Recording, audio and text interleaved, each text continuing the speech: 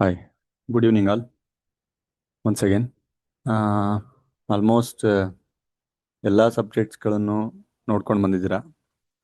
ಒಂದು ಸಬ್ಜೆಕ್ಟ್ ಉಳಿದಿದೆ ಇವತ್ತು, last subject I think so, ನನ್ಗೆ ಗೊತ್ತಿರೋ ಹಾಗೆ BNS, ಭಾರತೀಯ ನ್ಯಾಯ ಸಂಹಿತ ಅಂತ ಕರಿತೀವಿ. ಹಳೆಯದಾಗಿ ಇದನ್ನ IPC ಅಂತ ಕರಿತಾ ಇದ್ರು, ಬಟ್ ಫೇಮಸ್ IPC ಅಂತಾನೆ. IPC ಸೆಕ್ಷನ್ಸ್ಗಳಂತ ಕರಿತೀವಿ ಎಲ್ಲ. 420, 302, 307 ಮೂವೀಸ್ಗಳಲ್ಲಿ, ಅಥವಾ ಎಲ್ಲೇ ಹೋಗ್ಲಿ ಮೂವೀಸ್ ಅಥವಾ ಸಣ್ಣ ಪುಟ್ಟ ನಿಮ್ಮ ಫ್ರೆಂಡ್ಸ್ ಸರ್ಕಲ್ಗೆ ಬೈಬೇಕಾದ್ರೂ 420 ಕೆಲಸ ಮಾಡಬೇಡ, ಆಮೇಲೆ 302ದಲ್ಲಿ ಫಿಟ್ ಆಗಿದೆಯಾ, 307ಅಲ್ಲಿ ಫಿಟ್ ಆಗಿದೆಯಾ, ಈ ರೀತಿಯಾದಂಥ ವಿಷಯಗಳನ್ನ ಕೇಳಿರ್ತೀರ. ಸೊ ಇದೆಲ್ಲ IPCಗೆ ಸಂಬಂಧಪಟ್ಟಾದಂಥ ಸೆಕ್ಷನ್ಸ್ಗಳು. ಸೊ ಇದನ್ನ ಏನು ಮಾಡಿದ್ರು ಅಂತಂದ್ರೆ 2023 ಒಂದು ಕ್ರಿಮಿನಲ್ ಲಾಸ್ಗಳನ್ನ ಅಮೆಂಡ್ಮೆಂಟ್ ಮಾಡ್ತಾರೆ. ಸೊ ಭಾರತೀಯ ನ್ಯಾಯ ಸಂಹಿತೆ, BNSS ಅಂತೀವಿ, ಭಾರತೀಯ ನ್ಯಾಯ ಸುರಕ್ಷಾ ಸಂಹಿತೆ, ಆಮೇಲೆ BSA ಅಂತೀವಿ, ಭಾರತೀಯ ಸಾಕ್ಷ್ಯ ಅಧಿನಿಯಮ. ಇದು ನಿಮಗೆ ಫಸ್ಟ್ ಸೆಮ್ಮಿಗಿದೆ, BNSS ಥರ್ಡ್ ಸೆಮ್ಮಿಗಿದೆ, BSA ಬಂದ್ಬಿಟ್ಟು 6th ಸೆಮ್ಮಿಗಿದೆ. So third sem 6th sem ಇನ್ನು ಮುಂದೆ ಕಲಿತೀರಾ. ಸೊ 2023 ಅಮೆಂಡ್ಮೆಂಟ್ ಆದಂಥ ಕ್ರಿಮಿನಲ್ ಲಾಸ್ಗಳಲ್ಲಿ ಒಂದು ಭಾರತೀಯ ನ್ಯಾಯ ಸಂಹಿತ. ಸೊ ಈ ಸಬ್ಜೆಕ್ಟ್ಸ್ ಬಗ್ಗೆ ಇವತ್ತಿನ ಒಂದು ಕ್ಲಾಸ್ ನೋಡೋಣ. So same thing, already attend ಮಾಡಿದ್ದೀರಾ ಅಥವಾ ನಾನು ಬಿಟ್ಟಿರುವಂಥ ರೆಕಾರ್ಡೆಡ್ ಕ್ಲಾಸಸ್ಗಳನ್ನು ನೋಡಿರ್ತೀರಾ. ಏನಾದರೂ ಹೊಸದಾಗಿ ಅಟೆಂಡ್ ಆಗ್ತಾ ಇರುವಂಥ ಸ್ಟೂಡೆಂಟ್ಸ್ಗಳಿದ್ರು ಕೂಡ ಸೊ ಅವ್ರಿಗೂ ಸೇರಿಸಿ ಹೇಳ್ತಾ ಇರುವಂಥದ್ದು. ಸೊ ಇದು 3 ಸೆಗ್ಮೆಂಟಲ್ಲಿ ನಡೆಯುತ್ತೆ ಯಾವಾಗಲೂ ಕೂಡ ಸೆಷನ್, ಗೊತ್ತಿದೆ ಆಲ್ರೆಡಿ. ಫಸ್ಟ್ ಸೆಗ್ಮೆಂಟ್ ಸಿಲೆಬಸ್ ಬಗ್ಗೆ ನಾನು ಮಾತಾಡ್ತೇನೆ. ಸೊ ಏನೇನು ಸಿಲೆಬಸ್ ಇದೆ ಅಂತ ಹೇಳ್ತಾ, ಎಲ್ಲೆಲ್ಲಿ ಇಂಪಾರ್ಟೆನ್ಸ್ ಇದೆ ಸೊ ಅದ್ರ ಬಗ್ಗೆ ಒಂದು ಸ್ವಲ್ಪ ಎಕ್ಸ್ಪ್ಲೇನ್ ಮಾಡ್ತಾನೆ. ಕಾಂಪ್ಲಿಕೇಶನ್ಸ್ಗಳೆಲ್ಲೆಲ್ಲಿದೆ ಅದನ್ನು ಕೂಡ ಎಕ್ಸ್ಪ್ಲೇನ್ ಮಾಡ್ತಾ ಹೋಗ್ತಾನೆ. ಸೊ ಅದಾದಮೇಲೆ ಮೋಸ್ಟ್ ಇಂಪಾರ್ಟೆಂಟ್ ಕ್ವಶನ್ಸ್ಗಳನ್ನು ರಿಲೀಸ್ ಮಾಡ್ತೇನೆ ನಾನು, ಅಂದರೆ ನಮ್ಮ ಕಾನೂನು ಅಕಾಡೆಮಿ ಟೀಮ್ ಕಡೆಯಿಂದ. So the best most important question for exam second ಫೇಸಲ್ಲಿ ಇದೇ ಸೆಷನ್ನ ತಗೊಳ್ತಾನೆ. ಥರ್ಡ್ ಥಿಂಗ್ ಬಂದ್ಬಿಟ್ಟು ಡೌಟ್ ಸೆಷನ್. ಸೊ ಯಾರ್ಯಾರಿಗೆ ಯಾವ್ದಾದ್ರ ಮೇಲೆ ಡೌಟ್ ಇದೆ ಸೊ ಅದನ್ನು ಕೇಳ್ಕೊಳ್ತಾ ಹೋಗ್ಬೋದು. ಈ ಸೀಕ್ವೆನ್ಸಲ್ಲಿ ನಡೀತಾ ಹೋಗುತ್ತೆ. ಸೊ ಹೀಗಿದ್ದಾಗ ಒಂದೊಂದೇ ಸೆಗ್ಮೆಂಟ್ನ ವಿಷಯಗಳನ್ನ ತಿಳ್ಕೊಳ್ತಾ ಹೋಗೋಣ. ಓಕೆ, ಸೊ ಸ್ಪೆಷಲಿ ಒಂದು ವಿಷಯ ಹೇಳಬೇಕು ಅಂದರೆ 100% ಕ್ಲಾಸಸ್ಗಳನ್ನು ನಾನೇ ಮಾಡಿದ್ದೇನೆ. ಯಾರೂ ಅವರವರ ಬೋರ್ಡ್ ಮೇಲೆ ರೈಟ್ ಮಾಡಬೇಡಿ ಏನು ಕೂಡ. Okay, so if in case right ಮಾಡಿದಾಗ ಅದನ್ನ ನಾನು ನಿಮ್ಮನ್ನು ರಿಮೂವ್ ಮಾಡಿದಾಗ ಮೀಟಿಂಗಿಂದ ನಾನು ಒಂದು ಬಟನ್ ಅಷ್ಟೇ ರಿಮೂವ್ ಮಾಡಲಿಕ್ಕೆ. ಸೊ ನಾನು ಅರ್ತಿ ಮಾಡಲ್ಲ, ಬಟ್ ಅದು ಮಾಡಬೇಡಿ, ರಿಕ್ವೆಸ್ಟ್ ಅಷ್ಟೆ. ಸೊ ಸ್ಪೆಷಲಾಗಿ ಏನು ಹೇಳಬೇಕು ಅಂದರೆ ಕ್ಲಾಸಸ್ಗಳಲ್ಲಿ ಇರುವಂಥ ಎಲ್ಲ BNSS ಕ್ಲಾಸ್ಗಳು, BNS ಕ್ಲಾಸನ್ನು ಕಂಪ್ಲೀಟಾಗಿ 100% ನಾನೇ ಮಾಡಿದ್ದೇನೆ. 100% ಕಂಪ್ಲೀಟಾಗಿ ನಾನೇ ಮಾಡಿದ್ದೇನೆ. ಸೊ ಇದರಲ್ಲಿ ಅಂಥ ಕಾಂಪ್ಲಿಕೇಶನ್ ಬರೋಕ್ಕೇನು ಚಾನ್ಸಸ್ಗಳಿಲ್ಲ. ಸೊ ಐ ಹೋಪ್ ಎಲ್ರಿಗೆಲ್ಲ ವಿಷಯ ಅರ್ಥ ಆಗಿರುತ್ತೆ. ಪ್ರತಿಯೊಂದು ವಿಷಯಗಳನ್ನ ಪ್ರಾಕ್ಟಿಕಲ್ ಎಕ್ಸಾಂಪಲ್ಸ್ ಜೊತೆ, ಉದಾಹರಣೆ ಹೇಳಬೇಕು ಅಂದರೆ ಯೂನಿಟ್ 3 ಮರ್ಡರ್ ಇದ್ರೆ ನಾನು ಡೈರೆಕ್ಟಾಗಿ ಮರ್ಡರ್ ಆಗುವಂಥ ಸಿಚುವೇಶನ್ ತೊಗೊಂಡು ಮಾತಾಡಿದ್ದೀನಿ. ಹಿಟ್ ಆ್ಯಂಡ್ ರನ್ ಕೇಸ್ ಅದನ್ನು ಮಾತಾಡಿದ್ದೀನಿ, ಸುಸೈಡ್ ಬಗ್ಗೆ ಮಾತಾಡಿದ್ದೀನಿ, ಹರ್ಟ್ ಬಗ್ಗೆ ಮಾತಾಡಿದ್ದೀನಿ, ಗ್ರೀವಿಯಸ್ ಹರ್ಟ್. ಈ ರೀತಿಯಾಗಿ ಎಲ್ಲ ಸೆಕ್ಷನ್ಸ್ಗಳ ಬಗ್ಗೆನೂ ಕೂಡ ನಾನು ತುಂಬ ಡೀಪಾಗಿ ಡಿಸ್ಕಸ್ ಮಾಡಿದ್ದೀನಿ ನಿಮ್ಮ ಜೊತೆ. ಎನಿಯೋ ಯೂನಿಟ್ 4 ಯೂನಿಟ್ 5 ಡಿಸ್ಕಸ್ ಮಾಡಿದ್ದೀನಿ. ಸೊ ಈ ಪ್ರತಿಯೊಂದು ಯೂನಿಟ್ಗಳನ್ನು ತಗೊಳ್ತಾ ಹೋಗೋಣ. ತುಂಬ ಹೆವಿ ಸಿಲೆಬಸ್ ಯಾವುದು, ಭಾರತೀಯ ನ್ಯಾಯ ಸಂಹಿತೆ. ಹಾಗೆ ತುಂಬ ಇಂಪಾರ್ಟೆಂಟ್, ನೀವು ನಾಳೆ ದಿನ ಲಾಯರ್ಸ್ಗಳಾಗಿ ಕ್ರಿಮಿನಲ್ ಲಾಯರ್ಸ್ಗಳಾಗ್ತೀರಾ ಅಂದರೆ ತುಂಬ ಮುಖ್ಯವಾದಂಥ ಲಾ ಇದು, ಬೇಕೇ ಬೇಕಾಗಿರುವಂಥ ಒಂದು ಲಾ. ಇದು ಸ್ಟಾರ್ಟ್ ಮಾಡೋದಕ್ಕಿಂತ ಮುಂಚೆ ಸ್ವಲ್ಪ ಪ್ರಾಕ್ಟಿಕಾಲಿಟಿ ಬಗ್ಗೆ ನೋಡೋಣ. ಪ್ರಾಕ್ಟಿಕಲ್ ಥಿಂಗ್ಸಲ್ಲಿ ಭಾರತೀಯ ನ್ಯಾಯ ಸಂಹಿತೆ ಫಸ್ಟ್ ಎಲ್ಲಿ ಬರುತ್ತೆ ಅಂದರೆ ಎಲ್ಲಿ ಯೂಸ್ ಮಾಡ್ತೀರಾ, ಕೋರ್ಟಲ್ಲಿ ಯಾವ ಜಾಗದಲ್ಲಿ ಇದನ್ನು ಯೂಸ್ ಮಾಡ್ತಾರೆ ಅಂತ ಅರ್ಥ ಮಾಡ್ಕೊಳ್ತಾ ಸಬ್ಜೆಕ್ಟ್ಸ್ನ ಬಗ್ಗೆ ಡೀಪಾಗಿ ಇಳಿಯೋಣ. ಯಾಕಂತಂದರೆ ನಿಮ್ಗೆ ಫಸ್ಟ್ ಇದೇನಾದರೂ ಅರ್ಥ ಆಯಿತು ಅಂದರೆ ಎಲ್ಲಿ ಇದನ್ನ ಯೂಸ್ ಮಾಡ್ತಾರೆ ಅಂದಾಗ ನಿಮ್ಮಲ್ಲಿ ಒಂದು ಇಂಟ್ರೆಸ್ಟ್ ಬರುತ್ತೆ. ಸೊ ನಾನು ಏನಕ್ಕೆ ಓದ್ಬೇಕು ಇದನ್ನು, ನಾಳೆ ದಿನ ನಾನ್ ಲಾಯರ್ ಆದಾಗ ಇದನ್ನು ಎಲ್ಲಿ ಯೂಸ್ ಮಾಡ್ತೀನಿ, ನನಗೆ ಇದು ಯೂಸ್ ಆಗುತ್ತಾ. ಸೊ ಈ ರೀತಿಯಾದಂಥ ಕಾನ್ಸೆಪ್ಟ್ಸ್ಗಳು ನಿಮ್ಗೆ ಅರ್ಥ ಆದಾಗ ನಾನು ಯಾವ ರೀತಿ ಇದನ್ನು ಅಕ್ಸೆಪ್ಟ್ ಮಾಡಬೇಕು, ಯಾವ ರೀತಿ ಇದನ್ನು ತಗೊಳ್ಬೇಕು, ಅರ್ಥ ಮಾಡ್ಕೊಂಡು ಇಂಪ್ಲಿಮೆಂಟ್ ಮಾಡಬೇಕು, ನಾಳೆ ದಿನ ನಾನ್ ಲಾಯರ್ ಆದಾಗ ಹೇಗೆ ಇದನ್ನು ಯೂಸ್ ಮಾಡಬೇಕು ಅಂತ ಗೊತ್ತಾಗುತ್ತೆ.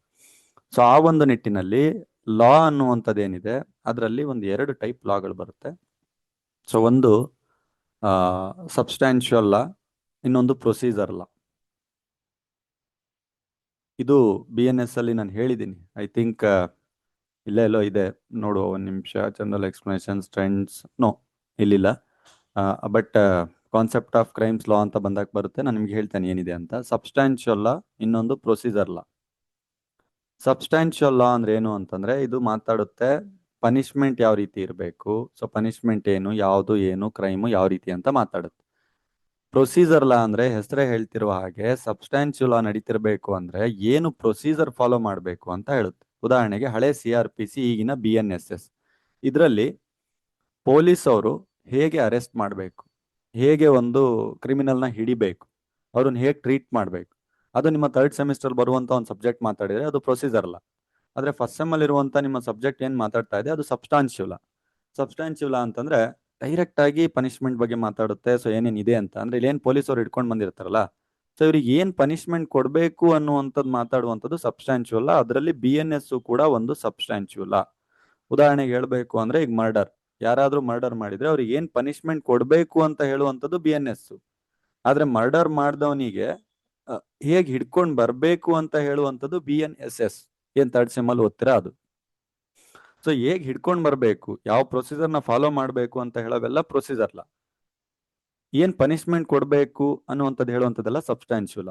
ಸೊ ನೀವು ಈ ಸಬ್ಸ್ಟಾನ್ಷಿಯಲ್ ನ ಯೂಸ್ ಮಾಡಿಕೊಂಡು ಕೋರ್ಟ್ಸ್ ಅಲ್ಲಿ ಯಾವ ಒಂದು ಕ್ರೈಮ್ಗೆ, ಯಾವ ಒಂದು ಕೃತ್ಯಕ್ಕೆ, ಯಾವ ಒಂದು ಕ್ರಿಮಿನಲ್ ಆಕ್ಟಿವಿಟೀಸ್ಗಳಿಗೆ ಏನ್ ಮೀನಿಂಗ್ ಇದೆ, ಸೊ ಆ ಮೀನಿಂಗಿಗೆ ಯಾವ ರೀತಿಯಾಗಿ ನಿಮ್ಗೆ ಪನಿಷ್ಮೆಂಟ್ಸ್ ಗಳನ್ನ ಡಿಕ್ಲೇರ್ ಮಾಡಿದ್ದಾರೆ ಅನ್ನುವಂಥದ್ದನ್ನ ಇದ್ರಲ್ಲಿ ಓದ್ತಾ ಹೋಗ್ತೀರಾ. ಸೊ ಇದನ್ನ ಇನ್ನು ಪ್ರಾಕ್ಟಿಕಲ್ ಆಗಿ ಹೇಳ್ಬೇಕು ಅಂದ್ರೆ ಕೋರ್ಟ್ ಅಲ್ಲಿ ಏನೋ ಒಂದು ಕ್ರೈಮ್ ನಡೆದಿದೆ ಅಂದಿದ ತಕ್ಷಣ, ಕೋರ್ಟ್ ಅಲ್ಲಿ ನೀವೇನಾದ್ರೂ ಒಂದು ಕೇಸ್ ನಡೆಸ್ತಾ ಇರ್ಬೇಕಾದ್ರೆ ಯಾವ್ದೋ ಒಂದು ಕ್ರೈಮ್ ನಡೆದಿದೆ, ಅದಕ್ಕೆ ನೀವು ಕ್ಲೈಂಟ್ ನಿಮ್ಮ ಹತ್ರ ಬಂದಿದ್ದಾನೆ.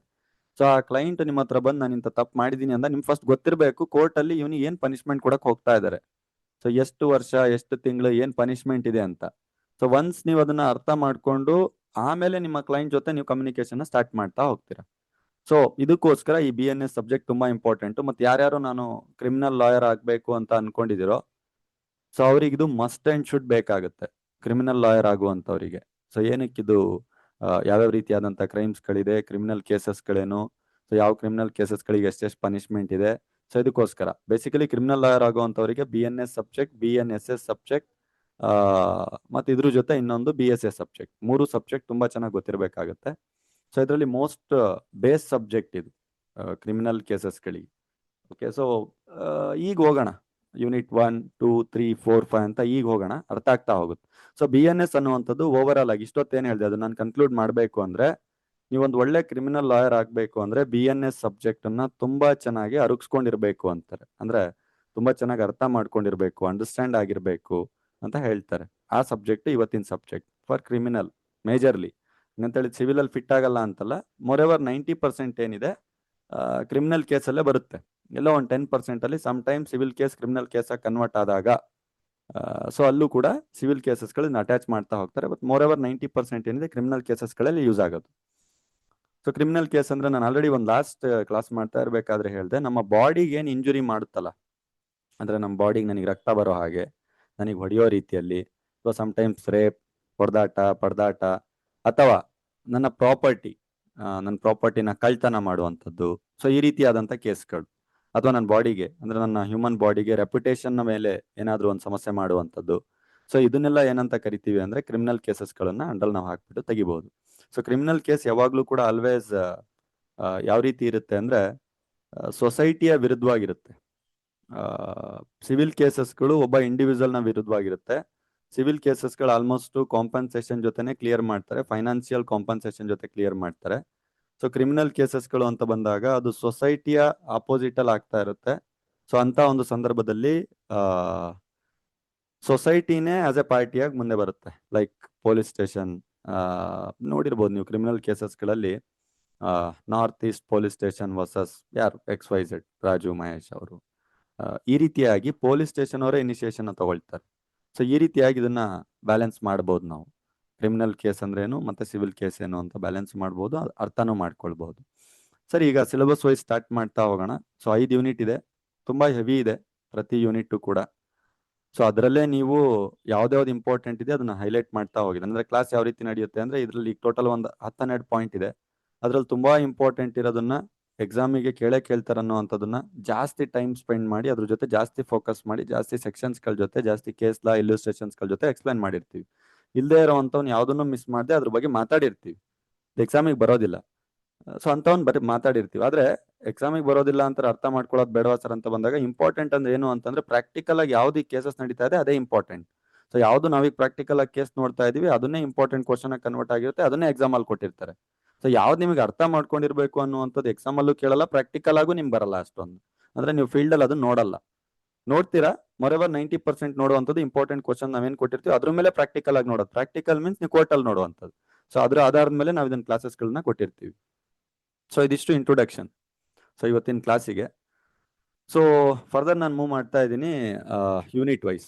ಓಕೆ, ಜಾಸ್ತಿ ಏನು ನಾನು ಟೈಮ್ ಸ್ಪೆಂಡ್ ಮಾಡಲ್ಲ ಇದ್ರ ಜೊತೆ, ಯಾಕಂದ್ರೆ ಇದು ಅರ್ಥ ಆಗದೆ ಇರುವಂತ ಸಬ್ಜೆಕ್ಟ್ ಅಲ್ಲ. ಈಗ ಟಾಟ್ಲಾ ಇತ್ತು, ಅದು ಯಾವುದೋ ಒಂದು ರೀತಿಯಲ್ಲಿ ಎಲ್ಲೋ ಒಂದು ಇಟ್ಕೊಂಡು ಬಂದು ಕ್ಲಾಸ್ ಮಾಡ್ದಂಗೆ ಕಾಣ್ತಾ ಇತ್ತು, ಬಟ್ ಅದನ್ನು ಕೂಡ ತುಂಬಾ ಕ್ಲಿಯರ್ ಆಗಿ ಅದನ್ನ ಸಣ್ಣ ಪುಟ್ಟ ನೆಗ್ಲಿಜಿಯನ್ಸ್, ಡಿಫಾರ್ಮೇಶನ್, ಪಬ್ಲಿಕ್ ನ್ಯೂಸೆನ್ಸ್ ಅಂತ ಹೇಳ್ಕೊಟ್ವಿ. ಸೊ ಇದು ಎಷ್ಟು ತುಂಬಾ ಸಿಂಪಲ್ ಸಬ್ಜೆಕ್ಟ್ ಅಂದ್ರೆ ಡೈಲಿ ಮೂವೀಸ್ಗಳಲ್ಲಿ ನೋಡ್ತಿರಲ್ವಾ, ಮೂವೀಸು ಬಿಡಿ ಬೇಡ, ನಿಮ್ ನಿಜ ಜೀವನದಲ್ಲಿ ನೋಡ್ತೀರಾ, ನ್ಯೂಸ್ ಪೇಪರ್ ಅಲ್ಲಿ ನೋಡ್ತೀರಾ, ಬೇಡ ಸುತ್ತಮುತ್ತ ವಾತಾವರಣ ನಿಮ್ ಜೊತೆನೆ ನಡೆದಿರುತ್ತೆ.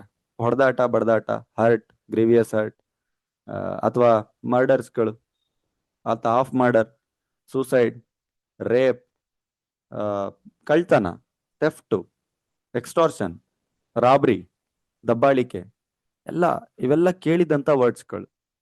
ಸೊ ಅದೇ ವರ್ಡ್ಸ್ಗಳನ್ನ ನೀವೇನಾದ್ರೂ ಸೆಕ್ಷನ್ ವೈಸ್ ಬರ್ದ್ರೆ, ನೀವೇನಾದ್ರೂ ಸೆಕ್ಷನ್ ಪ್ರಕಾರ ಮಾತಾಡ್ಬಿಟ್ರೆ ನೀವು ಲಾಯರ್ ಆದ್ರಿ ಅಂತ. ಸೊ ಅಷ್ಟೇ ಇರೋದು LLB ಅದು. ಆದ್ರೆ ನೀವು ಸಾಮಾನ್ಯ ಮನುಷ್ಯರಲ್ಲ, ನೀವು ಒಂದ್ ಸ್ವಲ್ಪ ಡೀಪ ಹೋಗ್ಬೇಕಾಗತ್ತೆ. ಸಾಮಾನ್ಯ ಮನುಷ್ಯರು ಮಾತಾಡ್ದಂಗೆ ಕಳ್ತನ ಅಂದಿದ ತಕ್ಷಣ ಕತ್ಕೊಂಡು ಹೋಗ್ತಾರೆ, ಆ ರೀತಿ ಎಲ್ಲ ಮಾತಾಡೋದಲ್ಲ. ಕತ್ಕೊಂಡು ಹೋಗ್ತಾ ಇರ್ಬೇಕಾದ್ರೆ ಏನೇನ್ ಕಂಡೀಷನ್ಸ್ಗಳು ಫುಲ್ಫಿಲ್ ಆದ್ರೆ ಆ ಸೆಕ್ಷನ್ ಫಿಟ್ ಆಗುತ್ತೆ, ಕಾನೂನ್ ಪ್ರಕಾರ ಅದು ತಪ್ಪಾಗುತ್ತೆ ಅನ್ನುವಂಥದ್ದು ಮಾತಾಡ್ಲಿಕ್ಕೆ ನೀವು ಒಂದ್ ಸ್ವಲ್ಪ ಸಾಮಾನ್ಯ ಮನುಷ್ಯನ್ಗಿಂತ ಸ್ವಲ್ಪ ಮೇಲೆ ಇರ್ತೀರಾ. ನೀವು ನಿಮ್ಮ ಅಂಡರ್ಸ್ಟ್ಯಾಂಡಿಂಗ್ ಲೆವೆಲ್ ಬೇರೆ ಇರುತ್ತೆ, ಇದು ಡಿಫ್ರೆನ್ಸ್. ಆದ್ರೆ ಎಲ್ಲ ಗೊತ್ತಿರುವಂತ ವಿಷಯಗಳೇ. ಈಗ ಉದಾಹರಣೆ ನಾನು ಯೂನಿಟ್ 2 ದಲ್ಲಿ ನಿಮಗೆ ತೋರಿಸ್ತೇನೆ, ಯೂನಿಟ್ 2, ಯೂನಿಟ್ 3 ಎಲ್ಲದರಲ್ಲೂ ತೋರಿಸ್ತೇನೆ ನಾನು ಕ್ರೈಮ್ಸ್ಗಳು ಯಾವ್ದಾವ್ದಿದೆ ಅಂತ. ಈಗ ಡೌರಿ ಡೆತ್ ಗೊತ್ತಿರುವಂತದ್ದೇ, ಕ್ರುಯಾಲಿಟಿ, ಮಾನಸಿಕ ಹಿಂಸೆ, ಕಿಡ್ನಾಪ್ ಯಾರಿಗ್ ಗೊತ್ತಿಲ್ಲ, ಎತ್ತಾಕೊಂಡು ಹೋಗೋದಲ್ವಾ. ಸೊ ಅದನ್ನು ಕೂಡ ಓದಿರ್ತೀರಾ. ಸೊ ಇಲ್ಲ ಯೂನಿಟ್ 3 ಬಂದೆ ಅಂದ್ರೆ ನಾನು ಮರ್ಡರ್ ಅಥವಾ ಹಿಟ್ ಅಂಡ್ ರನ್ ಕೇಸ್, ನೆಗ್ಲಿಜಿಯೆಂಟ್ ಇಂದ ಮಾಡುವಂಥದ್ದು, ಟೆರರಿಸ್ಟ್ ಆಕ್ಟ್, ಹರ್ಟ್ ಗಾಯ ಮಾಡುವಂಥದ್ದು, ತೀವ್ರವಾಗಿ ಗಾಯ ಮಾಡುವಂಥದ್ದು, ಅಬ್ಡಕ್ಷನ್. ಆಮೇಲೆ ಇನ್ನೊಂದ್ ಸ್ವಲ್ಪ ಮುಂದೆ ಬಂದ್ರೆ ಫೋರ್ಜರಿ, ಕಾಯಿನ್ಸ್ ಗಳನ್ನೆಲ್ಲ ಎಲೆಕ್ಷನ್ ನಲ್ಲಿ ಸ್ಕ್ಯಾಮ್ ಮಾಡಿ ಕಾಯಿನ್ಸ್, ಕರೆನ್ಸಿ ಎಲ್ಲ ಫೋರ್ಜರಿ ಮಾಡುವಂಥದ್ದು. ಆಮೇಲೆ ರಿಯೋಟಿಂಗ್ ಮಾಡುವಂಥದ್ದು, ಆಯ್ತಾ, ಗಲಭೆ ಮಾಡುವಂಥದ್ದು, ಈ ರೀತಿಯಾದಂತವೆ, ಪಬ್ಲಿಕ್ ನ್ಯೂಸೆನ್ಸ್, ಮಿಸ್ಚೀಫ್, ಫೋರ್ಜರಿ, ಎಲ್ಲಾ ವರ್ಡ್ಸು ಕೇಳಿದಂತವನ್ನೇ ಮತ್ತೊಂದ್ಸಲ ನಾನು ಸೀಕ್ವೆನ್ಸ್ ಆಗಿ ಹೇಳ್ತಾ ಹೋಗ್ತೀನಿ. ಬಿಟ್ರೆ ಇದ್ರಲ್ಲಿ ಏನೂ ಕೂಡ ಅರ್ಥ ಮಾಡ್ಕೊಳ್ಳುವಂತ ರೀತಿಯಲ್ಲಿ ಯಾವುದೇ ರೀತಿಯಾದಂತ ರಾಕೆಟ್ ಸೈನ್ಸ್ ಇಲ್ಲ. ರಾಕೆಟ್ ಸೈನ್ಸ್ ಮೀನ್ ತುಂಬಾ ಕಷ್ಟಪಟ್ಟು ಏನೋ ಅರ್ಥ ಮಾಡ್ಕೊಳ್ಬೇಕು ಅನ್ನೋಂತ ವಿಷಯ ಇಲ್ಲ. ಯಾವ ಬ್ರಾಂಚಿಂದನಾದ್ರೂ ಬಂದಿರಿ, ಸಮಾಜದಲ್ಲಿ ಬದುಕ್ತಾ ಇದ್ದೀರಾ ಅಂತಂದ್ರೆ ಈ ವರ್ಡ್ಸ್ ಗಳನ್ನ ಕೇಳಿರ್ತೀರಾ.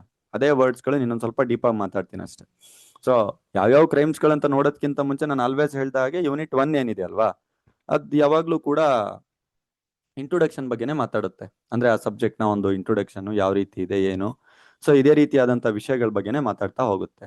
ಸೊ ಆ ರೀತಿ ನೋಡಿದಾಗ BNS ಸಬ್ಜೆಕ್ಟ್ ಬಗ್ಗೆ ನಾವು ಸ್ಟಡಿ ಮಾಡ್ತಾ ಇದೀವಿ. BNS ಸಬ್ಜೆಕ್ಟ್ ಸ್ಟಡಿ ಮಾಡ್ತಾ ಇದೀವಿ ಅಂತಂದ್ಮೇಲೆ ಸೊ ಒಂದು ಕ್ರೈಮ್ ಅಂತಂದ್ರೆ ಏನು, ಸಿಲೆಬಸ್ ನಾನು ಸ್ಟಾರ್ಟ್ ಮಾಡ್ತಾ ಇದ್ದೇನೆ.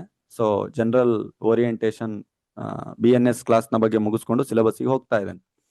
ಸೊ ಫಸ್ಟ್ ಕ್ರೈಮ್ ಅಂತಂದ್ರೆ ಏನು, ಕ್ರೈಮಿಗೆ ಯಾವ್ಯಾವ ರೀತಿಯಾದಂತ ತತ್ವಗಳನ್ನ ಫಾಲೋ ಮಾಡ್ಬೇಕು, ಒಂದ್ ಕ್ರೈಮ್ ಆಗ್ಬೇಕು ಅಂದ್ರೆ ಅದ್ರಲ್ಲಿ ಏನೇನ್ ಇರ್ಬೇಕು. ಸೊ ಮೊದಲನೇದಾಗಿ ಏನಾದ್ರೂ ಒಂದು ಕೃತ್ಯ ನಡೆದಿರ್ಬೇಕು, ಆ ಕೃತ್ಯಕ್ಕೆ ನಮ್ಗೆ ಏನಾದ್ರೂ ಹಾನಿಯಾಗಿರ್ಬೇಕು, ಆ ಸಮಸ್ಯೆ ಏನಾಗಿದೆ ಅದಕ್ಕೊಂದು ಲೀಗಲ್ ಪರಿಹಾರ ಇರಬೇಕು. ಆ ಲೀಗಲ್ ಪರಿಹಾರ ಏನು ಅಂತಂದ್ರೆ ಜೈಲ್, ಪನಿಷ್ಮೆಂಟ್ ಇವೇ ಇರ್ತವೆ.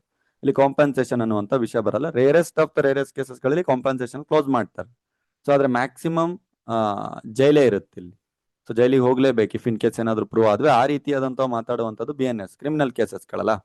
ಸೊ ಅದು ಜನರಲ್ ಪ್ರಿನ್ಸಿಪಲ್ಸ್ ಗಳನ್ನ ನೋಡ್ತೀರಾ. ಕ್ರೈಮ್ ಅಂತಂದ್ರೆ ಏನು, ಆ ಕಾನ್ಸೆಪ್ಟ್ ಏನ್ ಮಾತಾಡುತ್ತೆ, ಆ ಪರಿಕಲ್ಪನೆ ಅನ್ನುವಂಥದ್ದು ನೋಡ್ತೀರಾ. ಸೊ ಅದಾದ್ಮೇಲೆ ಕ್ರೈಮ್ಗೆ ಮತ್ತೆ ಮೊರಾಲಿಟಿಗೆ ಬೇರೆ ರಾಂಗ್ಸ್ ಗಳಿಗಿರುವಂತ ಡಿಫ್ರೆನ್ಸಸ್ ಗಳು ನೋಡ್ತಾ ಹೋಗ್ತೀರಾ. ಸೊ ಕ್ರೈಮ್ ಅಂತಂದ್ರೆ ಬೇರೆ, ಮೊರಾಲಿಟಿ ಅಂತಂದ್ರೆ ಬೇರೆ, ಅದರ್ ರಾಂಗ್ಸ್ ಅಂತಂದ್ರೆ ಕಾಂಟ್ರಾಕ್ಟ್, ಟಾರ್ಟ್, ಇವಕ್ಕೆ ಎಲ್ಲದಕ್ಕೂ ಇರುವಂತ ಡಿಫ್ರೆನ್ಸಸ್ ಗಳೇನು, ಸೊ ಅದನ್ನು ಕೂಡ ನೋಡ್ತಾ ಹೋಗ್ತೀರಾ. ಸೊ ಲಯಾಬಿಲಿಟಿ ಅಂತ 4th ಕಾನ್ಸೆಪ್ಟ್ ಬರುತ್ತೆ. ನೆಕ್ಸ್ಟ್ ಕಾನ್ಸೆಪ್ಟ್ ನಾನು ಡಿಸ್ಕಸ್ ಮಾಡ್ತಾ ಇದ್ದ ಆಕ್ಚುಲಿ ಸಿಲೆಬಸ್ ಕಾಪಿನ.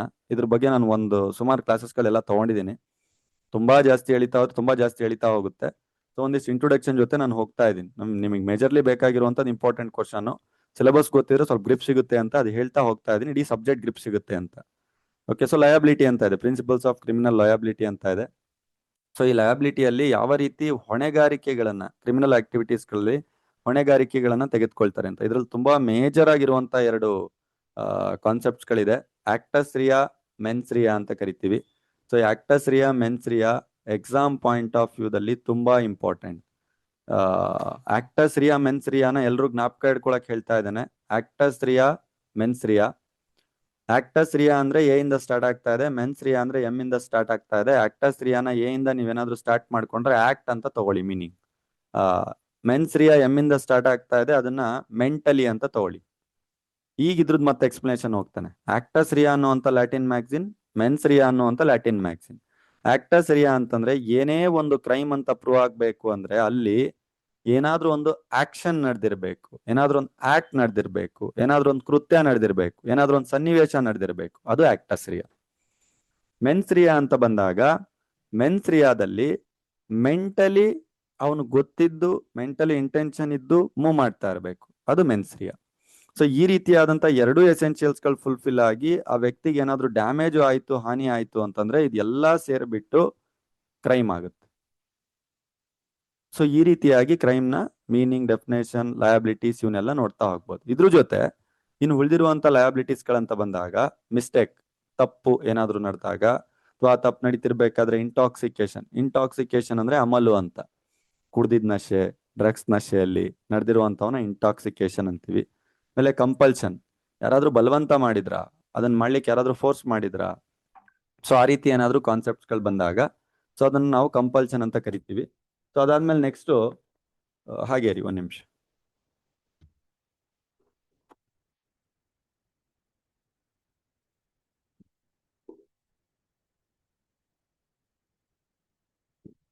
ಇಲ್ಲ ಸಾರಿ, ನಾನಿದ್ದೆ ಲಯಬಿಲಿಟಿ ಹತ್ರ ಇದ್ದೆ. ಲಯಬಿಲಿಟಿಯಲ್ಲಿ ಮಿಸ್ಟೇಕ್ಸ್ ಬಗ್ಗೆ ಹೇಳಿದೆ. ಇಂಟಾಕ್ಸಿಕೇಶನ್ ಅಂದ್ರೆ ಅಮಲ್ ಅಂತಂದ್ರೆ ನಶೆ, ಡ್ರಗ್ಸ್, ಕಿಕ್ಸ್, ಸಮಥಿಂಗ್ ಇವೆಲ್ಲ ಇದ್ರೆ. ಆಮೇಲೆ ನೆಕ್ಸ್ಟ್ ಕಂಪಲ್ಷನ್ ಬಗ್ಗೆ ಓದ್ತೀರಾ. ಕಂಪಲ್ಷನ್ ಅಂತಂದ್ರೆ ಬಲವಂತ, ಯಾರಾದ್ರೂ ಫೋರ್ಸ್ ಮಾಡುವಂಥದ್ದು ಕ್ರೈಮ್ ಮಾಡ್ಲಿಕ್ಕೆ. ಈಗ ನನ್ನ ತಲೆ ಮೇಲೆ ನೀವೇ ಗನ್ನಿಟ್ಟು ನೀನ್ ಇಂಥವನ್ನ ಸಾಯಿಸ್ಲಿಲ್ಲ ಅಂತಂದ್ರೆ ನಾನು ಸಾಯಿಸ್ತೀನಿ ನನ್ನ ಜೀವ ಉಳಿಸ್ಕೊಳಕ್ಕೆ.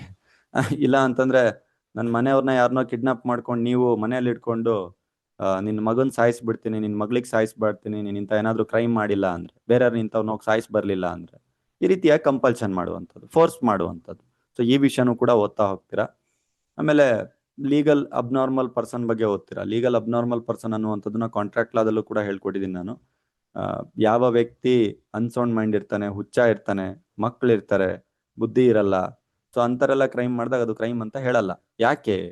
ವಾಪಸ್ ಬರ್ತೇನೆ ನಾನಿಲ್ಲಿ. ಆಕ್ಟಸ್ ರಿಯಾ, ಮೆನ್ಸ್ ರಿಯಾ ಏನ್ ಹೇಳುತ್ತಂದ್ರೆ ಅಲ್ಲಿ ಆಕ್ಷನ್ ಇರಬೇಕು, ಮೆಂಟಲ್ ಇಂಟೆನ್ಷನ್ ಇರಬೇಕು. ಈಗ ಒಂದು ಸಣ್ಣ ಮಗು ಕೈಯಲ್ಲಿ 10 ವರ್ಷ 12 ವರ್ಷ ಮಗು, ಬುದ್ಧಿ ಇರಲ್ಲ, ಅದ್ರ ಕೈಯಲ್ಲಿ ಗನ್ ಕೊಡ್ತೀರಾ, ಅದಕ್ಕೇನು ಗೊತ್ತಿರಲ್ಲ. ನಾನು ಚಾಕ್ಲೇಟ್ ಕೊಡ್ತೀನಿ, ಅದ್ ಕೊಡ್ತೀನಿ, ಇದ್ ಕೊಡ್ತೀನಿ ಅಂತ ಟಿಪ್ಸ್ ಕೊಡ್ತೀರಾ. ಅದೇ ಚಾಕ್ಲೇಟಿನ ಆಸೆಗೋಸ್ಕರ ಯಾರಿಗೂ ಹೋಗಿ ಸಾಯಿಸುತ್ತೆ. ಅಂತ ಸಂದರ್ಭದಲ್ಲಿ ಆ ಮಗುವಿನ ಮೆಂಟಲ್ ಇಂಟೆನ್ಷನ್ ಇರ್ಲಿಲ್ಲ. ಸೊ ಅಲ್ಲಿ ಮೆಂಟಲ್ ಇಂಟೆನ್ಷನ್ ಇಲ್ಲ ಅಂತಂದ್ರೆ ಅದು ಕ್ರೈಮೇ ಆಗಲ್ಲ. ಯಾಕೆ ಹೇಳ್ತಾ ಇದ್ದೀನಿ? ಕ್ರೈಮ್ ಆಗ್ಬೇಕು ಅಂತಂದ್ರೆ ಕ್ರೈಮ್ ನ ಮುಖ್ಯವಾದ ಎಸೆನ್ಷಿಯಲ್ 3 ವಿಷಯಗಳಲ್ಲಿ ಕ್ಲಬ್ ಆಗಿದೆ. ಸೊ ನಂಬರ್ 1 ಆಕ್ಟಸ್ ರಿಯಾ, ನಂಬರ್ 2 ಮೆನ್ಸ್ ರಿಯಾ, ನಂಬರ್ 3 ಡ್ಯಾಮೇಜಸ್, ಹಾನಿ. ಬರೀ ಆಕ್ಟಸ್ ರಿಯಾ ಆಯ್ತು ಅಂತಂದ್ರೆ ಕ್ರೈಮ್ ಆಗಲ್ಲ, ಬರೀ ಮೆನ್ಸ್ ರಿಯಾ ಇದ್ರೆ ಕ್ರೈಮ್ ಆಗಲ್ಲ, ಬರೀ ಡ್ಯಾಮೇಜ್ ಇದ್ರೆ ಕ್ರೈಮ್ ಆಗಲ್ಲ. 3 ಸೇರ್ಕೊಳ್ಬೇಕು, ಅವಾಗ ಮಾತ್ರ ಅದು ಕ್ರೈಮ್ ಆಗುತ್ತೆ. ಕ್ರೈಮ್ ನ ಡೆಫಿನೇಷನ್ ಫಾರ್ಮುಲಾ ಇದೇ ಹೇಳುತ್ತೆ. ಸೊ ಈಗ ಮೆನ್ಸ್ ರಿಯಾ ಅಂದ್ರೆ ನಾನು ಹೇಳ್ತಾ ಇದ್ದೀನಿ, ಇವತ್ತು ನೈಟ್ ನಾನು ಯೋಚನೆ ಮಾಡ್ತೀನಿ, ಯಾರ ಬಗ್ಗೆನೋ ಯೋಚನೆ ಮಾಡ್ತೀನಿ. ಯಾಕಂದ್ರೆ ಕೋಪ ಗಿಪ್ಪ ಬಂದೇ ಬರುತ್ತಲ್ಲ ಸೊಸೈಟಿಯಲ್ಲಿ, ಸಮಾಜದಲ್ಲಿ ನಾನು ಓಡಾಡೋನೆ. ಸೊ ಯಾರೋ ನನ್ನ ಜೊತೆ ಜಗಳ ಆಡಿರ್ತಾನೆ, ಅಥವಾ ನನ್ನ ಬಾಸ್ ಯಾರೋ ಒಬ್ಬ ಜಗಳ ಆಡಿರ್ತಾನೆ, ಥಿಂಕ್ ಮಾಡ್ತೀನಿ ನೈಟ್ ನಾನು, ಸೊ ಏನಾದ್ರೂ ಮಾಡಿ ಸಾಯಿಸ್ಬಿಡ್ಬೇಕು ಅವನನ್ನ ಅಂತ. ಕ್ಯಾಶುವಲ್ ಥಿಂಕಿಂಗ್ ಸರ್, ನೀವು ಥಿಂಕ್ ಮಾಡ್ತೀರಾ, ನಾನು ಥಿಂಕ್ ಮಾಡ್ತೀನಿ, ಕೋಪ ಬರುತ್ತೆ, ನೈಟ್ ಏನೇನೋ ಥಿಂಕಿಂಗ್ ಬರ್ತವೆ, ಆಯ್ತಾ? ನೈಟ್ ಆಗ್ಲಿ ಡೇ ಆಗ್ಲಿ ಅಥವಾ ಕೋಪದಲ್ಲಿ ಏನೇನೋ ಥಿಂಕಿಂಗ್ ಬರ್ತಾವೆ, ಅದು ಜಸ್ಟ್ ಮೆಂಟಲ್ ಥಿಂಕಿಂಗ್ ಅಷ್ಟೇ, ಅದು ಮೆನ್ಸ್ ರಿಯಾ. ನನ್ನ ಮೆಂಟಲ್ ಥಿಂಕಿಂಗ್ ಇದೆ, ನನ್ನ ಮೆನ್ಸ್ ರಿಯಾ ಇದೆ ಅಂದಿದ ತಕ್ಷಣ ನಾನೇನು ಕ್ರೈಮ್ ಎಕ್ಸಿಕ್ಯೂಟ್ ಮಾಡಿಲ್ಲ. ಸೊ ಅದನ್ನ ಬಂದ್ಬಿಟ್ಟು ಕ್ರೈಮ್ ಮಾಡಿದ್ದಾರೆ ಅಂತೇಳಿ ನಾಳೆ ಏನಾದ್ರು ನನ್ನ ಮೇಲೆ FIR ಹಾಕಕ್ಕಾಗುತ್ತಾ? ನಾನು ಥಿಂಕ್ ಮಾಡಿದ್ದಷ್ಟೇ ಅಲ್ಲ, ಏನ್ ಮಾಡಿಲ್ಲಲ್ಲ. ಸೊ ಈ ರೀತಿಯಾಗಿ ಅಲ್ಲಿ ಮೆನ್ಸ್ ರಿಯಾನೂ ಇರ್ಬೇಕು, ಆಕ್ಟಸ್ ರಿಯಾನೂ ಇರ್ಬೇಕು. ನಾನು ಏನ್ ಥಿಂಕ್ ಮಾಡಿದೆ ಅದ್ರ ಮೇಲೆ ಆಕ್ಷನ್ ತಗೊಂಡಿರ್ಬೇಕು, ಅದರಿಂದ ಸಮಸ್ಯೆ ಆಗಿರ್ಬೇಕು. ಇದೆಲ್ಲ ಕೂಡ್ಕೊಳ್ದ್ರೆ ಮಾತ್ರ ಕ್ರೈಮ್ ಆಗುವಂಥದ್ದು. ಸೊ ಕ್ರೈಮ್ ನ ಮೀನಿಂಗು ಅದೇ ಹೇಳುತ್ತೆ. ಆಕ್ಷನ್, ಮೆನ್ಸ್ ರಿಯಾ, ಡ್ಯಾಮೇಜ್ 3 ಸೇರ್ಕೊಂಡ್ರೆ ಆಗುತ್ತೆ. ಯಾವ್ದಾದ್ರು ಒಂದಿದ್ರೆ ಆಗೋದಿಲ್ಲ. ಸೊ ಇದು ಯಾಕೆ ವಿಷಯ ಮತ್ತೆ ರಿಪೀಟ್ ಮಾಡಿದೆ ಅಂತಂದ್ರೆ, ಒಂದ್ ಮಗು ಅದು ಆಕ್ಟಸ್ ರಿಯಾ ಮಾಡುತ್ತೆ, ಆಕ್ಷನಿಗೆ ಬರುತ್ತೆ, ನಾವು ಗನ್ ಕೊಟ್ಟಿದೀವಿ ಸಾಯಿಸ್ಲಿಕ್ಕೆ, ಸಾಯಿಸುತ್ತೆ ಬೇರೆ ಯಾರನ್ನು. ಆದ್ರೆ ಅದ್ರ ಮೆಂಟಲ್ ಫಿಟ್ ಇರಲ್ಲ, ಅದು ಅಂದ್ರೆ ಮೆಂಟಲಿ ಥಿಂಕ್ ಮಾಡಿರಲ್ಲ ನಾನು ಸಾಯಿಸ್ಬೇಕು ಅಂತ, ಅದ್ರ ಮೆಂಟಲ್ ಇಂಟೆನ್ಷನ್ ಇಲ್ಲ. ಸೊ ಅದ್ ನೀವೇನೋ ಟಿಪ್ಸ್ ಕೊಟ್ರಿ ಅದಕ್ಕೋಸ್ಕರ ಸಾಯಿಸ್ತಾ ಇದೆ. ಸೊ ಇಲ್ಲಿ ಮೆನ್ಸ್ರಿ ಆಗ್ಲಿಲ್ಲ ಅಂದ್ರೆ ಅದು ಕ್ರೈಮ್ ಆಗಲ್ಲ. ಸೊ ಈ ಡಿಫ್ರೆನ್ಸ್ ಏನಕ್ಕೆ ಹೇಳ್ತಾ ಇದೀನಿ ಅಂತಂದ್ರೆ, ಕೋರ್ಟ್ ಅಲ್ಲಿ ಈ ವಿಷಯನ ವಾದ ಮಾಡುವಂತ ಸನ್ನಿವೇಶಗಳು ಬರುತ್ತೆ. ಯಾವುದೇ ಒಂದು ಕ್ರೈಮ್ ನ ಸ್ಟಾರ್ಟ್ ಮಾಡ್ತಾ ಇರ್ಬೇಕಾದ್ರೆ ಅಲ್ಲಿ ಫಸ್ಟ್ ಪಾಯಿಂಟ್ ಎದ್ದೇಳದೆ ಇದು, ಅಲ್ಲಿ ಏನಾದ್ರೂ ಆಕ್ಷನ್ ನಡೀತಾ, ಅವ್ನ್ ಮೆಂಟಲಿ ಇಂಟೆನ್ಷನ್ ಇದ್ದೇ ಮಾಡಿದ್ನ, ಆದ್ರಿಂದ ಮುಂದ್ಗಡೆ ಇರೋನಿಗೆ ಅವ್ನ ಪ್ರಾಪರ್ಟಿನೋ ಬಾಡಿನೋ ಏನೋ ಡ್ಯಾಮೇಜ್ ಆಯ್ತಾ, ಈ ಮೂರನ್ನು ಪ್ರೂವ್ ಮಾಡಿದ್ರೆ ಮಾತ್ರ ಪಾಯಿಂಟ್ ರೈಸ್ ಮಾಡಕ್ ಆಗುತ್ತೆ. ಸೊ ಅದಕ್ಕೋಸ್ಕರ ಈ ಪಾಯಿಂಟ್ ಪ್ರೂವ್ ಮಾಡಿದ್ಮೇಲೆ ಅದು ಫಸ್ಟ್ ಕ್ರೈಮ್ ಆಗೋದು. ಆಮೇಲೆ ಆ ಕ್ರೈಮ್ ಅಲ್ಲಿ ಮತ್ತೆ ಡಿವೈಡ್ ಆಗುತ್ತೆ, ಅದೇನ್ ಮರ್ಡರ್ ಕ್ರೈಮಾ, ರೇಪ್ ಕ್ರೈಮಾ, ಹರ್ಟ್ ಕ್ರೈಮಾ, ಅಥವಾ ಏನಾದ್ರೂ ರಾಬರಿ ಕೇಸಾ, ಥೆಫ್ಟ್ ಕೇಸಾ, ಈ ರೀತಿ ಮತ್ತೆ ಎಕ್ಸ್ಟೆನ್ಷನ್ ತಗೊಳುತ್ತೆ. ಇನ್ನೊಂದ್ ಸ್ವಲ್ಪ ಡೀಪ್ ಆಗಿ ಸ್ಕೋಪ್ ಎಕ್ಸ್ಟೆನ್ಷನ್ ಆಗ್ತಾ ಹೋಗುತ್ತೆ. ಸೊ ಅದಕ್ಕೆ ಏನಾದ್ರೂ ಕ್ರೈಮ್ ಆಗ್ಬೇಕು ಅಂತಂದಾಗ ಈ ಪಾಯಿಂಟ್ಸ್ಗಳು ತುಂಬಾ ಎಸೆನ್ಷಿಯಲ್ ಆಗಿ ಫುಲ್ಫಿಲ್ ಆಗ್ಬೇಕು. ಸೊ ನೆಕ್ಸ್ಟ್ ಪಾಯಿಂಟ್ ಬಂದ್ಬಿಟ್ಟು ನೀವು ಓದುವಂಥದ್ದು ಪಾಸಿಬಲ್ ಪಾರ್ಟೀಸ್ ಆಫ್ ಕ್ರೈಮ್ ಅಂತ ಇದೆ. ಪಾಸಿಬಲ್ ಪಾರ್ಟೀಸ್ ಆಫ್ ಕ್ರೈಮ್ ಅಂದ್ರೆ ಯಾರು ಅಂದ್ರೆ, ಒಂದು ಕ್ರೈಮ್ ಅಂದಿದ ತಕ್ಷಣ ಯಾರ್ಯಾರು ಇರ್ತಾರೆ?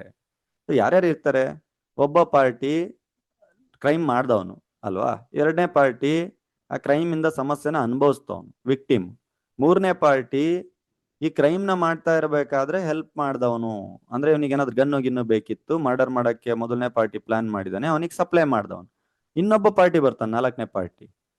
ಇವನು ಮರ್ಡರ್ ಗೀಡರ್ ಮಾಡ್ ಬಂದ ಆದ್ಮೇಲೆ ಈ ಫಸ್ಟ್ ಪಾರ್ಟಿಗೆ ಹೆಲ್ಪ್ ಮಾಡ್ತಾನೆ, ಅವ್ನ್ ಬಚ್ಚಿಡ್ಕೊಳಕ್ಕೆ ಜಾಗ ಕೊಡೋದು, ಅಥವಾ ಪೊಲೀಸ್ ಅವ್ರಿಗೆ ಸುಳ್ಳು ಹೇಳೋದು, ಅವ್ನು ಎಲ್ಲಿದಾನಂತ ಗೊತ್ತಿರುತ್ತೆ, ಅವನಿಗೆ ಶೆಲ್ಟರ್ ಕೊಡೋದು. ಸೊ ಈ ರೀತಿಯಾಗಿ ಕ್ರೈಮ್ ಮಾಡ್ತಾ ಇದ್ದಾರೆ ಅಂತಂದ್ರೆ ಸಂಭವನೀಯ ಪಕ್ಷಗಳು ಯಾರ್ಯಾರು ಪಾರ್ಟಿಗಳಿರ್ತಾರೆ. ಮರ್ಡರ್ ಮಾಡ್ದವನು, ಮರ್ಡರ್ ಆದವನು, ಮರ್ಡರ್ ಮಾಡಕ್ ಹೆಲ್ಪ್ ಮಾಡ್ದವನು, ಮರ್ಡರ್ ಆದ ಮೇಲೆ ಆಮೇಲೂ ಕೂಡ ಸಪೋರ್ಟ್ ಮಾಡ್ತಾ ಇರೋನು. ಈ ರೀತಿಯಾಗಿ ಈ ಪಾಯಿಂಟ್ಸ್ ನ ಓದ್ತೀರಾ. ಎಲ್ಲಾ ಕ್ಲಾಸಸ್ಗಳು ನಾನು ಮಾಡಿದ್ದೀನಿ, ಡೀಪ್ ಆಗಿ ಮಾಡಿದ್ದೀನಿ, ಜಸ್ಟ್ ಒಂದು ಓವರ್ ಹೋಗ್ತಾ ಇರೋದಷ್ಟೇ.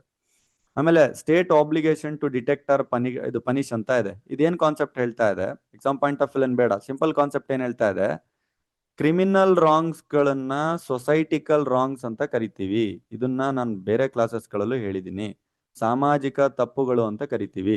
ಸೊ ಏನಕ್ಕೆ ಸಾಮಾಜಿಕ ತಪ್ಪುಗಳು ಅಂತ ಕರಿತೀವಿ ಅಂತಂದ್ರೆ, ಈ ಕ್ರಿಮಿನಲ್ ರಾಂಗ್ಸ್ ಗಳಿಂದ ಜನರ ಮೆಂಟಲ್ ಒಂದು ವೇರಿಯೇಷನ್ಸ್ ಗಳಾಗುತ್ತೆ. ಹೇಗೆ ಅಂತಂದ್ರೆ, ಈಗ ನಡು ಬೀದಿಯಲ್ಲಿ ಯಾರಾದ್ರೂ ಮರ್ಡರ್ ಮಾಡ್ತಾ ಇದ್ದಾರೆ ಅಂತಂದ್ರೆ ಸುತ್ತಮುತ್ತ ಸಮಾಜ ನೋಡ್ತಾ ಇರುತ್ತೆ, ಆ ಸಮಾಜಕ್ಕೆ ಇಂಪ್ಯಾಕ್ಟ್ ಬೀಳುತ್ತೆ. ನಾಳೆ ದಿನ ನನ್ನನ್ನು ಯಾರೋ ಈ ರೀತಿ ಸಾಯಿಸ್ಬೋದಲ್ಲ, ಇವ್ರಿಗೆ ಯಾರೋ ಆಕ್ಷನ್ ತಗೊಳ್ಳೋರಿಲ್ವಾ, ನಾವು ಸರ್ಕಾರ ಅಂತ ಮಾಡಿದೀವಿ, ಗೌರ್ಮೆಂಟ್ ಏನ್ ಮಾಡ್ತಾ ಇದೆ. ಸೊ ಅವಾಗ ಕ್ರಿಮಿನಲ್ ಕೇಸಸ್ಗಳಲ್ಲಿ ಸೊಸೈಟಿನೇ ಬರುವಂತದ್ದು. ಇದು ಸೊಸೈಟಿಯ ಅಂದ್ರೆ ಇದ್ರದ್ದು ಗೌರ್ಮೆಂಟ್ನ ಸ್ಟೇಟ್ ಆಬ್ಲಿಗೇಷನ್ ಅಂತಂದ್ರೆ ಗೌರ್ಮೆಂಟ್ ಆಬ್ಲಿಗೇಷನ್, ರಾಜ್ಯದ ಬಾಧ್ಯತೆ ಇರುತ್ತೆ ಇಡೀ ಸೊಸೈಟಿಯಲ್ಲಿ ಪೀಸ್ ನ ಮೇಂಟೈನ್ ಮಾಡುವಂಥದ್ದು, ಲಾ ಅಂಡ್ ಆರ್ಡರ್ ನ ಮೇಂಟೈನ್ ಮಾಡುವಂಥದ್ದು, ಶಾಂತಿಯಿಂದ ಬದುಕಕ್ಕೆ ಅವಕಾಶನ ಮಾಡಿಕೊಡುವಂಥದ್ದು. ಸೊ ಅದಕ್ಕೋಸ್ಕರ ಇಫ್ ಇನ್ ಕೇಸ್ ಏನಾದ್ರೂ ಕ್ರಿಮಿನಲ್ ಆಕ್ಟಿವಿಟೀಸ್ಗಳು, ಕ್ರೈಮ್ಗಳೇನ ನಡೀತಾ ಇದ್ರೆ ಗೋರ್ಮೆಂಟೇ ಫಸ್ಟ್ ಪಾರ್ಟಿ ಆಗುತ್ತೆ. ಆಗ್ಬಿಟ್ಟು ಅದು ಯಾರು ಕ್ರೈಮ್ ಮಾಡಿದ್ರೆ ಅವ್ನ ಮೇಲೆ ಕೇಸ್ ಹಾಕೊಳ್ಳುತ್ತೆ, ಕೇಸು ಕೂಡ ನಡೆಸುತ್ತೆ. ಸೊ ಇದು ಸ್ಟೇಟ್ ಆಬ್ಲಿಗೇಷನ್ಸ್ ಇರುತ್ತೆ. ಆಮೇಲೆ ನೆಕ್ಸ್ಟ್ ಬರ್ತಾ ಇದೆ ನಾನು ಹಿಸ್ಟಾರಿಕಲ್ ಬ್ಯಾಕ್ಗ್ರೌಂಡ್ಸಿಗೆ. ಸೊ ಇಲ್ಲೇನ್ ಹೇಳ್ತಾ ಇದ್ದಾರೆ, ಭಾರತೀಯ ನ್ಯಾಯ ಸಂಹಿತೆ ಬರೋದ್ಕಿಂತ ಮುಂಚೆ ಯಾವ ರೀತಿ ಇತ್ತು, ಏನು ಆಪರೇಷನ್ಗೆ ಹೇಗ್ ಬಂತು ಅಂತ ಇಲ್ಲಿಂದ ಸ್ಟಾರ್ಟ್ ಆಗುತ್ತೆ. ಇಲ್ಲೇನು ಒಂದು ಲೈನ್ ಹಾಕ್ತಾ ಇದೆ ನಾನು ನೋಡಿ ಸಿಲೆಬಸ್ ಕಾಪಿ ಹತ್ರ, ಐ ಹೋಪ್ ಅದು ಕಾಣ್ತಾ ಇದೆ. ಸೊ ಈ ಲೈನ್ ಏನಿದೆಯಲ್ಲ, ಈ ಲೈನ್ಗಿಂತ ನೆಕ್ಸ್ಟ್ ನಿಮ್ಮ ಸೆಕ್ಷನ್ಸ್ಗಳು ಸ್ಟಾರ್ಟ್ ಆಗೋದು. ಸೊ ಇಲ್ಲಿ ತನಕ ಬರೀ ಇಂಟ್ರೊಡಕ್ಷನ್ ಅಷ್ಟೇ, ಕ್ರೈಮ್ ಅಂದ್ರೆ ಏನು, ಯಾರ್ಯಾರು ಪಾರ್ಟಿಗಳು ಬರ್ತಾರೆ, ಆಕ್ಟರ್ಸ್ ಏನು, ಮೆನ್ಸ್ರಿ ಏನು, ಕ್ರೈಮ್ ನ ಡೆಫಿನೇಷನ್ ಏನು, ಸೊ ಕ್ರೈಮ್ ಯಾವ ರೀತಿ ಆಗುತ್ತೆ, ಏನೆಲ್ಲ ಸುಮ್ಮನೆ ಸಣ್ಣ ಪುಟ್ಟ ವಿಷಯಗಳು, ಗೌರ್ಮೆಂಟ್ ಹೇಗೆ ಸಪೋರ್ಟ್ ಮಾಡುತ್ತೆ, ಗೌರ್ಮೆಂಟ್ ಕೆಲಸ ಏನು, ಪಾಸಿಬಲ್ ಪಾರ್ಟೀಸ್ ಏನು. ಇಲ್ಲಿಂದ ಆಕ್ಚುಯಲ್ ಆಗಿ ಸೆಕ್ಷನ್ಸ್ಗಳು ಶುರು ಆಗ್ತಾ ಹೋಗುತ್ತೆ. ಫಸ್ಟ್ ಸ್ಟಾರ್ಟ್ ಆಗೋದು ಸೆಕ್ಷನ್ ಇಲ್ಲಿಂದ. ಸೊ ಇದರಲ್ಲಿ ಡೆಫಿನೇಷನ್ ಬಗ್ಗೆ ಮಾತಾಡ್ತಾರೆ, ಜನರಲ್ ಎಕ್ಸ್ಪ್ಲನೇಷನ್ ಅಂತಂದ್ರೆ ಏನು. ಸೊ ಸೆಕ್ಷನ್ 2 ಮತ್ತೆ ಸೆಕ್ಷನ್ 3 ಬಗ್ಗೆ, ಸೆಕ್ಷನ್ 2 and 3 ಅಲ್ಲಿ ಸೊ ಡೆಫಿನೇಷನ್ಸ್ ಗಳ ಬಗ್ಗೆ ಮಾತಾಡಿದ್ದಾರೆ, ವ್ಯಾಖ್ಯಾನಗಳ ಬಗ್ಗೆ ಮಾತಾಡಿದ್ದಾರೆ. ಸೊ ಅದನ್ನ ನೋಡ್ತಾ ಹೋಗ್ತೀರಾ. ಸೊ ನೆಕ್ಸ್ಟ್ ಬಂದಾಗ ಟ್ರೆಂಡ್ಸ್ ಟುವರ್ಡ್ಸ್ ಜನರಲ್ ನ್ಯೂಟ್ರಾಲಿಟಿ ಅಂತ ಇದೆ.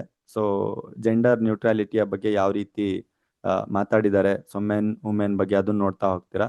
So most important question exam point of ವ್ಯೂದಲ್ಲಿ section 4 to section 13 very very important ಈ ಯೂನಿಟ್ ಅಲ್ಲಿ. ನಾನು ಎಕ್ಸಾಮ್ ಅಲ್ಲಿ ಇದನ್ನ ಹೇಳ್ಬೇಕಾದ್ರೆ previous year last second phase start ಮಾಡಿದಾಗ ನಾನು ಅದನ್ನ ಹೇಳ್ತೀನಿ ಬಿಡಿ. ಬಟ್ ಇಲ್ಲಿ ಪನಿಷ್ಮೆಂಟ್ಸ್ ಅಂತ ಬರ್ತಾ ಇದೆ. ಪನಿಷ್ಮೆಂಟ್ಸ್ ಅಲ್ಲಿ ಏನ್ ಗೊತ್ತಾ, ಯಾವ್ಯಾವ ರೀತಿ ಪನಿಷ್ಮೆಂಟ್ ಕೊಡ್ತಾರೆ ಅಂತ ಸಿಂಪಲ್ ಆಗಿ ನಿಮ್ಗೂ ಗೊತ್ತು. ಒಂದ್ಸಲ ಕೋರ್ಟಿಗೆ ಹೋದ್ಮೇಲೆ ಜೈಲಿಗೆ ಹಾಕ್ಬಹುದು. ಇವೇ ಪನಿಷ್ಮೆಂಟ್ಗಳನ್ನ ಸ್ವಲ್ಪ ಸೆಕ್ಷನ್ ಸಮೇತ ಓದ್ತೀರಾ ಅಷ್ಟೇ. ಜೈಲಿಗೆ ಹಾಕ್ಬಹುದು, ಇಲ್ಲ ಡೆತ್ ಸೆಂಟೆನ್ಸ್ ನ ಕೊಡ್ಬಹುದು, ಇಲ್ಲ ಫೈನ್ ಹಾಕ್ಬಹುದು, ಇಲ್ಲ ಅವ್ನ ಪ್ರಾಪರ್ಟಿನ ಅಟ್ಯಾಚ್ಮೆಂಟ್ ಮಾಡ್ಬೋದು. ಇವೇ ತಾನೇ ಪನಿಷ್ಮೆಂಟ್ ಕೊಡೋದು ಯಾರೋ ಒಬ್ಬ ಕ್ರಿಮಿನಲ್ಗಳಿಗೆ. ಸೊ ಅದನ್ನೇ ಇಲ್ಲಿ ಓದ್ತೀರಾ ಅಷ್ಟೇ, ಇಂಪಾರ್ಟೆಂಟ್ ಇದೆ. ಆಮೇಲೆ ಕಮ್ಯುಟೇಷನ್ ಅಂತ ಇದೆ, ಮೀನ್ ದಟ್ ಹೇಗೆ ಕಮ್ಮಿ ಮಾಡ್ತೀರಾ ಪನಿಷ್ಮೆಂಟ್ನ ಅಂತ. ಅಮೌಂಟ್ ಆಫ್ ಫೈನ್ ಅಂತ ಇದೆ, ಸೊ ಎಷ್ಟು ಮಟ್ಟಿಗೆ ಫೈನ್ ಹಾಕುವಂತ ವಿಷಯನ ಕಲಿತಾ ಹೋಗ್ತೀರಾ. ಸೊ ಪೇಮೆಂಟ್ನ ಸರಿಯಾಗಿ ಮಾಡ್ತಾ ಹೋದ್ರೆ ಡಿಫಾಲ್ಟ್ ಹೇಗೆ ಆಗ್ತಾರೆ ಅನ್ನುವಂಥದ್ದನ್ನ ಓದ್ತಾ ಹೋಗ್ತೀರಾ. ಸಾಲಿಟರಿ ಕನ್ಫೈನ್ಮೆಂಟ್ ಅಂತ ಇದೆ. ಸೊ ಸಾಲಿಟರಿ ಕನ್ಫೈನ್ಮೆಂಟ್ ಈಗೆಲ್ಲ ಇಲ್ಲ. ಸಾಲಿಟರಿ ಕನ್ಫೈನ್ಮೆಂಟ್ ಅಂದ್ರೆ ಏಕಾಂತ ಬಂಧನ ಅಂತ ಕನ್ನಡ ಮೀಡಿಯಂ ಅಲ್ಲಿ. ಯಾರೂ ಇರಲ್ಲ, ಜೈಲಲ್ಲಿ ಒಬ್ಬನ್ ಕೂಡ ಆಗ್ತಾರೆ. ಫಸ್ಟಿಗೆಲ್ಲ ಇದು ಫ್ರೀಡಮ್ ಫೈಟರ್ಸ್ಗಳಿದ್ರಲ್ವಾ, ನಮ್ಮೆಲ್ಲಾ ಫ್ರೀಡಮ್ ಫೈಟರ್ಸ್ಗಳು ಏನೇನಿದ್ರು, ಗಾಂಧಿ, ಸುಭಾಷ್ ಚಂದ್ರ ಬೋಸ್, ಆಮೇಲೆ ವಿ ಡಿ ಸಾವರ್ಕರ್, ಇವರೆಲ್ಲರನ್ನೂ ಕೂಡ ಆ ಜೈಲಲ್ಲಿ ಹಾಕಿದ್ರಂತೆ. ಅಂಡಮಾನ್ ನಿಕೋಬಾರ್ಲಿ ಇತ್ತು. ಸೊ ಅವ್ರು ಒಬ್ಬರೇ ಇರೋದು, ಬೆಳಕಿಲ್ಲ, ನೀರಿಲ್ಲ, ಏನಿಲ್ಲ. ಸೊ ಈ ರೀತಿ. ಸೊ ಅದನ್ನ ಸ್ವಲ್ಪ ಸಿಂಪ್ಲಿಫೈಡ್ ಮಾಡಿಬಿಟ್ಟು ಹ್ಯೂಮನ್ ರೈಟ್ಸ್ ಗಳನ್ನ ಮೇಂಟೈನ್ ಮಾಡಿ ಸ್ಟಾರ್ಟ್ ಮಾಡಿದ್ದಾರೆ. ಬಟ್ ತುಂಬಾ rarest of the rarest case solitary confinement ನ ಕೊಡುವಂಥದ್ದು ನಮ್ಮ ಇಂಡಿಯಾದಲ್ಲಿ. ಸೊ ಅದಾದ್ಮೇಲೆ ನೆಕ್ಸ್ಟ್ ಇದೆ ಜನರಲ್ ಎಕ್ಸೆಪ್ಷನ್ ಅಂತ. ಈ ಜನರಲ್ ಎಕ್ಸೆಪ್ಷನ್ ಅನ್ನುವಂಥದ್ದು ಎಕ್ಸಾಮ್ ಪಾಯಿಂಟ್ ಆಫ್ ವ್ಯೂ ದಲ್ಲಿ ತುಂಬಾ ಇಂಪಾರ್ಟೆಂಟ್. ಇದೇ ಸೆಕ್ಷನ್ಸ್ ಗಳು ತುಂಬಾ important. Section 4 to section 13, section 14 to section 44. Sir, ಇದು ಜನರಲ್ ಎಕ್ಸೆಪ್ಷನ್ಸ್ ಗಳಂದ್ರೆ ಏನು ಅಂತ ಬಂದಾಗ, ಜನರಲ್ ಎಕ್ಸೆಪ್ಷನ್ಸ್ ಗಳಲ್ಲಿ ನಿಮಗೆಲ್ಲ ಮತ್ತೆ ಟಾರ್ಟ್ ಲಾ ಹತ್ರ ಹೋಗ್ತೇನೆ ನಾನು. ಟಾರ್ಟ್ ಲಾದಲ್ಲಿ ಕೇಸಸ್ ಗಳನ್ನು ಹೇಳ್ಬೇಕಾದ್ರೆ ಯೂನಿಟ್ 2 ದಲ್ಲಿ ಡಿಫೆನ್ಸ್ ನ ತೆಗೆದುಕೊಳ್ಳಿಕ್ಕೆ ನೀವು ಏನೇನು ಅವಕಾಶಗಳಿದೆ ಅಂತ. ಈಗ ಉದಾಹರಣೆಗೆ ಹೇಳ್ತೇನೆ, ಜನರಲ್ ಎಕ್ಸೆಪ್ಷನ್ ಅಂದ್ರೆ ಏನು ಅಂತ. ಈ ಲೋಗೋ ಇದೆಯಲ್ಲ, ಅಲ್ಲಿ ಬರಿತಾ ಇದ್ದೇನೆ ನಾನು. ಇಲ್ಲ, ಗ್ಯಾಪ್ ಫುಲ್ ಆಗಿದೆ ಇದು. ಸೊ ಎರೇಸ್ ಮಾಡುವ ಕಂಪ್ಲೀಟ್ ಆಗಿ. ನೀವು ಬಿಡಿ, ಲಾಸ್ಟ್ ಕಾನ್ಸೆಪ್ಟ್ ಅಲ್ಲ, ನೆಕ್ಸ್ಟ್ ಪೇಜಿಗೆ ಜಂಪ್ ಆಗ್ತೇನೆ ನಾನು. ಸೊ ಲೋಗೋ ಇದೆಯಲ್ಲ, ನಮ್ಮ ಕಾನೂನು, ಅಲ್ಲಿ ಬರಿತಾ ಇದ್ದೇನೆ. ಜನರಲ್ ಎಕ್ಸೆಪ್ಷನ್ಸ್ ಅಂತ ಇದೆ. ಸೊ ಜನರಲ್ ಎಕ್ಸೆಪ್ಷನ್ ಅಂದ್ರೆ ಏನು ಅಂದ್ರೆ, ಈಗ ನಿಮ್ಮ ಮೇಲೆ ಯಾವುದೋ ಒಂದು ಕ್ರಿಮಿನಲ್ ಕೇಸ್ ಬಿದ್ದಿದೆ, ಓಕೆನಾ, XYZ ಹೊಡೆದಾಟ ಬಡದಾಟದ ಬಿದ್ದಿದೆ ಅಂತ ಅನ್ಕೋಣ. ಯಾರೋ ಬಂದ್ಬಿಟ್ಟು ಎ ಅನ್ನುವಂಥ ಪಾರ್ಟಿ, ನೀವು ಎ ಅನ್ನುವಂಥ ಪಾರ್ಟಿಯವರು ಬಿ ಅನ್ನುವಂಥವ್ರಿಗೆ ಹೊಡೆದಿದ್ದೀರಾ, ಚೆನ್ನಾಗಿ ಹೊಡೆದಿದ್ದೀರಾ. ಸೊ ಇವನು ಹೋಗ್ಬಿಟ್ಟು ಪೊಲೀಸ್ ಸ್ಟೇಷನ್ ಅಲ್ಲಿ FIR ಮಾಡಿಸಿದಾನೆ.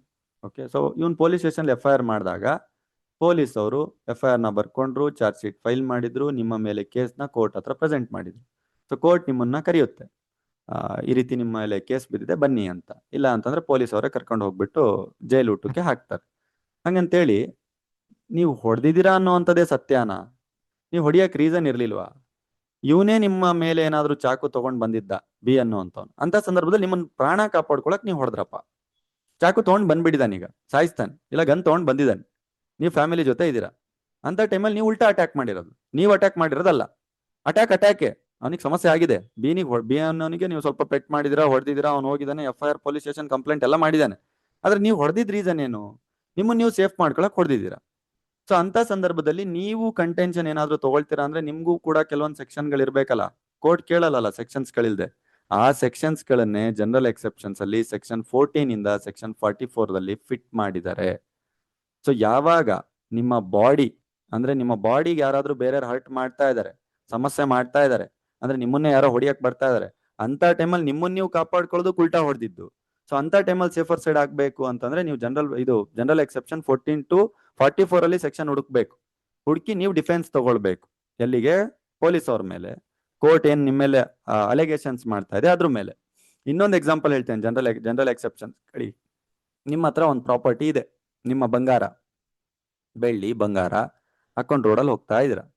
ಯಾರೋ ಒಬ್ಬ ಈ ರೋಡಲ್ಲಿ ಕದಿಯಕ್ ಬಂದ, ಚಾಕು ಈಗೂ ತೋರಿಸಿ, ನೀನ್ ಬಂಗಾರ ಹಾಕೊಡು, ಇಲ್ಲ ಅಂದ್ರೆ ಚಾಕು ಹಾಕ್ಬಿಡ್ತೀನಿ ಅಂದ. ಅಂತ ಟೈಮಲ್ಲಿ ಏನ್ ಸುಮ್ಮನೆ ವಾಪಸ್ ಕೊಟ್ಬಿಡ್ಬೇಕಾ? ಇಲ್ಲ. ಆ ಟೈಮಲ್ಲಿ ನಿಮಗೆ ಗೊತ್ತಿರಲಿ, ಫಸ್ಟ್ ಜನರಲ್ ಎಕ್ಸೆಪ್ಷನ್ ಅಲ್ಲಿ ಇದನ್ನೇ ಮಾತಾಡಿದೀನಿ. ಜನರಲ್ ಎಕ್ಸೆಪ್ಷನ್ಸ್ ಅಲ್ಲಿ ಹೇಳ್ತಾ ಇದೆ, ನಿಮ್ಮ ಬಾಡಿಗೆ, ನಿಮ್ಮ ಪ್ರಾಪರ್ಟಿಗೆ, ಬೆಳ್ಳಿ ಬಂಗಾರ, car, bike, mobile, watch, anything, ಅಥವಾ ನಿಮ್ಮ ಬಾಡಿಗೆ ಏನಾದ್ರೂ ಸಮಸ್ಯೆ ಯಾರಾದ್ರೂ ಮಾಡಕ್ ಬರ್ತಾ ಇದಾರೆ ಅಂದ್ರೆ ನೀವು ಅವರ ಮೇಲೆ ಅಟ್ಯಾಕ್ ಮಾಡಬಹುದು, ನಿಮ್ಮನ್ನ ನೀವು ಸೇಫ್ ಮಾಡ್ಕೊಳಕ್ಕೆ. ಸೊ ಈ ವಿಷಯಗಳನ್ನ ಜನರಲ್ ಎಕ್ಸೆಪ್ಷನ್ಸ್ ಅಲ್ಲಿ ಸೆಕ್ಷನ್ 14 ಟು ಸೆಕ್ಷನ್ 44 ಅಲ್ಲಿ ಕಲಿತಾ ಹೋಗ್ತೀವಿ. ತುಂಬಾ ಡೀಪ್ ಹೋಗಲ್ಲ. ಅದರಲ್ಲೇ ನಾನು ಕ್ಲಾಸಲ್ಲಿ ಮಾಡ್ತಾ ಪ್ರಾಪರ್ಟಿ ಮೇಲೆ ಹೇಳಿದೀನಿ, ಬಾಡಿ ಮೇಲೆ ಹೇಳಿದೀನಿ. ಯಾರಾದ್ರೂ ನಿಮ್ಗೆ ಹೊಡಿಯಕ್ ಬಂದಾಗ ನೀವು ಅಟ್ಯಾಕ್ ಮಾಡಿದ್ರೆ ಹೇಗೆ ಡಿಫೆನ್ಸ್ ತಗೊಳ್ತೀರಾ, ನಿಮ್ ಪ್ರಾಪರ್ಟಿ ಯಾರಾದ್ರೂ ಮುಟ್ಟಕ್ ಬಂದಾಗ ಹೇಗೆ ಡಿಫೆನ್ಸ್ ತಗೊಳ್ತೀರಾ. ಸಮ್ಟೈಮ್ಸು ನಿಮ್ ಮುಂದೆ ಬೇರೆಯವರಿಗೆ ಯಾರೋ ಹೊಡಿತಾ ಇರ್ತಾರೆ, ಅದು ತಪ್ಪು ಅಂತ ಗೊತ್ತು. ನೀವ್ ಯಾರೋ ಬೇರೆನಿಗೆ ಹೊಡಿತಾ ಇರೋದನ್ನ ಕಾಪಾಡಕ್ಕೋಸ್ಕರ ನೀವು ಹೋಗ್ಬಿಟ್ಟು ಯಾರು ಹೊಡಿತಾ ಇದ್ದಾನೆ ಅವನಿಗೆ ಹೊಡಿತೀರಾ, ಅವ್ನು ಹೋಗ್ಬಿಟ್ಟು ಕ್ರಿಮಿನಲ್ ಕೇಸ್ ನಿಮ್ಮ ಮೇಲೆ ಫೈಲ್ ಮಾಡ್ತಾನೆ. ಸೊ ಅಲ್ಲೂ ಕೂಡ ಜನರಲ್ ಎಕ್ಸೆಪ್ಷನ್ಸ್ ಅನ್ನ ರೈಸ್ ಮಾಡ್ಕೊಳ್ಬಹುದು. ತುಂಬಾ ಪ್ರಾಕ್ಟಿಕಲ್ ಆಗಿ ಅರ್ಥ ಮಾಡಿಸ್ತಾ ಇದೀನಿ ನಾನು ವಿಷಯಗಳನ್ನ. ಇದು ನೀವು ಸ್ವಲ್ಪ ಸೆಕ್ಷನ್ಸ್ ಗಳನ್ನ ಹಾಕೊಂಡು ಇಲ್ಲುಸ್ಟ್ರೇಷನ್ ಹಾಕೊಂಡ್ರೆ ನೀವು ಲಾಯರ್ ಗಳಾಗ್ತೀರಾ. ಸೊ ಇದು ಯೂನಿಟ್ 1 ಇಂದಾನೆ ಆಲ್ರೆಡಿ ಕ್ರೈಮ್ಗಳು ಸ್ಟಾರ್ಟ್ ಆಗಿದೆ, ಯಾವ್ಯಾವ ತರ ಕ್ರೈಮ್ಗಳಿದೆ ಏನು ಅಂತ. ಸೊ ನೀವು ಯೂನಿಟ್ 2ಗೆ ಕಾಲ್ ಇಟ್ಟಾಗ ಯೂನಿಟ್ 2ದಲ್ಲೂ ಕೂಡ ಕ್ರೈಮ್ಸ್ಗಳು ಸ್ಟಾರ್ಟ್ ಆಗ್ತಾ ಹೋಗುತ್ತೆ. ಸೆಕ್ಷನ್ 45 to 60 ಇದು ಸೆಕ್ಷನ್. ಆಕ್ಚುಲಿ 4, 5, 6 ಇರೋ ಸೆಕ್ಷನ್ ಇಲ್ಲ ಇಲ್ಲಿವರೆಗೂ ಹಿಸ್ಟ್ರಿಯಲ್ಲಿ. ಸೆಕ್ಷನ್ 45 to 60 ಯೂನಿಟ್ 2 ಎಂಟ್ರಿ ಕೊಡ್ತಾ ಇದ್ದೀರಾ. ಯೂನಿಟ್ 2ದಲ್ಲೂ ಕೂಡ ಅಷ್ಟೇ ಮತ್ತೆ ಬೇರೆ ಬೇರೆ ರೀತಿಯಾದಂತಹ ಕ್ರೈಮ್ಸ್ಗಳು. ಸೊ ಫಸ್ಟ್ ಯೂನಿಟ್ ಅಲ್ಲಿ ಸ್ವಲ್ಪ ಡೆಫಿನೇಷನ್, ಏನೇನ್ ಪನಿಷ್ಮೆಂಟ್ ಕೊಡ್ತಾರೆ. ಸೊ ನನ್ನ ತಲೆ ಮೇಲೆ ಏನಾದ್ರು ಬಂದಾಗ ನಾನು ಒಳ್ಳೆ ಇಂಟೆನ್ಷನ್ ಇಂದ ಉಲ್ಟಾ ಅಟ್ಯಾಕ್ ಮಾಡಿದೀನಿ ಅಂದ್ರೆ ಹೇಗೆ ಸೇಫ್ ಆಗ್ಬೋದು ಅಂತ ಕಲ್ತ್ರಿ. ಯೂನಿಟ್ 2ದಲ್ಲಿ ಕ್ರೈಮ್ಸ್ಗಳು ನೋಡ್ತಾ ಹೋಗೋಣ. ಯೂನಿಟ್ 2, 3, 4, 5 ಲಾಸ್ಟ್ ಯೂನಿಟ್ ತನಕನೂ ಕೂಡ ಏನೇನ್ ಕ್ರೈಮ್ಸ್ಗಳಾಗಬಹುದು, ಏನೇನು BNS ಅಲ್ಲಿ ಯಾವ್ಯಾವ ಕ್ರೈಮ್ಸ್ಗಳನ್ನ ರಿಜಿಸ್ಟರ್ ಮಾಡಬಹುದು, ಯಾವ್ಯಾವ ಕ್ರೈಮ್ಸ್ಗಳು ನಮ್ಮ ಪೊಲೀಸ್ ಸ್ಟೇಷನ್ ಅಲ್ಲಿ ರಿಜಿಸ್ಟರ್ ಆಗ್ತಾ ಇದಾವೆ, ಯಾವ ಯಾವ ಕ್ರೈಮ್ಸ್ಗಳು ನಮ್ಮ ಕೋರ್ಟ್ ಅಲ್ಲಿ ನಡೀತಾ ಇದಾವೆ, ಯಾವ ಯಾವ ಕ್ರೈಮ್ಸ್ಗಳನ್ನ ನಮ್ಮ ಲಾಯರ್ ಸಾಹೇಬ್ರುಗಳು ಬ್ಲಾಕ್ ಕೋಟ್ ಹಾಕೊಂಡು ಕೈಯಲ್ಲಿ ಫೈಲ್ ಹಿಡ್ಕೊಂಡು ಕ್ರಿಮಿನಲ್ ಲಾಯರ್ ಆಗಿದ್ದೀನಿ, ಕ್ರಿಮಿನಲ್ ಕೇಸ್ ನಡೆಸ್ತಾ ಇದ್ದೀನಿ ಅನ್ನುವಂಥದ್ದನ್ನ ಯಾವ ಫೈಲ್ ಮೇಲೆ ಮಾತಾಡ್ತಾ ಇದ್ದಾರೆ. ಸೊ ಈ ವಿಷಯನ ಯೂನಿಟ್ 2ದಲ್ಲಿ ಅರ್ಥ ಮಾಡ್ಕೊಳ್ತಾ ಹೋಗೋಣ. ಹಾಗೇ ರೀ, ಐ ಥಿಂಕ್ 8:41 ಆಯ್ತಲ್ಲ ಆಲ್ರೆಡಿ. ಸರಿ, ಕ್ಲೋಸ್ ಮಾಡುವ, ಓಕೆನಾ. ಈಗೆಲ್ಲ ಏನ್ ಸಮಸ್ಯೆ ಇಲ್ಲ. ಈಗ ಬೇಸ್ಮೆಂಟ್ ನಿಮಗೆ ಕ್ಲಿಯರ್ ಆಗಿ ಬಿದ್ದಿದೆ, ಫೌಂಡೇಶನ್ ತುಂಬಾ ಚೆನ್ನಾಗಿ ಬಿದ್ದಿದೆ, BNS ಅಂದ್ರೆ ಏನು ಅಂತ. ಸೊ ಒಂದ್ಸಲ ಫೌಂಡೇಶನ್ ಬಿದ್ಮೇಲೆ ಬಿಲ್ಡಿಂಗ್ ಕಟ್ಟೋದು ಜಾಸ್ತಿ ಟೈಮ್ ಹಿಡಿಯಲ್ಲ, ಆರ್ಕಿಟೆಕ್ಚರ್ ತುಂಬಾ ಚೆನ್ನಾಗಿ ಕಟ್ಬಹುದು. ಫೌಂಡೇಶನ್ ತುಂಬಾ ಚೆನ್ನಾಗಿ ಬಿದ್ದಿದೆ ಯೂನಿಟ್ 1 ತನಕ ಹೇಳಿದೀನಿ, ಏನೇನು ಕಾನ್ಸೆಪ್ಟ್ ಎಲ್ಲ ಅಂತ ಹೇಳಿದೀನಿ. ಈಗ ಜಸ್ಟ್ ಏನೇನು ಅಫೆನ್ಸಸ್ಗಳು ಅಂತ ನೋಡ್ತಾ ಹೋಗುವಂಥದ್ದು ಅಷ್ಟೇ. ಸೊ ಈಗ ಮೊದಲನೇ ಅಫೆನ್ಸ್ ನ ಹೇಳ್ತಾ ಇದ್ದೀನಿ, ಅಬೆಟ್ಮೆಂಟ್ ಅಂತ. ಅಬೆಟ್ಮೆಂಟ್ ಅಂದ್ರೆ ಏನ್ ಗೊತ್ತಾ? ಸೊ ಪ್ರಚೋದನೆ ಕೊಡುವಂಥದ್ದು, ನೀವು ಮಾಡಲ್ಲ ಬೇರೆನಿಗೆ ಹೇಳುವಂಥದ್ದು, ಹೋಗೊಂದು ಸಾಯಿಸ್ ಬಂದ್ಬಿಡು, ಪ್ರಚೋದನೆ ಮಾಡೋದು, ಟ್ರಿಗರ್ ಮಾಡೋದು ಅಂತಾರಲ್ಲ. ಇನ್ನೂ ತುಂಬಾ ಚೆನ್ನಾಗಿ ಅರ್ಥ ಮಾಡ್ಕೊಳ್ತೀರಾ ಅಂದ್ರೆ ಅಬೆಟ್ಮೆಂಟ್ ನ ಈ ರೀತಿ ತಗೊಳ್ಳಿ, ಟ್ರಿಗರ್ ಮಾಡುವಂತ. ನೋಡಿ, ಸಾಮಾನ್ಯ ಭಾಷೆನ ಬಳಸ್ತಾ ಇರುವಂತ ಉದ್ದೇಶ ಸಾಮಾನ್ಯವಾಗಿ ನಿಮ್ಗೆಲ್ರಿಗೂ ಅರ್ಥ ಆಗ್ಲಿ ಅಂತ. ಓಕೆ, ಸೊ ನಮ್ಮ ಮಾಸ್ಟರ್ಸ್ PhD ಲೆವೆಲ್ ಅಲ್ಲಿ ನೀವು ಮಾತಾಡಿ ಸರ್ ಅಂತಂದ್ರೆ ಅದೇ ರೀತಿ ಮಾತಾಡ್ತೀವಿ. ಬಟ್ ನೀವ್ಯಾರು ಈ ಇಂಟ್ರೆಸ್ಟ್ ಅಲ್ಲಿ ಕ್ಲಾಸ್ಗಳನ್ನ ಕೇಳಲ್ಲ. ಸೊ ಜನರಲ್ ಆಗಿ ನಿಮ್ಗೆ ಫಸ್ಟ್ ಕಾನ್ಸೆಪ್ಟ್ ಅರ್ಥ ಆಗ್ಲಿ ಅನ್ನೋ ರೀತಿಯಲ್ಲಿ ಹೇಳ್ತಾ ಇದೀನಿ. ಅಬೆಟ್ಮೆಂಟ್ ಅಂದ್ರೆ ಏನು ಅಂದ್ರೆ, ಪ್ರಚೋದನೆ ಅಂದ್ರೆ ಏನು ಅಂದ್ರೆ, ನೀವೇನು ಮಾಡ್ದೆ ಇನ್ನೊಬ್ನಿಗೆ ಬೆಂಕಿ ಹಚ್ಚಿ ಟ್ರಿಗರ್ ಮಾಡಿ ಅವನ ಕೈಯಿಂದ ಮಾಡಿಸುವಂಥದ್ದು. ಈಗ ಅರ್ಥ ಆಗಿರುತ್ತೆ ನಿಮಗೆ. ನೆಕ್ಸ್ಟ್ ಬಂದ್ಬಿಟ್ಟು ಅದೇ ಅಬೆಟ್ಮೆಂಟ್, ಅದೇ ಪ್ರಚೋದನೆ ನಮ್ಮ ಇಂಡಿಯಾಕ್ಕಿಂತ ಹೊರಗಡೆ ಮಾಡಿದಾಗ ಯಾವ ರೀತಿ ಅಂತ. ಯಾವನೋ ಒಬ್ಬ ಫಾರಿನ್ ಅಲ್ಲಿ ಕುಂತಿರ್ತಾನೆ. ಸೊ ಅವ್ನು ಫಾರಿನ್ ಅಲ್ಲಿ ಕುಂತು ನಮ್ಮ ಇಂಡಿಯಾದಲ್ಲಿ ಇರೋವಂಥವರಿಗೆ ಪ್ರಚೋದನೆ ಮಾಡ್ತಾನೆ, ಟ್ರಿಗರ್ ಮಾಡ್ತಾನೆ, ಟ್ರಿಗರ್ ಮಾಡಿ ಇಲ್ಲಿ ಕ್ರೈಮ್ ಮಾಡಿಸ್ತಾನೆ. ಸೊ ಅಂತ ಸಂದರ್ಭದಲ್ಲಿ ನಾವೇನೇನು ಪನಿಷ್ಮೆಂಟ್ಗಳನ್ನು ಕೊಡ್ತೀವಿ, ಅದು one type of the crime. ಇದ್ರ ಬಗ್ಗೆನೂ ಓದ್ತೀರಾ. ಇದು ಫಸ್ಟ್ ಪಾಯಿಂಟ್. ನೆಕ್ಸ್ಟ್ ಇನ್ನೊಂದು ಪಾಯಿಂಟ್, ಕ್ರಿಮಿನಲ್ ಕಾನ್ಸ್ಪಿರಸಿ ಅಂತ ಇದೆ. ಸೊ ಕ್ರಿಮಿನಲ್ ಕಾನ್ಸ್ಪಿರಸಿ ಯಾವ ರೀತಿ ಅಂದ್ರೆ, ಪಿತೂರಿ ಮಾಡೋದು ಅಂತಾರೆ. ಪಿತೂರಿ ಬೇರೆ, ಅಬೆಟ್ಮೆಂಟ್ ಬೇರೆ. ಪಿತೂರಿ ಬೇರೆ, ಪ್ರಚೋದನೆ ಬೇರೆ. ಅಬೆಟ್ಮೆಂಟ್ ಬೇರೆ, ಕಾನ್ಸ್ಪಿರಸಿ ಬೇರೆ. ನಾನು ಎಕ್ಸಾಮ್ ಅಲ್ಲಿ ನೋಡಿದ್ದೀನಿ, ಸ್ಟೂಡೆಂಟ್ಗಳು ಎರಡನ್ನೂ ಮಿಕ್ಸ್ ಮಾಡಿ ಬರ್ದಿರ್ತಾರೆ, ಅದು ಒಂದೇ ತರ ಕಾಣುತ್ತೆ ಅಂತ. ಅಬೆಟ್ಮೆಂಟ್ ಅಂದ್ರೆ ನೀವು ಮಾಡದೆ ಬೇರೆಯವ್ರನ್ನ ಟ್ರಿಗರ್ ಮಾಡೋದು. ಕಾನ್ಸ್ಪಿರಸಿ ಅಂತಂದ್ರೆ ನೀವೇ ಕುತ್ಕೊಂಡು ಒಂದ್ 4-5 ಜನ ಗುಂಪು ಕಟ್ಕೊಂಡು, ಗ್ಯಾಂಗ್ ಕಟ್ಕೊಂಡು, ಅಂದ್ರೆ more than 2 as per definition, ಒಂದ್ ಮೋರ್ ದ್ಯಾನ್ 2, 2 ಅಥವಾ 2ಕ್ಕಿಂತ ಹೆಚ್ಚಿಗೆ ಜನ ಕುತ್ಕೊಂಡು ನೀವ್ ಏನಾದ್ರೂ ಒಂದು ಪ್ಲಾನ್ ಮಾಡಿ ಇಂಥ ಕ್ರೈಮ್ ನ ನಾವು ಎಕ್ಸಿಕ್ಯೂಟ್ ಮಾಡ್ಬೇಕಲ್ಲ ಅಂತೇಳಿ ಪಿತೂರಿ ಮಾಡೋದು. ಈಗ ಉದಾಹರಣೆಗೆ ಹೇಳ್ತಾ ಇದ್ದೇನೆ, ಇಬ್ರು 4 ಜನ ಕುತ್ಕೊಂಡು ನಾವೇನಾದ್ರೂ ಮಾಡಿ ಪಾರ್ಲಿಮೆಂಟ್ ಮೇಲೆ ಬಾಂಬ್ ಹಾಕೋಣ, ನಾವೇನಾದ್ರೂ ಮಾಡಿ ಅಸೆಂಬ್ಲಿ ಮೇಲೆ ಬಾಂಬ್ ಹಾಕೋಣ ಅಂತ ಹೇಳಿ ಕುತ್ಕೊಂಡು ಪ್ಲಾನ್ ಮಾಡುವಂಥದ್ದು. ಇವಕ್ಕೆಲ್ಲ ಜಸ್ಟ್ ಮೆಂಟಲ್ ಇದು ಮೆನ್ಸ್ ರಿಯಾ ಇದ್ರೆ ಸಾಕು, ಮೆಂಟಲ್ ಇಂಟೆನ್ಷನ್ ಇದ್ರೆ ಸಾಕು, ಒಳಗೆ ಹಾಕ್ತಾರೆ. ಯಾವುದು ದೇಶಕ್ಕೆ ಧಕ್ಕೆ ಕೊಡುತ್ತೆ, ದೇಶದ ಸವರ್ನಿಟಿಗೆ ಧಕ್ಕೆ ಕೊಡುತ್ತೆ, ಸಾರ್ವಭೌಮತ್ವಕ್ಕೆ ಧಕ್ಕೆ ಕೊಡುತ್ತೆ, ಸೊ ಅದನ್ನ ಎಲ್ಲದನ್ನು ಕೂಡ ಡೈರೆಕ್ಟ್ ಆಗಿ ಹೊರಗಡೆ ಹಾಕ್ತಾರೆ. ಅಂದ್ರೆ ಡೈರೆಕ್ಟ್ ಆಗಿ ನಿಮ್ಮ ಎಕ್ಸೆಪ್ಷನ್ಸ್ ಗಿಂತ ಹೊರಗಡೆ ಇಟ್ಬಿಟ್ಟು ಜಸ್ಟ್ ಥಿಂಕ್ ಮಾಡಿದ್ರು ಸಾಕು, ಥಿಂಕ್ ಮಾಡಿ 2-3 ಕುತ್ಕೊಂಡು ನೀವು ಥಿಂಕ್ ಮಾಡಿದ್ರು ಸಾಕು, ನಿಮ್ಮನ್ನ ಜೈಲಿಗೆ ಕರ್ಕೊಂಡು ಹೋಗ್ತಾರೆ. ಅಂತ ಕ್ರೈಮ್ಸ್ಗಳು ಕ್ರಿಮಿನಲ್ ಕಾನ್ಸ್ಪಿರಸಿ ಅಂತ ಇದೆ, ಕ್ಲಿಯರ್ ಆಗಿ ಹೇಳಿದೀನಿ ನಾನಲ್ಲಿ. ನೆಕ್ಸ್ಟ್ ಬರುತ್ತೆ ಅಟೆಂಪ್ಟ್. ಅದೇ ಕ್ರಿಮಿನಲ್ ಕಾನ್ಸ್ಪಿರಸಿನ ನೀವೇನಾದ್ರೂ ಅಟೆಂಪ್ಟ್ ಮಾಡಿದ್ರೆ ಪನಿಷ್ಮೆಂಟ್ ಇದೆಯಾ? ಕೆಲವ್ಕ್ ನಾನು ಹೇಳಿದೆ, ಒಂದು ಕ್ರೈಮ್ ಏನಾದ್ರೂ ಆಗ್ಬೇಕು ಅಂದ್ರೆ ಫಸ್ಟ್ ಅದ್ರಲ್ಲಿ ಒಂದು ಥಿಂಕಿಂಗ್ ಇರಬೇಕು, ಅಟೆಂಪ್ಟ್ ಆಗ್ಬೇಕು, ಸಮಸ್ಯೆ ಆಗ್ಬೇಕು. ಈ ರೀತಿ ಒಂದು 4 ಸ್ಟೇಜಸ್ ಇದೆ. ಸ್ಟೇಜಸ್ ಆಫ್ ಕ್ರೈಮ್ಸ್ ಅಂತಾನು ಕೂಡ ನಾನು ಕ್ಲಾಸಲ್ಲಿ ಮಾಡಿದ್ದೀನಿ. ಸೊ ಈ ಸ್ಟೇಜ್ ಅಲ್ಲಿ ಬರೀ ಅಟೆಂಪ್ಟಿಗೆ ಏನು ಪನಿಷ್ಮೆಂಟ್ ಇಲ್ಲ ಅಂತ ನಾನು ಹೇಳಿದ್ದೀನಿ. ಆದ್ರೆ ಕೆಲವೊಂದು ಕ್ರಿಮಿನಲ್ ಕಾನ್ಸ್ಪಿರಸಿಗಳಿಗೆ ಯಾವ್ದು ದೇಶಕ್ಕೆ ಸಮಸ್ಯೆ ಮಾಡುತ್ತೆ, ಅವಾಗ ಜಸ್ಟ್ ನೀವು ಅಟೆಂಪ್ಟ್ ಮಾಡಿದ್ರು ಸಾಕು, ಒಳಗೆ ಹಾಕೊಂಡು ಹೋಗ್ತಾರೆ, ನಿಮ್ಮ ಮೇಲೆ FIR ಬೀಳುತ್ತೆ, ಕ್ರಿಮಿನಲ್ ಕೇಸ್ನ ಫೈಲ್ ಮಾಡ್ತಾರೆ. ಈಗ ಹೇಳಿದ್ನಲ್ಲ, ನಮ್ಮ ಮಿಲಿಟ್ರಿ, ಸೊ ದೇಶ ಕಾಯ್ತಾರೆ ಬಾರ್ಡರ್ ಅಲ್ಲಿ ನಮಗೋಸ್ಕರ, ನಾವೆಲ್ಲ ಇಲ್ಲಿ ಇರ್ತೀವಿ. ಸೊ ಅವ್ರು ಆ ಮಿಲಿಟ್ರಿಯ ಮೇಲೆ ಪ್ಲಾನ್ ಮಾಡೋದು, ನಾವ್ ಅಲ್ಲಿ ಬಾಂಬ್ ಹಾಕೋಣ, ಇಲ್ಲಿ ಬಾಂಬ್ ಹಾಕೋಣ, ಪಾರ್ಲಿಮೆಂಟ್ ಮೇಲೆ ಬಾಂಬ್ ಹಾಕೋಣ. ಸೊ ಈ ರೀತಿಯಾದಂತ ವಿಷಯಗಳನ್ನೆಲ್ಲ ಡಿಕ್ಲೇರ್ ಮಾಡುವಂಥದ್ದು. ಸೊ ಇದಕ್ಕೆಲ್ಲದಕ್ಕೂ ಕೂಡ ಪನಿಷ್ಮೆಂಟ್ಸ್ಗಳಿದೆ. ನೆಕ್ಸ್ಟ್ ಏನಾದ್ರು ಬಂದಾಗ ವಿಷಯಗಳಲ್ಲಿ ಇನ್ನು ನೆಕ್ಸ್ಟ್ ತುಂಬಾ ಕೆಟ್ಟಾದಂತ ಅಫೆನ್ಸ್ಗಳು, ಅಫೆನ್ಸ್ ಅಗೇನೆಸ್ಟ್ ವುಮೆನ್ಸ್, ಅಂದ್ರೆ ಮಹಿಳೆಯರ ವಿರುದ್ಧ ಅಫೆನ್ಸಸ್ಗಳು, ಅಂದ್ರೆ ಹೆಣ್ಮಕ್ಳೇನಿರ್ತಾರೆ ಸೊ ಅವರ ವಿರುದ್ಧ, ಇದು ಸ್ಪೆಷಲಿ ಹೆಣ್ಮಕ್ಳ ವಿರುದ್ಧ. ಯಾಕೆ ಹೇಳ್ತಾ ಇದ್ದೀನಿ, ಈ ಕಿಡ್ನಾಪಿಂಗ್ ಅನ್ನುವಂತ ಕಾನ್ಸೆಪ್ಟು ಮತ್ತೆ ನೆಕ್ಸ್ಟ್ ಬರುತ್ತೆ ಮಕ್ಕಳಿಗೆ, ಅಪಹರಣ ಅಂತ ಏನ್ ಕರಿತೀವಲ್ಲ ಮತ್ತೆ ನೆಕ್ಸ್ಟ್ ಬರುತ್ತೆ. ಆದ್ರೆ ಇಲ್ಲಿ ಇಡೀ ಪ್ಯಾರ ಏನಿದೆ, ಎಲ್ಲಾ ಕ್ರೈಮ್ಸ್ಗಳು ಕೂಡ ಹೆಣ್ಮಕ್ಳ ಮೇಲೆ ಅಥವಾ ವುಮೆನ್ಸ್ ನ ಮೇಲೆ ನಡೆಯುವಂತ ಕ್ರೈಮ್ಸ್ಗಳ ಆಧಾರದ ಮೇಲೆ. ಏನೇನ್ ನಡೆಯುತ್ತೆ ಹೆಣ್ಮಕ್ಳ ಮೇಲೆ ಕ್ರೈಮ್ಸ್ಗಳು?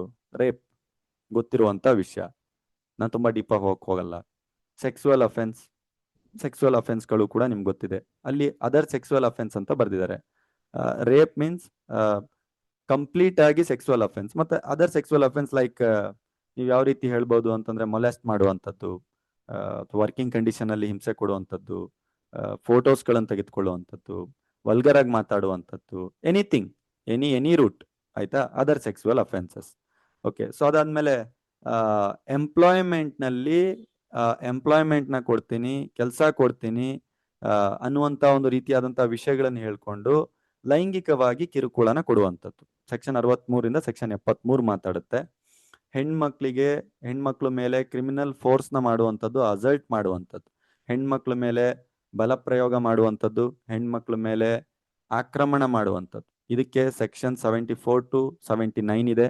ಆಮೇಲೆ ಮ್ಯಾರೇಜಿಗೆ ಸಂಬಂಧಪಟ್ಟಂತ ಕ್ರೈಮ್ಸ್ಗಳು, ಡೌರಿ ಡೆತ್, ಇನ್ನು ಬೇರೆ ಬೇರೆ ಫಾರ್ಮಲ್ ಡೌರಿ ತಗೊಳ್ತಾರೆ, ಸತ್ಯ ಅದು, ಬಟ್ ಅದಕ್ಕೆಲ್ಲ ಬೇರೆ ಬೇರೆ ರೀತಿ ಹೇಳ್ತಾರೆ. ಬಟ್ ತಗೊಂಡ್ರು ಒಂದ್ ವೇಳೆ ಓಕೆ, ಕೊಟ್ಟಿಲ್ಲ ಅನ್ನೋ ಒಂದು ರೀತಿಗೆ ಇನ್ನೂ ಕೂಡ ನಡೀತಾ ಇದೆ ಕೆಲವೊಂದ್ ಕಡೆ. ನಮ್ ಕರ್ನಾಟಕ ಸೌತ್ ಅಲ್ಲಿ ಕಮ್ಮಿ, ನಾರ್ತ್ ಅಲ್ಲಿ ಸ್ಟಿಲ್ ಎಕ್ಸಿಸ್ಟೆನ್ಸ್ ಇದೆ, ಆಯ್ತಾ. ಸೊ ಸುಟ್ಟಾಕೋದು, ಸಿಮೆಣ್ಣೆ ಹಾಕಿ, ಬೆಂಕಿ ಹಾಕಿ, ವಿಷ ಹಾಕಿ ಸಾಯಿಸೋದು, ಕಡಿಯೋದು, ಸುಮಾರು ಈ ರೀತಿ.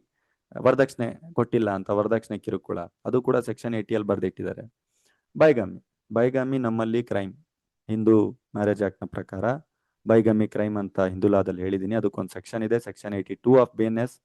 ನೆಕ್ಸ್ಟ್ ಕ್ರುಯಾಲಿಟಿಯಲ್ಲಿ 2 ತರ ಬರುತ್ತೆ, physical cruelty, mental cruelty. Physical cruelty ಅಂದ್ರೆ ಬಾಡಿಗೆ ಡಿಸ್ಟರ್ಬ್ ಮಾಡುವಂಥದ್ದು, ಮೆಂಟಲ್ ಕ್ರುಯಾಲಿಟಿ ಅಂತಂದ್ರೆ ಮೆಂಟಲಿ ಹರಾಸ್ ಮಾಡೋದು, ಅಂದ್ರೆ ಬೈಯೋದಪ್ಪ, ನೀನ್ ಸರಿ ಇಲ್ಲ ಆತು ಈತು, ಆಮೇಲೆ ಕ್ಯಾರೆಕ್ಟರ್ ವೈಸ್ ಬೈಯೋದು, ನಿಮ್ಮ ಮನೆಯವ್ರು ಸರಿ ಇಲ್ಲ ಆತು ಈತು, ಏನೇ ಮಾಡ್ಲಿ ಎಲ್ಲ ಕನ್ಸಿಡರ್ ಆಗುತ್ತೆ ಮೆಂಟಲ್ ಕ್ರುಯಾಲಿಟಿಯಲ್ಲಿ. ನಿಮ್ಮ ಮೆಂಟಲಿ ಮೈಂಡ್ ಸೆಟ್ ಅನ್ನ ಡಿಸ್ಟರ್ಬ್ ಮಾಡುವಂಥದ್ದು ಮೆಂಟಲ್ ಕ್ರುಯಾಲಿಟಿ. ಆಮೇಲೆ ಕಿಡ್ನಾಪಿಂಗ್, ಅಪಹರಣ ಗೊತ್ತಿದೆ, ಹೆಣ್ಮಕ್ಳಿಗೆ ಕಿಡ್ನಾಪ್ ಮಾಡುವಂಥದ್ದು. ಸೊ ಅದನ್ನು ಕೂಡ ಕೇಳಿರ್ತೀರಾ. ಈ ಎಲ್ಲಾ ಕ್ರೈಮ್ಸ್ಗಳ ಬಗ್ಗೆ ಓದ್ತೀರಾ. ಸ್ಪೆಷಲಿ ಹೆಣ್ಮಕ್ಳು ಎಲ್ಲಾ ಸೆಕ್ಷನ್ಸ್ಗಳನ್ನು ತುಂಬಾ ಕ್ಲಿಯರ್ ಆಗಿ ನೋಡ್ಕೊಳ್ಳಿ, ಫ್ರಮ್ ಸೆಕ್ಷನ್ 63 to 87. ಯಾಕೆ ಹೇಳ್ತಾ ಇದ್ದೀನಿ ಅಂತಂದ್ರೆ, ನೀವೆಲ್ಲ ಲಾ ಓದ್ತಾ ಇದ್ದೀರಾ, ಲಾಯರ್ಸ್ಗಳಾಗ್ತಾ ಇದ್ದೀರಾ. ಲಕ್ಕಿಲಿ ಈ ಜಾಗದಲ್ಲಿ ಇದ್ದೀರಾ ನೀವು, ಅದೇ ತುಂಬಾ ದೊಡ್ಡ ಅದೃಷ್ಟ. ಎಷ್ಟೋ ಹೆಣ್ಮಕ್ಳು ಕಾಯ್ತಾ ಇದ್ದಾರೆ, ನಮಗೋಸ್ಕರ ಯಾರಾದ್ರೂ ಬರ್ತಾರೆ, ಇಂತ ಆಗಿದ್ದಂತ ಸಮಸ್ಯೆಗಳಿಗೆ ನಿಂತ್ಕೊಳ್ತಾರೆ, ಪನಿಷ್ಮೆಂಟ್ ಕೊಡ್ತಾರೆ, ಒಂದು ಸೆಲ್ಫ್ ಸ್ಯಾಟಿಸ್ಫ್ಯಾಕ್ಷನ್ ಇರುತ್ತೆ ಸಮಸ್ಯೆ ಆದಾಗ. ಸೊ ಅಂತವ್ರಿಗೆಲ್ಲ ನೀವು ಹೋಗ್ಬೇಕು ಫ್ರಂಟ್ ಲೀಡ್ ತಗೊಂಡು. ಸೊ ಅದ್ ನಿಮ್ಮ ಮೇಲೆ ಜವಾಬ್ದಾರಿ ಇರುತ್ತಿದ್ದು ಅಂತೇಳಿ ಗಂಡ್ ಮಕ್ಳಿಗೂ ಕೂಡ ಹೇಳ್ತಾ ಇರೋಂಥದ್ದಲ್ಲ. ಸೊ ಅದ್ ನಿಮ್ಮೇಲೂ ಜವಾಬ್ದಾರಿ ಇರುತ್ತೆ, ಸೊಸೈಟಿಯ ಲಾಯರ್ಸ್ಗಳಾಗ್ತಾ ಇದ್ದೀರಾ. ಸೊ ಬೇಸಿಕಲಿ ಹೇಳ್ಬೇಕು ಅಂದ್ರೆ ಇಡೀ ಯೂನಿಟ್ 2, 3, 4 ಅಲ್ಲಿ ಇರುವಂತ ಎಲ್ಲಾ ಜವಾಬ್ದಾರಿಗಳು ನಿಮ್ಮ ಮೇಲಿದೆ. ತುಂಬಾ ಕ್ರಿಮಿನಲ್ ಲೆವೆಲ್ನ ಕೇಸಸ್ಗಳ ಬಗ್ಗೆ ಹೇಳ್ತಾ ಇರುವಂಥದ್ದು. ಸೊ ಅದನ್ನೆಲ್ಲ ಟ್ಯಾಕಲ್ ಮಾಡಕ್ ಟ್ರೈ ಮಾಡಿ, ಎಷ್ಟಾಗುತ್ತಷ್ಟು ಕೆಲಸ ಮಾಡಿ, ಎಷ್ಟಾಗುತ್ತಷ್ಟು ನ್ಯಾಯನ ಕೊಡಿಸಿ, ತುಂಬಾ ಹೆಲ್ಪ್ ಆಗುತ್ತೆ. ಸೊ ಅದಾದ್ಮೇಲೆ ನೆಕ್ಸ್ಟ್ ಕಾನ್ಸೆಪ್ಟ್ ಬರುತ್ತೆ, ಮಕ್ಕಳ ಮೇಲಿನ ಅಪರಾಧಗಳು, child against child, section 91 to 97. Like ಮಕ್ಳಿಗೆ ಪ್ರಚೋದನೆ ಕೊಟ್ಟು ಅವ್ರ ಕೈಯಿಂದ ಮರ್ಡರ್ ಮಾಡಿಸೋದು, ಅವ್ರನ್ನ ಕಿಡ್ನಾಪ್ ಮಾಡುವಂಥದ್ದು, ಅವ್ರನ್ನ ಲೇಬರ್ ಆಗಿ ವರ್ಕ್ ಮಾಡಿಸುವಂಥದ್ದು ಸಣ್ಣ ವಯಸ್ಸಿಗೆ. ಸೊ ಈ ರೀತಿಯಾದಂಥ ಕ್ರೈಮ್ಸ್ಗಳನ್ನೆಲ್ಲ ಇಲ್ಲಿ ನೋಡ್ತಾ ಹೋಗ್ತೀರಾ. ಸೊ ಇಷ್ಟಕ್ಕೆ BNS ಮುಗಿಯಲ್ಲ, ಇನ್ನೂ ಸುಮಾರು ಕೇಸಸ್ಗಳಿದೆ, ನೀವೇನು ಡೈಲಿ ನೋಡಿದಿರಲ್ಲ. ಸೊ ಅವೇ ಕೇಸಸ್ಗಳನ್ನೇ ನಾನು ಮತ್ತೆ ಡಿಸ್ಕಸ್ ಮಾಡ್ತಾ ಇರೋಂಥದ್ದು. ನಾನೇನು ಸ್ಪೆಷಲ್ ಆಗಿ ಯಾವುದನ್ನು ಕೂಡ ಹೊರಗಡೆಯಿಂದ ತಂದು ಏನೋ ಒಂದು ಗೊತ್ತಾಗದೇ ಇರೋ ರೀತಿ ಇಂಜಿನಿಯರಿಂಗು, MBBS ಆ ರೀತಿ ಏನೂ ಕೂಡ ಇಲ್ಲಿ ಫಿಟ್ ಮಾಡ್ತಾ ಇಲ್ಲ. ನಾನು ನೀವು ಡೈಲಿ ನೋಡಿರುವಂಥದ್ದೇ. ಈಗ ಇನ್ನೊಂದು ಸ್ವಲ್ಪ ನಾನು ಡೀಪಾಗಿ ಬರ್ತಾ ಹೋದ್ರೆ, ಯೂನಿಟ್ 3 ಅಂತ ಬಂದಾಗ, ಸೊ ಯೂನಿಟ್ 3 ಅಲ್ಲಿ ಇದೆ ಅಂತೆ ಹ್ಯೂಮನ್ ಬಾಡಿಯ ಮೇಲೆ ಏನೇನು ಅಫೆನ್ಸಸ್ಗಳಾಗುತ್ತೆ ಅನ್ನುವಂಥ ವಿಷಯನ ಮಾತಾಡ್ತಾ ಇದಾರೆ. ಹ್ಯೂಮನ್ ಬಾಡಿಯ ಮೇಲೆ ಮಾಬ್ ಲಿಂಚಿಂಗ್ ಅನ್ನುವಂಥ ಒಂದು ಕಾನ್ಸೆಪ್ಟ್ ಇದೆ, ಗುಂಪು ಹತ್ಯೆ ಅಂತೀವಿ. ಇದನ್ನೆಲ್ಲ ನೀವು ನಿಮ್ಮ ರೀಲ್ಸ್ಗಳಲ್ಲಿ ನೋಡಿರ್ತೀರಾ, ಇನ್ಸ್ಟಾ, ಫೇಸ್ಬುಕ್ ಅಥವಾ ಎನಿಯೋ ಸುಮಾರು ಇರ್ಬೋದು. ನಾನು ಸ್ವಲ್ಪ ಸೋಷಿಯಲ್ ಮೀಡಿಯಾದಿಂದ ಹೊರಗೆ, ಡಿಸ್ಟರ್ಬ್ ಮಾಡುತ್ತೆ ಅಂತ. ಮೀನ್ಸ್ ನನ್ನ ತಲೆಯಲ್ಲಿ ಏನಿದೆ ಅಷ್ಟ್ ಸಾಕು, ನಾನು ತುಂಬಾ ಜಾಸ್ತಿ ತಲೆ ಕೆಡ್ಸ್ಕೊಂಡು ಅದನ್ನೇನೋ ಯಾರೋ ಜೀವನದಲ್ಲಿ ಏನಾಯ್ತು ನೋಡಲ್ಲ ಅಂತ ಹೇಳಿ ಏನಿಯೋ ಬಿಡಿ, ಅದ್ ನನ್ನ ಪರ್ಸನಲ್. ಸೊ ಈ ಮಾಬ್ ಲಿಂಚಿಂಗ್ ಅನ್ನುವಂಥ ವಿಷಯ ನೀವು ಕೇಳಿರ್ತೀರ, ಅಂದ್ರೆ ಗುಂಪು ಹತ್ಯೆ. ಅದು ಯಾವ ರೀತಿ ಅಂದ್ರೆ, ಯಾರೋ ಒಬ್ಬ ಊರಲ್ಲಿ ಬಂದು ಏನೋ ಒಂದು ತಪ್ಪು ಮಾಡ್ದ ಅಂತ ಅನ್ಕೊಡಿ, ಆಯ್ತಾ. ಅವನನ್ನ ಮಿಡ್ಲಲ್ಲಿ ಹಾಕೊಂಡು ಇಡೀ ಊರರೆಲ್ಲ ಸೇರಿ 10-20 ಜನ 30 ಜನ ಸೇರಿ ಚೆನ್ನಾಗಿ ಹೊಡೆದ್ಬಿಟ್ಟು ಸಾಯಿಸ್ಬಿಡೋದು. ಸೊ ಈಗ ಸಾಯಿಸಿದ್ ಯಾರು? ಏನ್ ಊರರ ಮೇಲೆ ಕೇಸ್ ಹಾಕ್ಬೇಕಾ? ಊರಿನ ಪ್ರತಿಯೊಬ್ಬ ವ್ಯಕ್ತಿಯ ಮೇಲೆ ಕೇಸ್ ಹಾಕ್ಬೇಕಾ? ಗುಂಪು ಹತ್ಯೆ ಅಂತೀವಿ ಅದನ್ನ. ಸೊ ಇದನ್ನು ಕೂಡ ಇದು IPC ಅಲ್ಲಿ ಇರ್ಲಿಲ್ಲ. IPC ಪ್ರಕಾರ ಹೇಗಿತ್ತು ಅಂದ್ರೆ, ಎನಿಥಿಂಗ್ ಏನಾದ್ರೂ ತಗೊಳ್ಳಿ, ಧರ್ಮದ ವಿಷಯ ತಗೊಳ್ಳಿ, ಮೋರಲ್ ವಿಷಯ ತಗೊಳ್ಳಿ, ಅಥವಾ ಏನೋ ಒಂದು ಕಳ್ತನ ಮಾಡಿದ ಸರ್, ಕಳ್ತನ ಮಾಡಿದ್ರೆ ಕೆಲಸ ಏನು? ಪೊಲೀಸವ್ರು ತಗೊಂಡೋಗಿ ಹ್ಯಾಂಡ್ ಓವರ್ ಮಾಡ್ಬೇಕು ತಾನೆ. ಸೆಲ್ಫ್ ಟ್ರಿಗರ್ ಆಗ್ಬಿಡೋದು. ಒಂದೊಂದು ಗುಂಪು ಕಟ್ಕೊಂಡಿರ್ತಾರೆ ಊರ್ ಕಡೆ, ಆಕ್ಚುಲ್ ಆಗಿ ಅವ್ರಿಗೆ ಮಾಡಕ್ ಕೆಲ್ಸ ಇರಲ್ಲ, ಅವರೇ ಗುಂಪು ಕಟ್ಕೊಳ್ಳೋದು. ಸೊ ಬೇರೆ ಕೆಲ್ಸ ಕೇಳಿದ್ರೆ ಅವ್ರವ್ರ ಬಿಸ್ನೆಸ್ ವ್ಯವಹಾರದಲ್ಲಿ ಬಿಸಿ ಇರ್ತಾರೆ, ಹೆಂಡತಿ ಮಕ್ಳಂತ, ಸೊ ಖಾಲಿ ಇರ್ತಾರೆ. ಸೊ ಅವರೆಲ್ಲ ಏನ್ ಮಾಡ್ತಾರೆ, ಒಂದು ಗುಂಪು ಕಟ್ಕೊಳ್ತಾರೆ, ನಾವು ಸರಿ ಮಾಡ್ತೀವೆಲ್ಲ, ನಾವು ಎಲ್ಲ ಕರೆಕ್ಟ್ ಮಾಡ್ಬಿಡ್ತೀವಿ ಸಮಾಜನ ಅಂತ. ಸೊ ಅವರೇ ಖಾಲಿ ಇದ್ದವರೇ ಮಾಡೋದಿದ್ದು. ಸೊ ಅವರೆಲ್ಲ ಸಮಾಜದಲ್ಲಿ ಕಟ್ಕೊಳ್ತೀವಿ ಅಂತ ಯಾವ್ದೋ ಒಂದು ತಪ್ಪುಗಳಿಗೆ ಓಕೆ ಮಾಡಿದ್ರೆ ಪೊಲೀಸ್ ಅವರಿಗೆ ಹ್ಯಾಂಡ್ ಓವರ್ ಮಾಡ್ಬೇಕು, ಪೊಲೀಸ್ ಇದೆ, ಕಾನೂನು ಇದೆ, ನೋಡ್ಕೊಳ್ಳುತ್ತೆ, ಎಲ್ಲ ಓಕೆ, ಎಲ್ಲ ಸೇರಿ ಹೊಡೆದ್ಬಿಟ್ಟು ಸಾಯಿಸ್ಬಿಡೋದು. ಏನಾದ್ರೂ ತಪ್ಪಾಗಿ ಅವರೇ ಡಿಸಿಷನ್ ತಗೊಳ್ಳೋದು. ಈ ರೀತಿ ಏನಾದ್ರೂ ಮಾಡಿದ್ರು ಕೂಡ ಅದು ತಪ್ಪು. ಮಾಬ್ ಲಿಂಚಿಂಗ್ ಅಂತೀವಿ ಅದನ್ನ, ಗುಂಪು ಹತ್ಯೆ ಅಂತೀವಿ. ಓಕೆ, ನೆಕ್ಸ್ಟ್ ಬರ್ತೇನೆ. ನೆಕ್ಸ್ಟ್ ಮರ್ಡರ್ ಇದೆ. ಮರ್ಡರ್ ಎಲ್ರಿಗೂ ಗೊತ್ತಲ್ವಾ? ಕೊಲೆ. ಒಬ್ಬ ವ್ಯಕ್ತಿನ ಚಾಕುನೋ ಚೂರಿನೋ ವಿಷಾನೋ ನೇಣ ಹಾಕೋ ಏನೋ ಒಂದ್ ಮಾಡಿ ಅವನ ಒಂದ್ ಏನ್ ಉಸಿರಾಟ ಇರುತ್ತಲ್ವಾ ಅದನ್ನ ಬಂದ್ ಮಾಡ್ಸೋದು, ಕೊಲೆ ಮಾಡುವಂತ. ಅದನ್ನೇನು ನಾನು ಮತ್ತೆ ಡೀಪ್ ಆಗಿ ಹೇಳಲ್ಲ, ಗೊತ್ತಿರೋ ವಿಷಯ. Next hit and run case ಅಂತ ಇದೆ. So hit and run case ನಮ್ಮ ಹುಡುಗರಿಗೆ ತುಂಬಾ ಚೆನ್ನಾಗಿ ಗೊತ್ತಿರುತ್ತೆ. ಎಷ್ಟು ಜನರಿಗೆ ಹೊಡೆದ್ ಮುಂದೆ ಹೋಗಿದಾರೆ ಗೊತ್ತಿಲ್ಲ, ಕಾರಲ್ಲಿ ಬೈಕಲ್ಲಾಗ್ಲಿ. ಸೊ ಏನ್ ಹೇಳ್ತಾ ಇದ್ದೀನಿ ಅಂದ್ರೆ, ನಾನು ಇಲ್ಲಿ ಇರುವಂತ ಸ್ಟೂಡೆಂಟ್ಸ್ ಅಲ್ಲಿ ಬಾಯ್ಸ್ ಗಳಿಗೆಲ್ಲ ತುಂಬಾ ಚೆನ್ನಾಗಿ ಗೊತ್ತಿರುತ್ತೆ. ಸ್ಪೀಡ್ ಹೋಗ್ತಾ ಇರ್ತೀರಾ ರೋಡಲ್ಲಿ, ಹಿಟ್ ಅಂಡ್ ರನ್ ಕೇಸ್ ಅಂದ್ರೆ ಇದೆ. ಇದನ್ನ ಸುಮಾರು ನೋಡ್ತೀರಾ ನೀವು ಕೋರ್ಟಿಗೆ ಹೋದಾಗ. ಸ್ಪೀಡ್ ಹೋಗ್ತಿರ್ಬೇಕಾದ್ರೆ ಪಕ್ಕದಲ್ಲಿ ಯಾರೋ ನಡ್ಕೊಂಡು ಬರ್ತಾ ಇರ್ತಾನೆ, ಹೊಡೆದ್ಬಿಡೋದು. ಹೊಡೆದ್ಬಿಟ್ಟು ಈಗ ನಿಲ್ಸಿದ್ರೆ ಹೊಡಿತಾರಲ್ಲ ಉಲ್ಟಾ, ಹೋಗ್ತಾ ಇರೋದು ಅಷ್ಟೇ ಗಾಡಿ ತಗೊಂಡ್, ಕಾರ್ ಇತ್ತೋ ಬೈಕ್ ಇತ್ತೋ ಮುಂದೆ ಹೋಗ್ತಾ ಇರೋದು. ಈ ರೀತಿ ನೀವೇನ್ ಹೊಡೆದ್ಬಿಟ್ಟು ಓಡೋಗ್ತಿರಲ್ಲ, ಅದನ್ನೇ ನಾವು ಹಿಟ್ ಅಂಡ್ ರನ್ ಅಂತೀವಿ. ಅಂದ್ರೆ ಹಿಟ್ ಮಾಡಿದ್ರಿ ಓಡೋದ್ರಿ ಅಂತ. ಸೊ ಅದು ತುಂಬಾ ಸೀರಿಯಸ್ ಆಗಿ ಕೇಸ್ ಬುಕ್ ಆಗುತ್ತೆ, ಹಿಟ್ ಅಂಡ್ ರನ್. ಸೊ ಅದ್ರ ಬಗ್ಗೆನೂ ಸ್ಟಡಿ ಮಾಡ್ತೀರಾ, ಎಕ್ಸ್ಪ್ಲೈನ್ ಮಾಡಿದೀನಿ ಕ್ಲಾಸಲ್ಲಿ. ಆಮೇಲೆ ರ್ಯಾಶ್ ಅಂಡ್ ನೆಗ್ಲಿಜಿಯೆಂಟ್ ಆಕ್ಟ್, ನೆಗ್ಲಿಜಿಯನ್ಸ್ ಆಗಿರುವಂಥದ್ದು. ಏನೋ ಒಂದು ಕಾರ್ ಡ್ರೈವರ್ ಇದ್ದೀರಾ ಅಂತ ಅನ್ಕೊಳ್ಳಿ, ಅಥವಾ ಡ್ರೈವರ್ ಇದ್ದೀರಾ, ಲಾರಿಗಿರಿ ಏನೋ ಒಂದು ಡ್ರೈವರ್ ಇದ್ದೀರಾ. ಸೊ ನಿಮ್ ಜವಾಬ್ದಾರಿ ಏನಪ್ಪಾ, ಕರೆಕ್ಟಾಗಿ ಕಾರ್ ಇದನ್ನ ಲಾರಿಗಿರಿ ತಗೊಂಡ್ ಹೋಗ್ಬೇಕು, ಅನ್ಲೋಡ್ ಮಾಡಿಸ್ಬೇಕು, ಇಡಬೇಕು, ಬರ್ಬೇಕು. ನೀವು ಸೀರಿಯಸ್ ಆಗಿರ್ಬೇಕು, ಯಾಕಂದ್ರೆ ನೀವು ಸಮಾಜದೊಳಗೆ ಬರ್ತಾ ಇದ್ರೆ, ರೋಡಿಗೆ ಇಳಿತಾ ಇದ್ರೆ. ಸೊ ಅಂತ ಟೈಮಲ್ಲಿ ತುಂಬಾ ರ್ಯಾಶ್ ಆಗಿ ಓಡಿಸುವಂತದ್ದು ಗಾರಿನ, ಅಥವಾ ನೆಗ್ಲಿಜಿಯೆಂಟ್ ಆಗಿ ಓಡಿಸುವಂಥದ್ದು, ಯಾವನ್ಗೋ ಸಾಯಿಸುವಂಥದ್ದು, ಈ ರೀತಿ ಮಾಡಿದ್ರು ಕೂಡ ಕ್ರೈಮ್ ಅಂತ ಹೇಳಿದ್ದಾರೆ. ಸೊ ನೆಕ್ಸ್ಟ್ ಟೈಮ್ ಬಂದ್ಬಿಟ್ಟು ಸೂಸೈಡ್ ಕೇಳಿರ್ತೀರಾ, ಎಲ್ಲರ ಜೀವನದಲ್ಲೂ ಕೂಡ ಕಷ್ಟ ಬರುತ್ತೆ. ಬಂದಾಗ ಲಾಸ್ಟ್ ಪಾಯಿಂಟ್ ಸೂಸೈಡು ಅಂತ ಹೇಳ್ತಾರೆ. ಸೊ ಸೀರಿಯಸ್ ಆಗಿ ಹೇಳ್ತಾ ಇದ್ದೀನಿ, ಸೂಸೈಡ್ ಅನ್ನುವಂಥದ್ದು ತುಂಬಾ ತಪ್ಪು. ಎಷ್ಟು ತಪ್ಪು ಅಂದ್ರೆ, ದೇವ್ರು ಕೊಟ್ಟಿರುವಂತ ಒಂದು ಜೀವನನ, ಆಕ್ಚುಲ್ ಆಗಿ ದೇವ್ರು ಕೊಟ್ಟಿರೋ ಜೀವನನ ನೆಮ್ಮದಿಯಾಗಿ ಬದುಕಿ, ಇಷ್ಟಪಟ್ಟು ಆರಾಮಾಗಿ ಖುಷಿಯಾಗಿರಿ, ತಂದೆ ತಾಯಿ ಮಕ್ಕಳು ಫ್ರೆಂಡ್ಸು ಅವರು ಇವರು ಅಂತ ಎಂಜಾಯ್ ಮಾಡಿ ಅದೆಲ್ಲ ಕೊಟ್ಟಿರುವಂಥದ್ದು.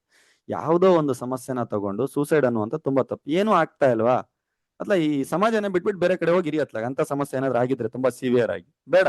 ಬಟ್ ಜೀವನ ಕಳ್ಕೊಳ್ಬೇಡಿ, ಜೀವನ ಮತ್ತೆ ಬರಲ್ಲ. ಎಲ್ರಿಗೂ ಸಜೆಸ್ಟ್ ಮಾಡ್ತಾ ಇದೀನಿ, ಸೂಸೈಡ್ ಅನ್ನುವಂಥ ಪಾಯಿಂಟಿಗೆ ಹೋಗ್ಲೇಬೇಡಿ. ಇಫ್ ಇನ್ ಕೇಸ್ ಏನಾದ್ರು ಹೋದ್ರೂ ಕೂಡ ಅದು ತಪ್ಪು, ಆಯ್ತಾ, ಅದು ತಪ್ಪು, ಅದು ಕೂಡ ತಪ್ಪಂತ ಹೇಳಿದ್ದಾರೆ. 107 108 ನ ಪ್ರಕಾರ ಸೂಸೈಡ್ ಅನ್ನುವಂಥದ್ದು ತಪ್ಪು.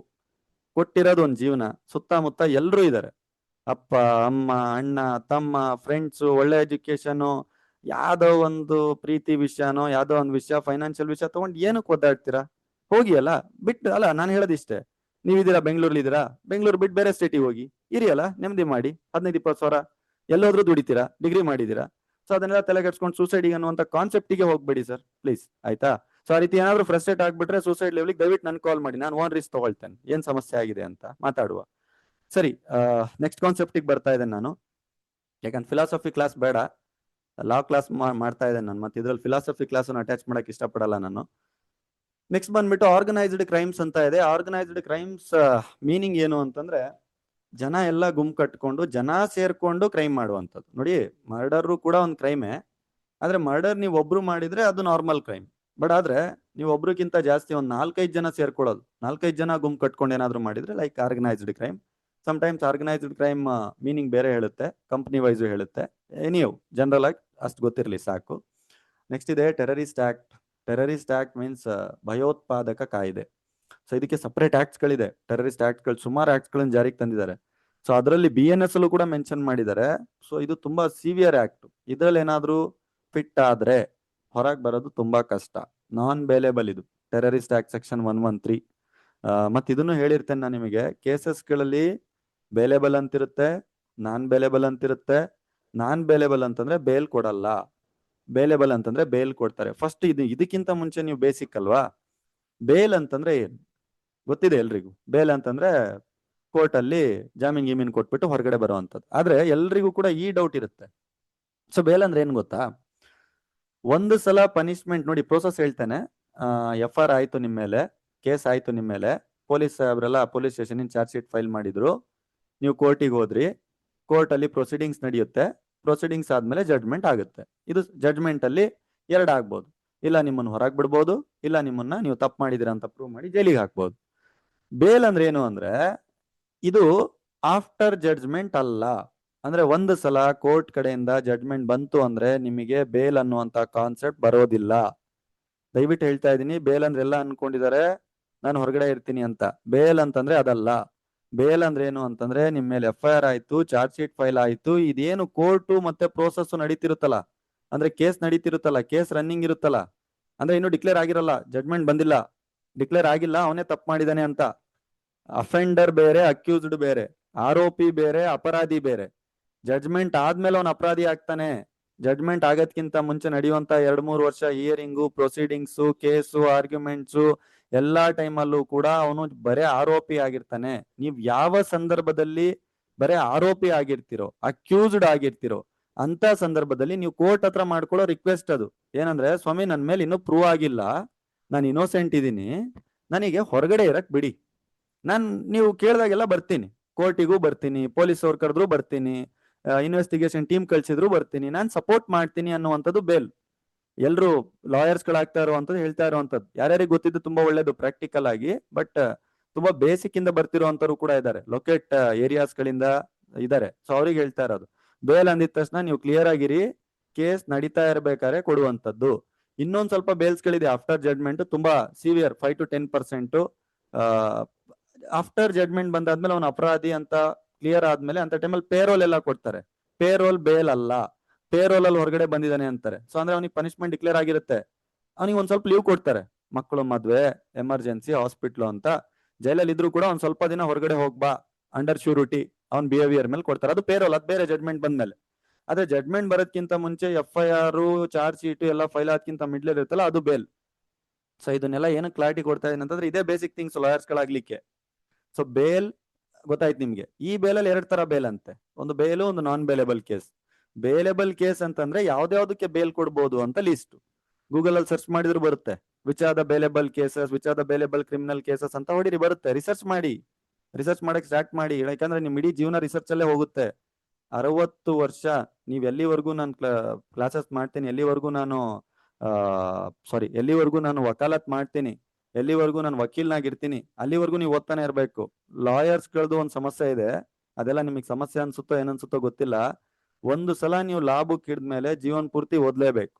ಅಪ್ಡೇಟ್ ಆಕ್ಟ್ಸ್ ಗಳು ಬರ್ತಾನೆ ಇರುತ್ತೆ, ಅಪ್ಡೇಟ್ ಜಡ್ಜ್ಮೆಂಟ್ಸ್ ಗಳು ಬರ್ತಾನೆ ಇರುತ್ತೆ, ಅಪ್ಡೇಟ್ ಕೇಸಸ್ ಗಳು ಬರ್ತಾನೆ ಇರುತ್ತೆ.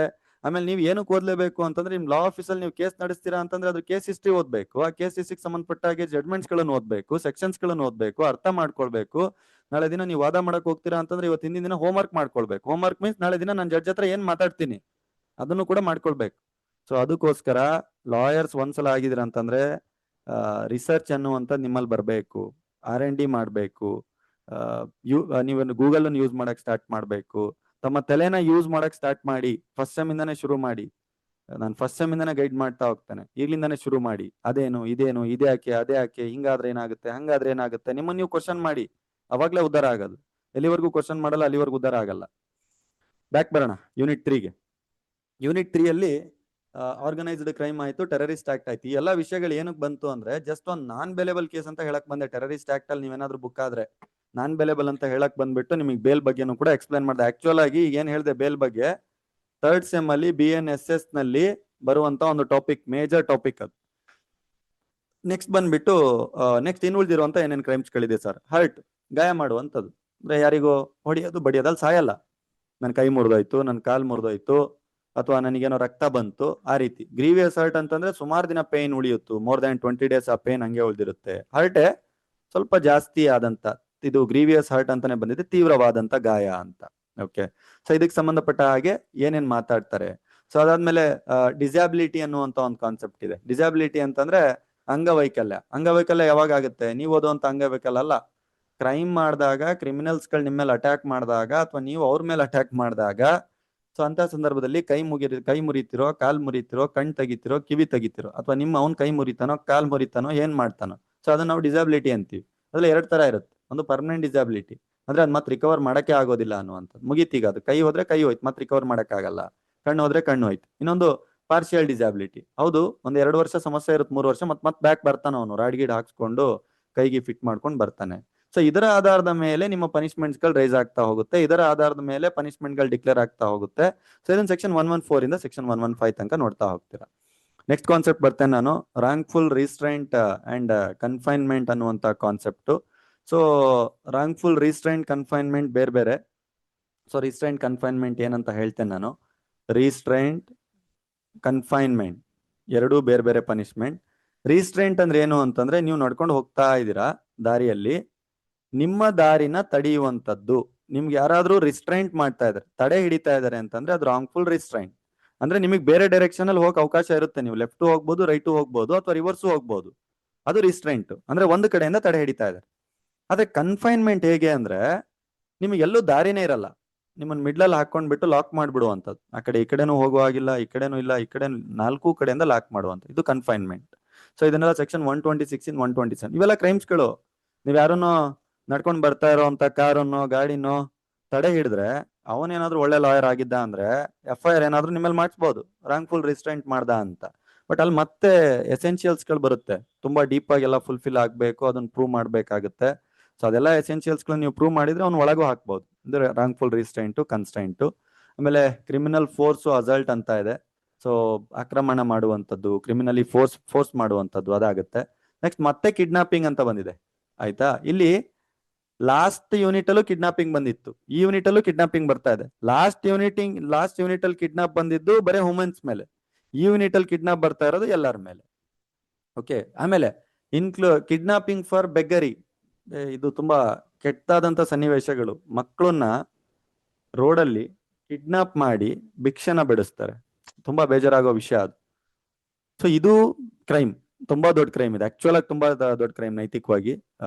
ಸೊ ಇದನ್ನು ಕೂಡ ನೀವು ಸ್ಟಡಿ ಮಾಡ್ತಾ ಹೋಗ್ತೀರಾ. ಆಮೇಲೆ ಅಬ್ಡಕ್ಷನ್ ಅಂತ ಇದೆ, ಸೇಮ್ ಆಸ್ ಕಿಡ್ನಾಪಿಂಗ್ ಬಟ್ ದೊಡ್ಡವ್ರಿಗೆ ಅಷ್ಟೇ. ನೆಕ್ಸ್ಟ್ ಬಂದ್ಬಿಟ್ಟು ಸ್ಲೇವರಿ ಅಂಡ್ ಫೋರ್ಸ್ಡ್ ಲೇಬರ್ ಅಂತ ಇದೆ, ಇದು ಗೊತ್ತಿರುವಂತದ್ದೇ. ಬಲವಂತವಾಗಿ ದುಡಿಮೆ ಮಾಡಿಸ್ಕೊಳ್ಳುವಂಥದ್ದು, ಗುಲಾಮ್ಗಿರಿ ಮಾಡಿಸುವಂಥದ್ದು, ಇದು ಒಂಥರ ಸ್ಲೇವರಿಗಳ ನೋಡುವಂಥದ್ದು, ಗುಲಾಮ್ರು ತರ ನೋಡುವಂಥದ್ದು, ಅದು ತಪ್ಪು. ಸೆಕ್ಷನ್ 137 ಇಂದ ಸೆಕ್ಷನ್ 146 BNA ಸಪೋರ್ಟ್ ಮಾಡುತ್ತೆ ಅದಕ್ಕೆ. ಸೊ ಇದು ಬಿಟ್ಟು ಇನ್ನೂ ಕ್ರೈಮ್ಸ್ಗಳು ಮುಗ್ದಿಲ್ಲ, ಇನ್ನೂ ಕ್ರೈಮ್ಸ್ಗಳು ಸುಮಾರಿದೆ ನೋಡುವಂಥದ್ದು. ಸೊ ಯೂನಿಟ್ 4 ಅಲ್ಲಿ ಯಾವ್ಯಾವ ಕ್ರೈಮ್ಸ್ ಇದೆ ಅಂತ ನೋಡೋಣ. ಯೂನಿಟ್ 4 ಅಲ್ಲಿ ಇರುವಂತ ಕ್ರೈಮ್ಸ್ ಯಾವುದು ಅಂತಂದ್ರೆ, ತುಂಬಾ ಮೋಸ್ಟ್ ಇಂಪಾರ್ಟೆಂಟ್ ಕ್ರೈಮ್. ದೇಶದ ವಿರುದ್ಧ ನೀವು ವಾರ್ನ ಮಾಡುವಂಥದ್ದು, ವೇಜಿಂಗ್ ವಾರ್.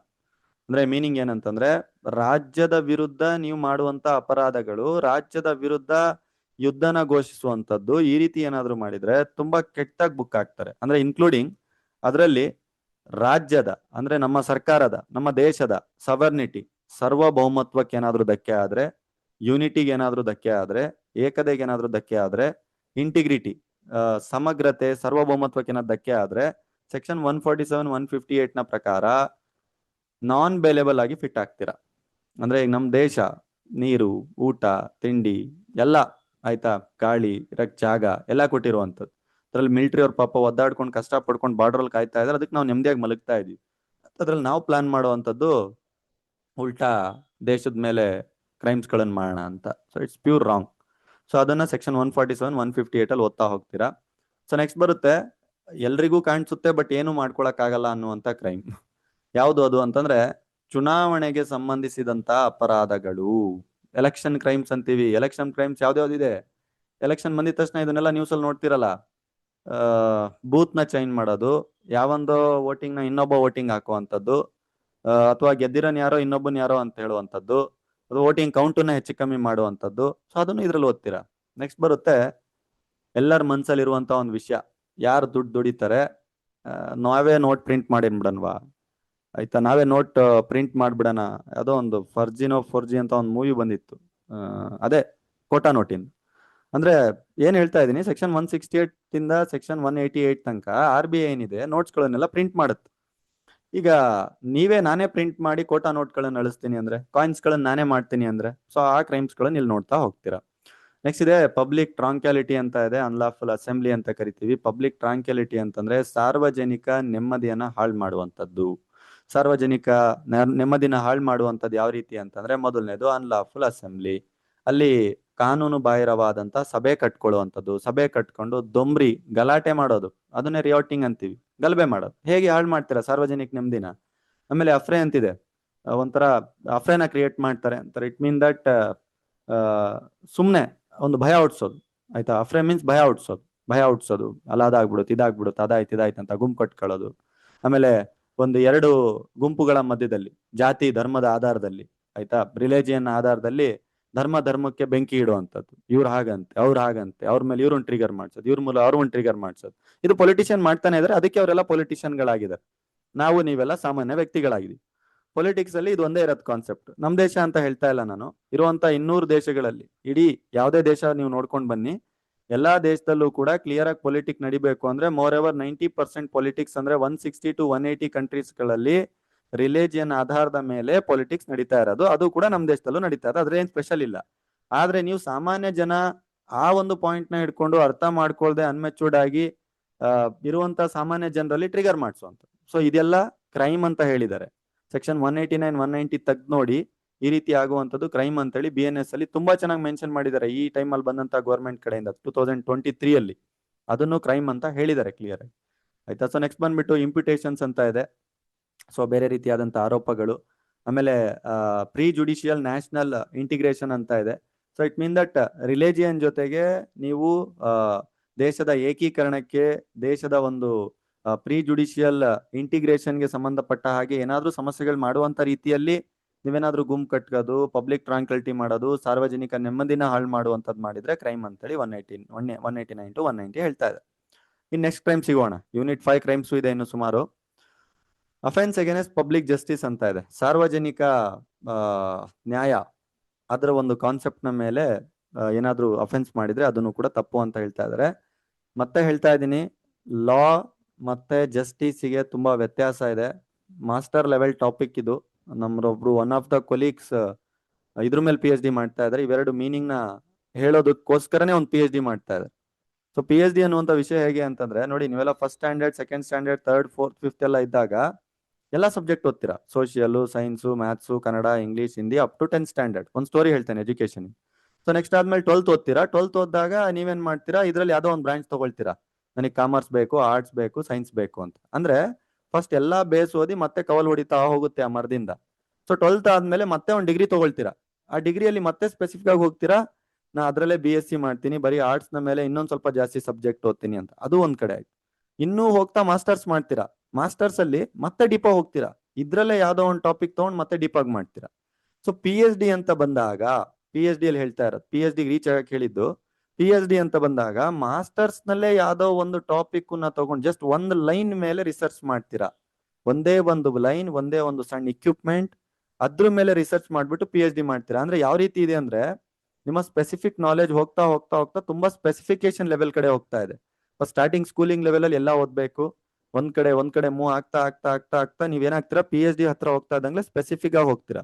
ಸೊ ಈ ರೀತಿಯಾಗಿ PhD ಗಳನ್ನೆಲ್ಲ ಮಾಡ್ತಾ ಇರುವಂತದ್ರಲ್ಲಿ ಒಬ್ರು ನಮ್ಮ one of the colleague law and justice ಮೇಲೆ ಮಾಡ್ತಾ ಇದಾರೆ. ಅದು ಲಾ ಅಂಡ್ ಜಸ್ಟಿಸ್ ಅಲ್ಲಿ ಏನ್ ಗೊತ್ತಾ, ಇದ್ರ ಮೀನಿಂಗ್ ನ ಹುಡುಕ್ತಾ ಇದಾರೆ ಅವರು. ಲಾ ಅಂದ್ರೇನು, ಮೀನಿಂಗ್ ಅಂದ್ರೇನು, ಈ ರೀತಿಯಾದಂತ ವಿಷಯ. ಲಾ ಮತ್ತೆ ಜಸ್ಟಿಸ್ ತುಂಬಾ ವ್ಯತ್ಯಾಸ ಇದೆ. ಲಾ ಅಂದ್ರೆ ಕನ್ನಡದಲ್ಲಿ ಕಾನೂನು, ಜಸ್ಟಿಸ್ ಅಂದ್ರೆ ನ್ಯಾಯ. ಕಾನೂನು ಎಲ್ಲಾ ಕಡೆ ಇದೆ, ಕಾನೂನು ಇಲ್ದೇ ಇರುವಂತ ದೇಶನೇ ಇಲ್ಲ. ಇರುವಂತ 200 ದೇಶಗಳಲ್ಲೂ ಕೂಡ ಕಾನೂನನ್ನ ರೂಪಿಸಿದ್ದಾರೆ. ಆದ್ರೆ ಇರುವಂತ ಕಾನೂನುಗಳು ಜನರಿಗೆ ಬೆನಿಫಿಟ್ ಆಯ್ತಾ, ಜನರಿಗೆ ಯೂಸ್ ಆಯ್ತಾ, ಜನರಿಗೆ ಎಷ್ಟರ ಮಟ್ಟಿಗೆ ಅದು ಪಬ್ಲಿಕ್ ಇಂಟ್ರೆಸ್ಟ್ ಅಲ್ಲಿ ಇದೆ, ಈ ವಿಷಯನ ಡಿಸ್ಕಸ್ ಮಾಡುವಂತದ್ದು ಜಸ್ಟಿಸ್. ಜಸ್ಟಿಸ್ ಅಂದ್ರೆ ರಿಸಲ್ಟ್ ನ ಬಗ್ಗೆ ಮಾತಾಡುತ್ತೆ. ಲಾ ಅಂತಂದ್ರೆ ರೂಲ್ಸ್ ಅಂಡ್ ರೆಗ್ಯುಲೇಷನ್ ನ ಬಗ್ಗೆ ಮಾತಾಡುತ್ತೆ. ಲಾ 200 ದೇಶಗಳಲ್ಲೂ ಇದೆ, ಹಂಗಂತೇಳಿ ಜಸ್ಟಿಸ್ ಎಲ್ಲಾ ದೇಶದಲ್ಲೂ ಇಲ್ಲ. ಜಸ್ಟಿಸ್ ಹಾರ್ಡ್ಲಿ 100 ದೇಶಗಳಲ್ಲಿ ಏನಾದ್ರೂ ಸಿಕ್ಕರು ದೊಡ್ಡ ವಿಷಯ. ಯಾಕಂದ್ರೆ ಲಾನ ಮಾಡ್ತಾ ಇರ್ಬೇಕಾದ್ರೆ ಯಾರು ಫೇವರ್ ಆಯ್ತು, ಏನಾಯ್ತು, ಯಾಕಾಯ್ತು, ಲಾ ಇಂಪ್ಲಿಮೆಂಟ್ ಆಯ್ತಾ, ಜನರಿಗೆ ಯೂಸ್ ಆಯ್ತಾ, ಎಷ್ಟು ಜನರಿಗೆ ಯೂಸ್ ಆಯ್ತು, ಎಷ್ಟು ಕೆಟಗರೀಸ್ ಅವ್ರಿಗೆ ಯೂಸ್ ಆಯ್ತು, ಸೊ ಶೆಡ್ಯೂಲ್ ಕೆಟಗರಿ ಎಷ್ಟು, ಮೈನಾರಿಟಿ ಕೆಟಗರಿ ಎಷ್ಟು, ಇವರೆಲ್ಲ ಹೇಗೆ ಯೂಸ್ ಆಯ್ತಾ ಇಲ್ಲ ಅಲ್ಲ, ಅದು ಇಂಪಾರ್ಟೆಂಟ್. ಈಗ ಲಾ ಮಾಡ್ತಾರೆ, ಕರಪ್ಷನ್ ಮಾಡಿದ್ರೆ ನಾವು ಜೈಲಿಗೆ ಹಾಕ್ತಿವಿ, ಗೌರ್ಮೆಂಟ್ ಅವ್ರ ಮೇಲೆ ಲಾ ಮಾಡಿದ್ರಪ್ಪ, ಕರಪ್ಷನ್ ಮಾಡಿದ್ರೆ ಜೈಲ್ ಹಾಕ್ತಿವಿ, ಎಷ್ಟು ಜನರಿಗೆ ಜೈಲಿಗೆ ಹಾಕಿದ್ರು, ಜಸ್ಟಿಸ್ ನ ಆಧಾರದ ಮೇಲೆ ಎಷ್ಟು ಜನರಿಗೆ ಜೈಲಿಗೆ ಹಾಕಿದ್ರು, ಇದೆಲ್ಲ ವಿಷಯ ಅಲ್ವಾ. ಹಾಕಿದ್ರಾ? ಇಲ್ಲ. ಸೊ ಇಟ್ ಮೀನ್ ದಟ್ ನಮ್ಮ ಹತ್ರ ಲಾ ಇದೆ, ಜಸ್ಟಿಸ್ ಇಲ್ಲ, ಇನ್ನೂ ಭ್ರಷ್ಟಾಚಾರ ನಡೀತಾ ಇದೆ, ಇನ್ನೂ ಕೊಲೆಗಳು, ಹಂಗಂತೇಳಿ ವರ್ಕ್ ನಡೀತಾ ಇಲ್ಲ ಅಂತಲ್ಲ. ಸೊ ಟುವಾರ್ಡ್ಸ್ ಜಸ್ಟಿಸ್ ಕಡೆ ನಾವೆಲ್ಲ ಫೋಕಸ್ ಮಾಡ್ಬೇಕು. ಈ ಜಸ್ಟಿಸ್ ನಮ್ ಕೈಯಲ್ಲೂ ಇದೆ ಆಸ್ ಎ ಲಾಯರ್ಸ್ ಗಳಾಗಿ. ಸೊ ನಾವ್ ಹೇಗೆ ನ್ಯಾಯನ ಕೊಡಿಸ್ತೀವಿ ಅಂತ, ನಾವು ಲಾ ಮೇಲೆ ವರ್ಕ್ ಮಾಡೋದಲ್ಲ, ಲಾನ ಮಾಡ್ಲಿಕ್ಕೆ ಪಾರ್ಲಿಮೆಂಟ್ ಅಸೆಂಬ್ಲಿ ಅವ್ರು ಇದಾರೆ.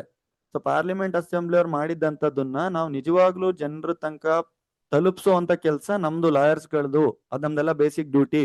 ಈಗೆಲ್ಲ ನೀವು ನನ್ನ ಕೊಲೀಗ್ಸ್ಗಳು, ನನ್ನ ಜೊತೆ ಕೆಲಸ ಮಾಡುವಂತವ್ರು, ಅದಕ್ಕೆ ಹೇಳ್ತಾ ಇದ್ದೇನೆ, ನೀವೆಲ್ಲ ಜಸ್ಟಿಸ್ ನ ಮೇಲೆ ಫೋಕಸ್ ಮಾಡಬೇಕು. ಲಾದಲ್ಲಿ ಏನ್ ಕೊಟ್ಟಿದ್ದಾರೆ ಅದನ್ನ ಸರಿಯಾದ ರೀತಿಯಲ್ಲಿ ಜನರಿಗೆ ರೀಚ್ ಆಗಕ್ಕೆ ನೀವು ಟ್ರೈ ಮಾಡಬೇಕು. ಸೊ ಆ ಒಂದು ಮೀನಿಂಗ್ ನ ನಿಮ್ಮ ಸಿಲೆಬಸ್ ಕಾಪಿಯಲ್ಲಿ ನೋಡ್ತಾ ಹೋಗ್ತೀರಾ. So offence against public justice ಅನ್ನುವಂತ ಕಾನ್ಸೆಪ್ಟ್ ನ ನೋಡ್ತಾ ಹೋಗ್ತೀರಾ. ನೆಕ್ಸ್ಟ್ ಇನ್ನೊಂದು ಬರುತ್ತೆ, ನೆಕ್ಸ್ಟ್ ಕ್ರೈಮ್. ಇದು ಇಲ್ಲಿ ಮುಗೀತು ಲಾ ಜಸ್ಟಿಸ್ ಅನ್ನುವಂತ ಮೀನಿಂಗ್ ಇಂದು. Next crime falls fabricating evidence ಅಂತ ಇದೆ. ಇದನ್ನ ಒಂದು ಸಣ್ಣ ಎಕ್ಸಾಂಪಲ್ ಹೇಳ್ಬೇಕು ಅಂದ್ರೆ, ನಿಮ್ಮ ಸ್ಕೂಲಿಂಗ್ ಟೈಮ್ ಅಲ್ಲಿ ಕಮ್ಮಿ ಮಾರ್ಕ್ಸ್ ಬಂದಿರೋಂಥದ್ದನ್ನ ಮಾರ್ಕ್ಸ್ ಚೇಂಜ್ ಮಾಡ್ಕೊಂಡು ಬಂದಿರ್ತೀರಾ, ಅದು ಆಕ್ಚುಯಲ್ ಆಗಿ ಇದೇ ಕ್ರೈಮ್. ಇದು ಫಾಲ್ಸ್ ಆರ್ ಫ್ಯಾಬ್ರಿಕೇಟಿಂಗ್ ಎವಿಡೆನ್ಸ್ ಅಂತ ಅಂದ್ರೆ ಸುಳ್ಳು ಸಾಕ್ಷಿನ ಕೊಡುವಂಥದ್ದು. ತುಂಬಾ ಸಣ್ಣ ಲೆವೆಲ್ಗೆ, ಅದಕ್ಕೆಲ್ಲ ಮೋರಲ್ ರಾಂಗ್ ಅಷ್ಟೇ, ಅದಕ್ಕೆಲ್ಲ ಕ್ರಿಮಿನಲ್ ರಾಂಗ್ಸ್ ಎಲ್ಲ ಅಲ್ಲ ಅದು. ಸೊ ಕೋರ್ಟ್ ಅಂತ ವಿಷಯ ಬಂದಾಗ ನೀವು ಎವಿಡೆನ್ಸ್ಗಳನ್ನ ತಪ್ಪಾಗಿ ಕೊಡುವಂಥದ್ದು, ಸುಳ್ಳು ಸಾಕ್ಷಿ ಅಥವಾ ಫ್ಯಾಬ್ರಿಕೇಟ್ ಮಾಡುವಂಥದ್ದು. ಆಯ್ತಾ? ಫ್ಯಾಬ್ರಿಕೇಟ್ ಮಾಡುವಂಥದ್ದು ಅಂದ್ರೆ ಆ ಎವಿಡೆನ್ಸು ಯಾರ ಮೇಲೋ ಇರುತ್ತೆ, ಯಾರೋ ಕ್ರೈಮ್ ಮಾಡಿರ್ತಾನೆ, ನೀವು ಇನ್ನೊಬ್ಬ ಮಾಡಿದಾನೆ ಅಂತ ಪೋರ್ಟ್ರೇಟ್ ಮಾಡುವಂಥದ್ದು. ಸೊ ಇದರಿಂದ ಏನಾಗುತ್ತೆ ಸರ್, ಇದರಿಂದ ಏನ್ ಸಮಸ್ಯೆ ಆಗುತ್ತೆ ಅನ್ಕೊಂಡಿದ್ದೀರಾ? ಇನ್ ಯಾರೋ ಒಬ್ಬ ಮರ್ಡರ್ ಅಲ್ಲಿ ಬುಕ್ ಆಗಿದ್ದಾನೆ, ಅವ್ನ್ ಪಾಪ ಮಾಡಿಲ್ಲ, ಅವ್ನ್ ಮರ್ಡರ್ ಮಾಡಿದಾನೆ ಅಂತ ಅವ್ನ್ ಫಿಂಗರ್ ಪ್ರಿಂಟ್ ಹಾಕ್ಸಿ ನೀವು ಪ್ರೂವ್ ಮಾಡಿಸಿ ಆ ಜಾಗದಲ್ಲಿ ಇಂತ ಪ್ರೂವ್ ಮಾಡಿಸಿದ್ರೆ ಅವ್ನಿಗೆ ಏನೂ ಗೊತ್ತಿಲ್ಲ, ಇನ್ನೋಸೆಂಟ್ ಜೈಲ್ ಒಳಗಿರ್ತಾನೆ, ಹೊರಗಡೆ ಮರ್ಡರ್ ಮಾಡ್ದಾನೆ ಆರಾಮಾಗಿ ಓಡಾಡ್ಕೊಂಡಿರ್ತಾನೆ. ಸೊ ಅದಕ್ಕೆ ಇದನ್ನ ತುಂಬಾ ಸಿವಿಯರ್ ಕ್ರೈಮ್ ತರ ಇಟ್ಟಿದ್ದಾರೆ. ಸೊ ನೆಕ್ಸ್ಟ್ ಬಂದ್ರೆ ಹಾರ್ಬರಿಂಗ್ ಅಫೆಂಡರ್ ಅಂತ ಇದೆ. ಸೊ ಅಫೆಂಡರ್ ಯಾರು ಒಬ್ಬ ಅಪರಾಧಿ ಇರ್ತಾನೆ, ಸೊ ಅವನಿಗೆ ಅಪರಾಧಿ ಅಂತ ಗೊತ್ತಿದ್ದು ಮನೆಯಲ್ಲಿ ಜಾಗ ಕೊಡೋದು, ಅದು ಕೂಡ ತಪ್ಪು. ನೀವು ಅವಾಗ ಅಪರಾಧಿಗಳಾಗ್ತೀರಾ.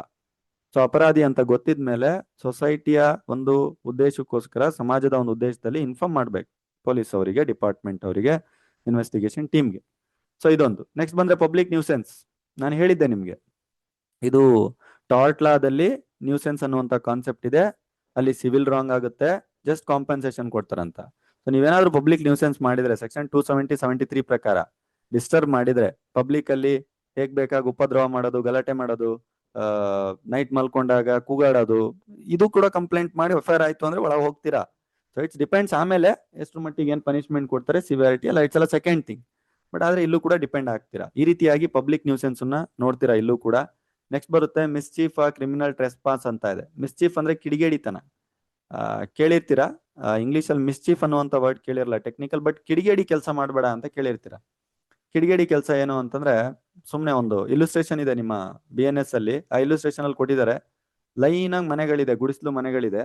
ಸೊ ಕಿಡಿಗೇಡಿತನಕ್ಕೆ ಎಕ್ಸಾಂಪಲ್ ಇಲ್ಯುಸ್ಟ್ರೇಷನ್ ಇರೋದು ಲಾ, ನಿಮ್ಮ ಲಾ ಪ್ರಕಾರ. ಸೊ ಲೈನ್ ಆಗಿ ಮನೆಗಳಿದೆ, ಸೊ ಎಲ್ಲ ಹುಲ್ಲಿನ ಮನೆಗಳಂತೆ, ಸರಿನಾ, ಎಲ್ಲ ಹುಲ್ಲಿನ ಮನೆಗಳು. ಇವನ್ ಏನ್ ಮಾಡ್ತಾನೆ ಅಂತಂದ್ರೆ, ಮಿಡ್ಲಲ್ಲಿ ಇರೋ ಒಂದ್ ಮನೆಗೆ ಬೆಂಕಿ ಹಚ್ಚಿಬಿಡ್ತಾನೆ. ಅವ್ನ್ ಬೆಂಕಿ ಹಚ್ಚೋದ್ ಬೇಕಿತ್ತ, ಏನು ರೀಸನ್ ಇಲ್ಲ, ಸುಮ್ನೆ ಮಜಕ್ಕೆ ಬೆಂಕಿ ಹಚ್ಚೋದು, ಇದೇ ಕಿಡಿಗೇಡಿತನ ಅನ್ನೋದು. ಈ ತರ ಸುಮಾರು ಇಲ್ಯುಸ್ಟ್ರೇಷನ್ಸ್ ಗಳಿದೆ. ಸೊ ಇದನ್ನು ಕೂಡ ಸ್ಟಡಿ ಮಾಡ್ತೀರಾ. ಕ್ರಿಮಿನಲ್ ಟ್ರೆಸ್ಪಾಸ್ ಬಗ್ಗೆ ನಾನು ಹೇಳಿದ್ದೆ, ನಿಮ್ಮ ಪ್ರಾಪರ್ಟಿ ಯಾರಾದ್ರೂ ಇದೆ, ಅದನ್ನ ಯಾರೋ ಬೇರೆ ಬಂದ್ಬಿಟ್ಟು ನಿಮ್ ಪ್ರಾಪರ್ಟಿ ಒಳಗಡೆ ಬಂದ್ಬಿಟ್ಟು ನಿಮ್ಮನ್ ಮೇಲೆ ಹೆದರಿಕೆ ಬೆದರ್ಸುವಂಥದ್ದು. ಈ ಉದಾಹರಣೆಗೆ ಜಮೀನಪ್ಪ, ನಿಮ್ ಜಮೀನಲ್ಲಿ ನೀವು ಕೆಲಸ ಮಾಡ್ತಾ ಇದ್ರಿ ನಾರ್ಮಲ್ ಆಗಿ, ನಿಮ್ ತೋಟದಲ್ಲಿ ನೀವಿದ್ದೀರಾ, ಯಾವನೋ ಒಬ್ಬ ಬಂದ್ಬಿಟ್ಟು ಬಡಿಯಕ್ಕೆಲ್ಲ ಬಂದ್ಬಿಟ್ರೆ, ಅದನ್ನೇ ನಾವು ಸೆಕ್ಷನ್ 324 334 ತನಕ ನೋಡ್ತೀವಿ. 10 ಸೆಕ್ಷನ್ ಇಟ್ಟಿದ್ದಾರೆ ಆ ರೀತಿ ಏನಾದ್ರು ಬಲ ಪ್ರಯೋಗ ಮಾಡಿದ್ರೆ. ಸೊ ಅದನ್ನ ನೋಡ್ತೀರಾ. ನೆಕ್ಸ್ಟ್ ಮತ್ತೆ ಫೋರ್ಜರಿ ನೋಡ್ತೀರಾ. ಆಮೇಲೆ ಪ್ರಾಪರ್ಟಿ ಮಾರ್ಕ್ಸ್ ಗಳನ್ನ ಡೂಪ್ಲಿಕೇಟ್ ಮಾಡೋದು, ಅಂದ್ರೆ ಪ್ರಾಪರ್ಟಿ ನಿಮ್ದಲ್ಲ ನಂದು ಅಂತ ಪ್ರೂವ್ ಮಾಡ್ಕೊಂಡು ಡೂಪ್ಲಿಕೇಟ್ ರೆಕಾರ್ಡ್ಸ್ ಗಳನ್ನ ಕ್ರಿಯೇಟ್ ಮಾಡೋದು ಪ್ರಾಪರ್ಟಿ, ಅದು ಕೂಡ ಕ್ರೈಮ್ 335 344 ತನಕ. So last unit still crimes ಗಳು ಮುಗ್ದಿಲ್ಲ, ತುಂಬಾ ವಾಸ್ಟ್ ಸಿಲೆಬಸ್. ಓಕೆ, ಸೊ ಇನ್ನೇನ್ ಕ್ರೈಮ್ಸ್ ಗಳಿದೆ ಅಂತ ನಾನು ನಿಮಗೆ ಹೇಳ್ತೇನೆ. ಸೊ ಕ್ರೈಮ್ಸ್ ಗಳಲ್ಲಿ ಅಫೆನ್ಸ್ ಅಗೇನೆಸ್ಟ್ ಪ್ರಾಪರ್ಟಿ ಅಂತ ಇದೆ. ಥೆಫ್ಟ್, ಕಳ್ತನ ಕೇಳಿದಿರ, ಥೆಫ್ಟ್ ಬಗ್ಗೆ ಎಲ್ರಿಗೂ ಗೊತ್ತಿದೆ. ಬಟ್ ಇಲ್ಲಿ ನಾನು ಒಂದು ಕ್ಲಾರಿಫಿಕೇಶನ್ ಕೊಡಕ್ ಹೋಗ್ತಾ ಇದ್ದೀನಿ. ಥೆಫ್ಟ್ ಒಂದು ಸಿಂಪಲ್ ಸ್ಟೋರಿ ಜೊತೆ ಆಮೇಲೆ ಎಕ್ಸ್ಟಾರ್ಷನ್ನು, ರಾಬ್ರಿ, ಡಕಾಯಿತಿ. ಇವು ನಾಲ್ಕಕ್ಕೂ ಡಿಫ್ರೆನ್ಸ್ ಹೇಳ್ಬಿಡ್ತೀನಿ, ಕ್ಲಿಯರ್ ಆಗಿ ಕೇಳ್ಕೊಳ್ಳಿ ಸ್ವಲ್ಪ, ಆಯ್ತಾ? ಎಕ್ಸಾಮ್ ಅಲ್ಲಿ ಏನಾದ್ರೂ ಕೇಳ್ಬೋದು, ಡಿಫ್ರೆನ್ಸಸ್ಗಳನ್ನು ಕೇಳ್ಬೋದು, ಇದ್ರ ಡಿಫ್ರೆನ್ಸ್ ಇಲ್ಲ ಇದ್ರ ಡಿಫ್ರೆನ್ಸ್ ಹೇಳ್ಬಿಡ್ತೇನೆ ನಾನು. ನಾಲ್ಕು ಕೂಡ ಬೇರೆ ಬೇರೆ. ನೋಡಕ್ಕೆ ಸಾಮಾನ್ಯ ಮನುಷ್ಯನ್ಗೆ ಏನನ್ಸುತ್ತೆ, ಕಳ್ತನ ಅಂದ್ರು ಒಂದೇ, ದೋಚೋದು ಅಂದ್ರು ಒಂದೇ, ಸುಲಿಗೆ ಅಂದ್ರು ಒಂದೇ, ದರೋಡೆ ಅಂದ್ರು ಒಂದೇ, ಡಕಾಯಿತಿ ಅಂದ್ರು ಒಂದೇ. ಆದ್ರೆ ನೀವು ಲಾಯರ್ಸ್ಗಳಲ್ಲ, ಸೊ ಡಿಫ್ರೆನ್ಸ್ ಇದೆ. ಥೆಫ್ಟ್ ಅಂದ್ರೆ ಏನು ಅಂತಂದ್ರೆ, ಉದಾಹರಣೆಗೆ ಹೇಳ್ತಾ ಇರುವಂತದ್ದು, ನಿಮ್ಮ ಮನೆಯಲ್ಲಿ ಬಂಗಾರ ಇತ್ತು, ಬಂಗಾರದ ಮೇಲೆ ಕೇಸ್ ನಡ್ಸನ್ ನಾವು. ಗೋಲ್ಡ್ ಇದೆ, ಒಂದು ಕೆಜಿ ಕಷ್ಟ ಅಲ್ಲ, ಸಿಕ್ಕಾಪಟ್ಟೆ ರೇಟ್ ಆಗಿದೆ, ಒಂದು 100 ಗ್ರಾಮ್ ಅನ್ಕೊಳ್ಳೋಣ, ಸರಿನಾ? ಸೊ 100 ಗ್ರಾಮು ಬಂಗಾರ ಇದೆ ನಿಮ್ಮ ಮನೆಯಲ್ಲಿ. ಸೊ ಆ ಬಂಗಾರನ ನೀವು ನಿಮ್ಮ ಸೂಟ್ ಕೇಸಲ್ಲೆಲ್ಲ ಇಟ್ಟಿದ್ದೀರಾ, ನೈಟ್ ಮಲ್ಕೊಂಡಿದ್ದೀರಾ, ಯಾರೋ ಒಬ್ಬ ಬರ್ತಾನೆ, ಕಳ್ಳ ತಗೊಳ್ತಾನೆ, ಹೋಗ್ತಾನೆ, ನಿಮಗೆ ಗೊತ್ತಿಲ್ಲ. ಬೆಳಿಗ್ಗೆ ಎದ್ದೇಳ್ತೀರಾ, ನೋಡ್ತೀರಾ, ಅಲ್ಲಿ ಮಾಲ್ ಕಾಣ್ತಾ ಇಲ್ಲ, ಬಂಗಾರ ಕಾಣ್ತಾ ಇಲ್ಲ. ಇದು ಕಳ್ತನ, ಎಲ್ರಿಗೂ ಗೊತ್ತಿದೆ. ಗೊತ್ತಿರುವಂತ ವಿಷಯ ಹೇಳ್ತಾ ಇದ್ದೀರಾ ಸರ್ ಅಂತ ಇದ್ದಾರೆ, ನಾನು ಮುಂದೆ ಹೋಗ್ತೇನೆ. ಎಕ್ಸ್ಟಾರ್ಷನ್ ಅಂತಂದ್ರೆ ಏನು? ಅದೇ ಬಂಗಾರ ನಿಮ್ಮ ಹತ್ರ ಇದೆ, ಅದೇ ಬಂಗಾರ, ಇಲ್ಲೇನ್ ಮಾಡ್ತಾನೆ, ಅದೇ ಕಳ್ಳ ಬರ್ತಾನೆ, ಡೇ ಟೈಮ್ ಬರ್ತಾನೋ ನೈಟ್ ಟೈಮ್ ಬರ್ತಾನೋ, ನೀವು ನಿಮ್ಮ ತಿಜೋರಿ ಮುಂದೆನೆ ಕುಂತಿದ್ದೀರಾ. ಸೊ ಅವ್ನು ಬಂದ್ಬಿಟ್ಟು ನಿಮ್ಮ ತಲೆಗೆ ಸೀದಾ ಗನ್ ಇಡ್ತಾನೆ, ಸಾಯಿಸಲ್ಲ, ಅರ್ಥ ಮಾಡ್ಕೊಳ್ಳಿ, ಗನ್ ಇಡ್ತಾನೆ. ನಿನ್ನ ಹತ್ರ ಇರುವಂತ 100 ಗ್ರಾಮ್ ಬಂಗಾರ ನನಗೆ ಕೊಡು, ಇಲ್ಲ ಅಂದ್ರೆ ನಾನು ನಿನ್ನ ಸಾಯಿಸ್ತೀನಿ. ಕ್ಲಿಯರಾ? ಇದು ಎರಡನೇ ಸಿಚುವೇಶನ್. ಮೂರನೇ ಸಿಚುವೇಶನ್ ಬಾಕ್ಸಿಗೆ ಬರ್ತಾ ಇದ್ದೀನಿ, ರಾಬ್ರಿ. ರಾಬ್ರಿ ಯಾವ ರೀತಿ ಅಂದ್ರೆ, ಅದೇ ಬಂಗಾರ 100 gram. Third situation, first situation ನಿಮಗೆ ಗೊತ್ತಿಲ್ದಂಗೆ ಎತ್ಕೊಂಡು ಹೋದ. ಸೆಕೆಂಡ್ ಸಿಚುವೇಶನ್ ನಿಮಗೆ ಏನು ಮಾಡ್ಲಿಲ್ಲ, ಬರೀ ತಲೆ ಹತ್ರ ಗನ್ ಇಟ್ಬಿಟ್ಟು ನನಗೆ ಕೊಡು ಅಂತ ಕೇಳ್ದ, ನೀವು ಕೊಡ್ಬೇಕಾಯ್ತು, ಕೊಟ್ಟು ತಗೊಂಡೋದ.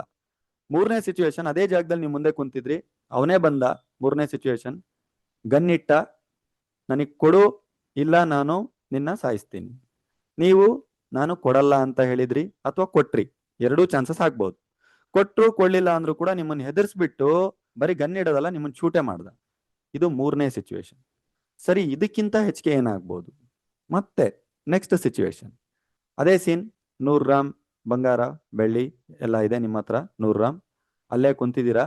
ಇನ್ನೊಬ್ಬ ಬಂದ, ನಿಮ್ಮ ಹತ್ರ ಬಂದ್ಬಿಟ್ಟು ಅದೇ ಗನ್ ಹಿಡ್ಕೊಂಡು ನಾನು ಸಾಯಿಸ್ಬಿಡ್ತೀನಿ ಅಂತ ಸಾಯಿಸ್ತ. ಆದರೆ ಇಲ್ಲವನು ಒಬ್ಬ ಬರಲಿಲ್ಲ, ಒಬ್ರು ಜೊತೆ ಇನ್ನೂ 4 ಜನ ಕರ್ಕೊಂಡು ಬಂದ. ಅಂದ್ರೆ 5+5+ ಅಂತ ಕನ್ಸಿಡರ್ ಮಾಡಿ, 5 ಜನಕ್ಕಿಂತ ಹೆಚ್ಚಿಗೆ ಕರ್ಕೊಂಡು ಬಂದ. ಇದು 4ನೇ ಸೀನ್. ನೋಡಿ, ಇದೇನ್ ಸೀನ್ಗಳು ಹೇಳಿದೆ ಅದೇ ಆಕ್ಚುಯಲ್ ಆಗಿ ಮೀನಿಂಗ್ಗಳು ಕೂಡ. ಥೆಫ್ಟ್ ಅಂತ ಬಂದಾಗ ಫಸ್ಟ್ ಸಿಚುವೇಶನ್ ಅಲ್ಲಿ ಏನ್ ನಡೀತು, ನಿಮಗೆ ಗೊತ್ತಿಲ್ಲದೆ ಇರೋ ಹಾಗೆ ಎತ್ಕೊಂಡು ಹೋಗಿರ್ಬೇಕು, ಅದನ್ನ ಕಳ್ತನ ಅಂತೀವಿ. ಅಂದ್ರೆ ನಿಮಗೆ ಗೊತ್ತಿರಬಾರ್ದು, ಅವ್ನು ಎತ್ಕೊಂಡು ಹೋದಾಗ ಓನರಿಗೆ ಗೊತ್ತಿರಬಾರ್ದು, ಅದನ್ನ ಕಳ್ತನ ಅಂತೀವಿ. ನೀವು ಅದನ್ನ ಪ್ಯೂರ್ ಆಗಿ ಹೇಳ್ಬೇಕು, ಇದು ಕಳ್ತನ ಅಂತ. ಅದನ್ನ ಬಂದ್ಬಿಟ್ಟು ರಾಬ್ರಿ ಮಾಡಿದ್ದಾರೆ ನೈಟ್ ಮನೆಯಲ್ಲಿ ಅಂತ ಕತೆ ಹೊಡೆದಂಗೆ ಜನರಲ್ ಕಟ್ಟೆ ಮೇಲೆ ಕುಂತ್ ಮಾತಾಡ್ತಾರ ಮಾತಾಡಬಾರ್ದು. ಲಾಯರ್ಗೂ ನಿಮ್ಗೂ ಡಿಫ್ರೆನ್ಸ್ ಇರಲ್ಲ, ಅದು ಕಳ್ತನ ಅದು, ಆಯ್ತಾ? ಆಮೇಲೆ ಯಾರೋ ಒಬ್ಬ ರೋಡಲ್ಲಿ ಹೋಗ್ತಾ ಇರ್ಬೇಕಾದ್ರೆ ಅಥವಾ ಮನೆಗ್ ಬಂದ, ನನ್ನ ಹತ್ರ ಬಂಗಾರ ಇತ್ತು, ಕತ್ತಿನೋ ಚಾಕುನೋ ಚೂರಿನೋ ತೋರಿಸ್ಬಿಟ್ಟು ನಿನ್ನ ಹತ್ರ ಇರುವಂತದ್ ಕೊಡು ಅಂದ, ಇಲ್ಲ ಇಲ್ಲಿ ಸೈನ್ ಮಾಡು ಪ್ರಾಪರ್ಟಿ ಮೇಲೆ, ನಿನ್ ಪ್ರಾಪರ್ಟಿ ನನಗ್ ಬೇಕು ಅಂತ ತಗೊಂಡ, ಅದನ್ನ ಎಕ್ಸ್ಟಾರ್ಷನ್ ಅಂತೀವಿ. ರೌಡಿಸ್ಗಳು ಮಾಡ್ತಾರಲ್ಲ, ಎಕ್ಸ್ಟಾರ್ಷನ್ ಅಂತೀವಿ, ಆಯ್ತಾ? ಕಳ್ತನ ಅಂದ್ರೆ ಗೊತ್ತಿಲ್ದಂಗೆ ತಗೊಂಡೋದ, ಎಕ್ಸ್ಟಾರ್ಷನ್ ಅಂತಂದ್ರೆ ಗೊತ್ತಿದ್ದಂಗೆ ತಗೊಂಡೋದ, ಹೆದರ್ಸಿ ಬೆದರ್ಸಿ ತಗೊಂಡೋದ. ಮೂರನೇದು ರಾಬ್ರಿ ಅಂದ್ರೆ ಬರೇ ಹೆದರ್ಸಿ ಬೆದರ್ಸಲ್ಲ, ಸಾಯಿಸ ಬಿಡ್ತಾನೆ, ಇದು ರಾಬ್ರಿ.